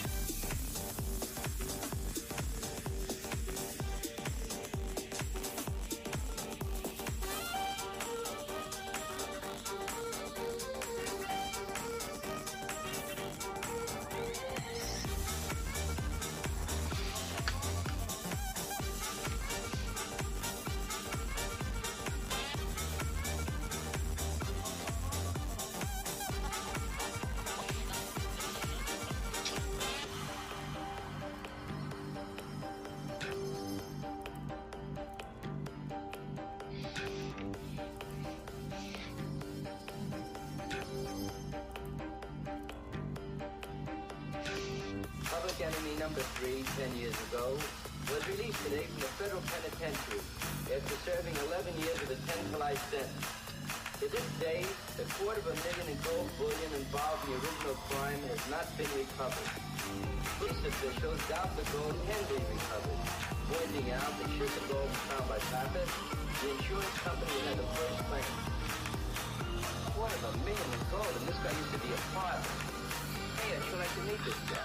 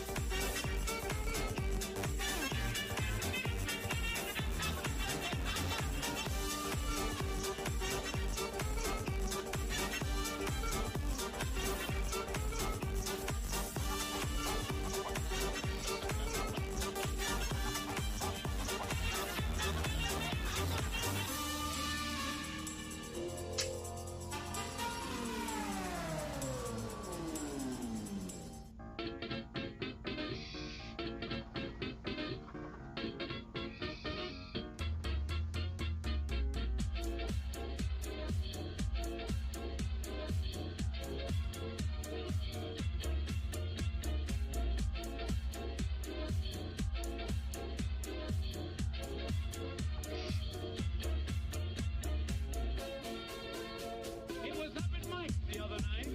That was really quite a sight. Gather around, folks, I give you all the lowdown. The best too. Tables were filled with gaudy frails chewing on their fingernails. They were waiting for the man from Harvard.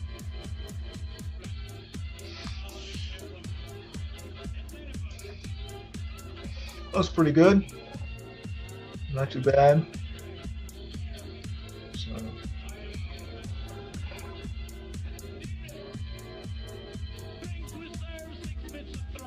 yeah, it's pretty good. Everybody's nerves were getting jumpy. You know, people thought of privilege like all at once the room was filled and forgot all about the bill. Who should enter but the man from Holland?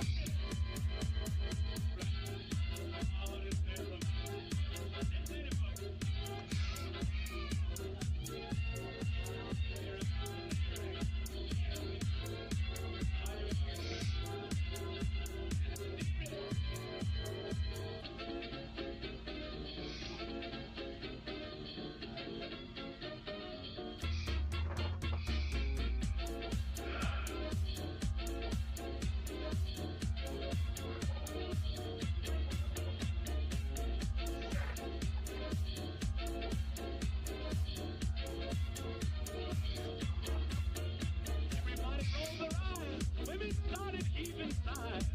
Someone hollered music, light, engine. Come on, let's get past it. Everybody cleared his face. They had big broad smiles on every face. How they all loved to see the man from Harvard.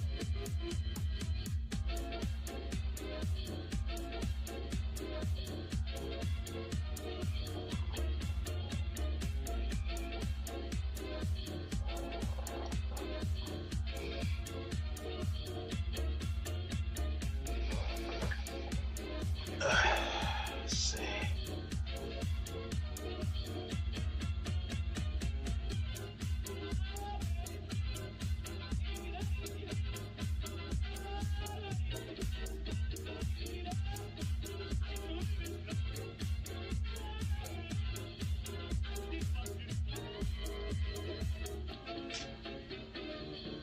Yeah, it's getting there. What time is it? It's almost 5. Shoot.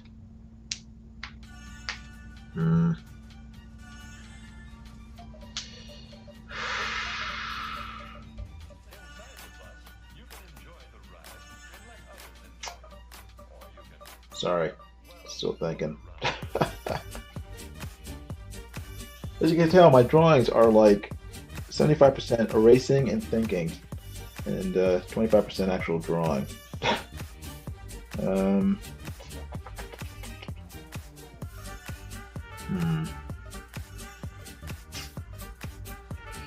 Okay. I think I'm going to, unfortunately, end the stream shortly, so I can at least try to get some sort of rest before I have to get up and do stuff today in about a little over an hour. So maybe I can get an hour's sleep. But let me keep working. I'll finish this arm and then I'll figure out what I'm doing.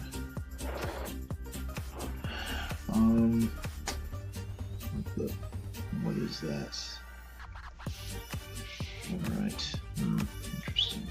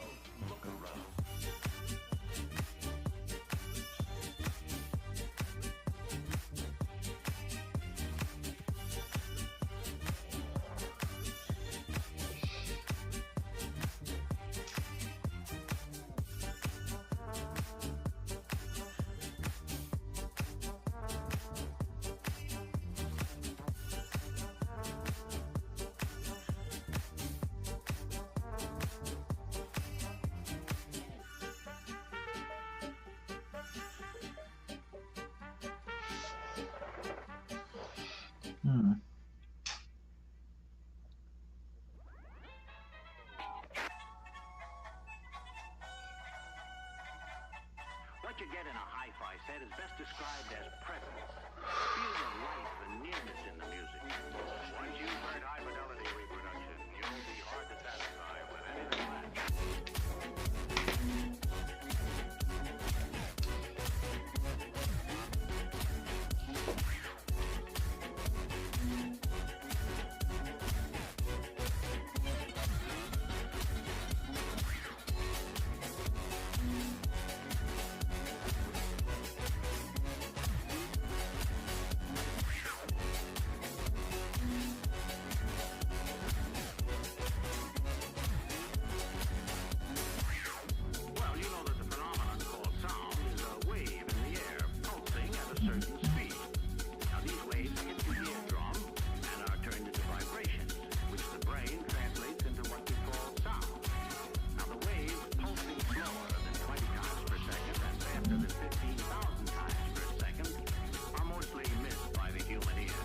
Three people are still here. Thank you.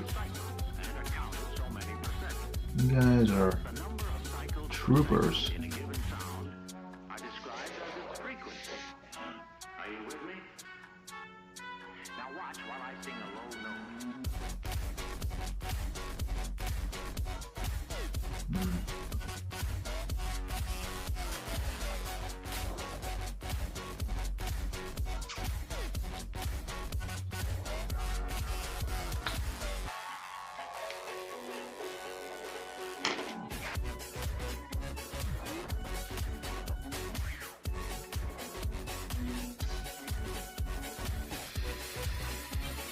Let's see, something.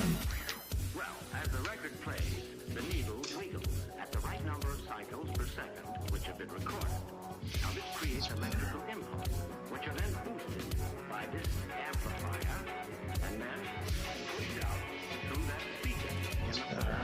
better. That's better.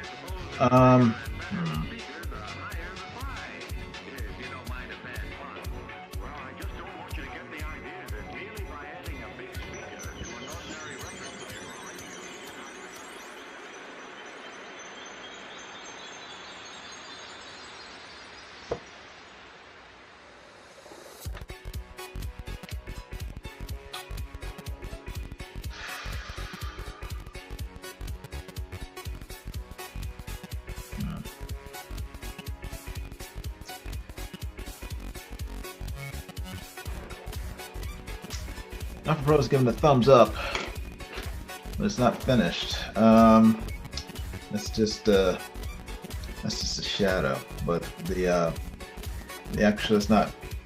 You can't just leave it like this. I need it needs to be formed on. Let's see.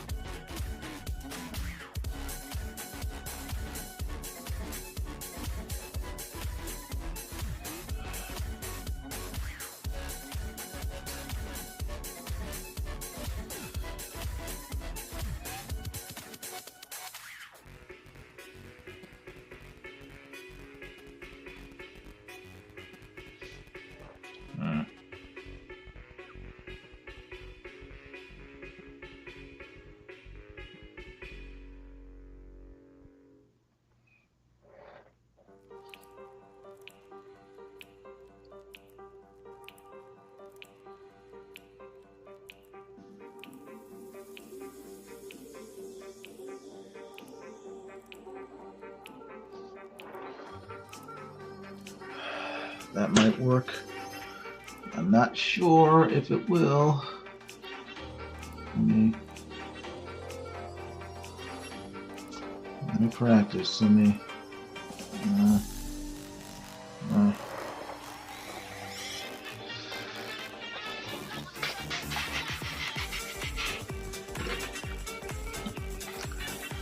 Margot's wee Scottish Garden is here. She says, "Thank you for a lovely, relaxing morning, Jason." You're welcome. Glad it's been relaxing for you, and not boring. I don't know. I worry that it might be too boring, but I'm happy that you found it relaxing.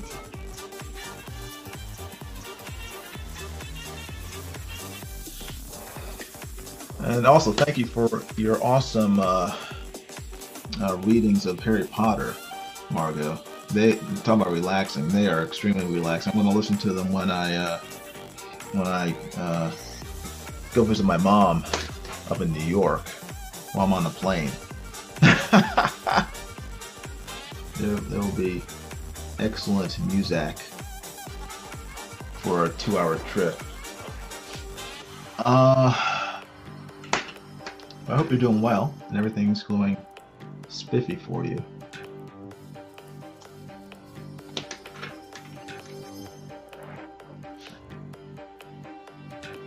Public Enemy number 3, 10 years ago, was released today from the federal penitentiary after serving 11 years of a 10 to life sentence. To this day, watching you bring page to life is never boring. Oh, thank you. Oh, good. It's very nice to hear.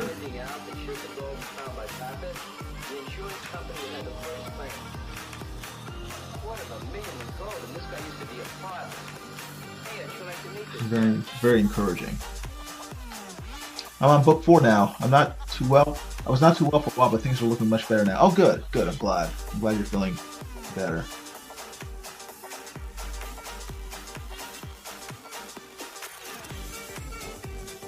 Stay healthy.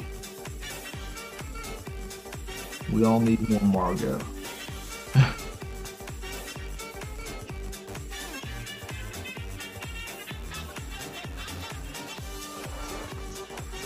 Okay, I'm getting a handle on how this armor should be.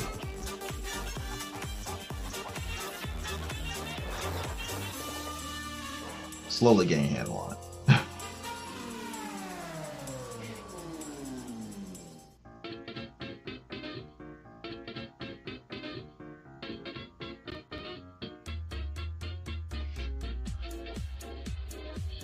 I won't draw the whole armor, I will just draw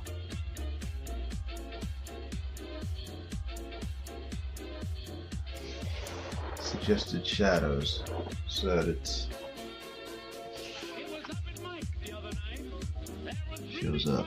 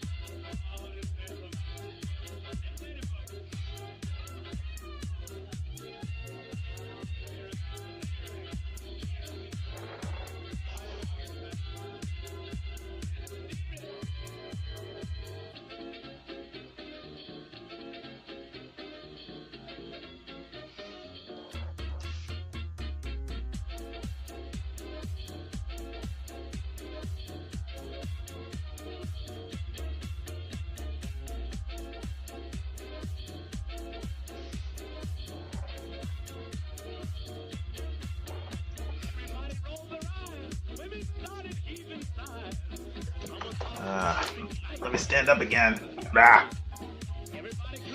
Is that too much? Is that too much? Is that too much? Is that too much?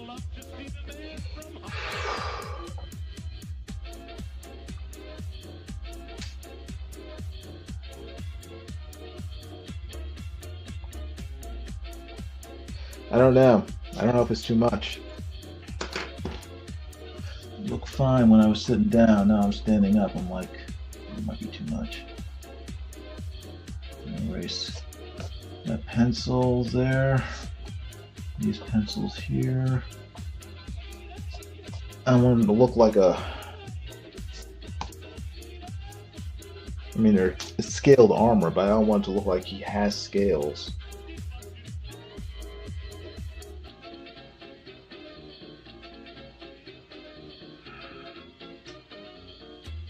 Might be better just to. I don't know. What time is it? It's 9. It's 5:08. So, yeah, I think I'm gonna end the stream, unfortunately, because I'm not. I'm 80% sure of this, 85%, but it's looking to something wrong. Something's not quite right. What I've inked is fine. It's the rest of it that I'm still kind of meh. This arm looks good. I like it. This arm looks good so far. Before inking, before I ink the rest of it, it looks good. I just don't want to start inking what I've just drawn in pencil and then being like, ah, shoot, I shouldn't have done that. Which, yeah, shoot. Well. Upro says, no worries, looks fine to me. Yeah, he says, you draw while standing? No, I usually draw sitting down, but I have to stand every once in a while to get a better perspective on how it actually looks. When you're sitting down, you're not looking at it straight on, you're looking at it from an angle. So you need to stand up, step back, and ideally hold it out like arm's length so that you can see it. I mean, when I stand up, I'm basically at arm's length away from it, so that serves the same purpose, just so I can get a better perspective. The same thing with when you flip a drawing, you flip it to see, make sure you got the perspective right, because when you're drawing it, it can be skewed. Same thing when you're sitting down as opposed to standing up. So I mean, it looks, proportions look good.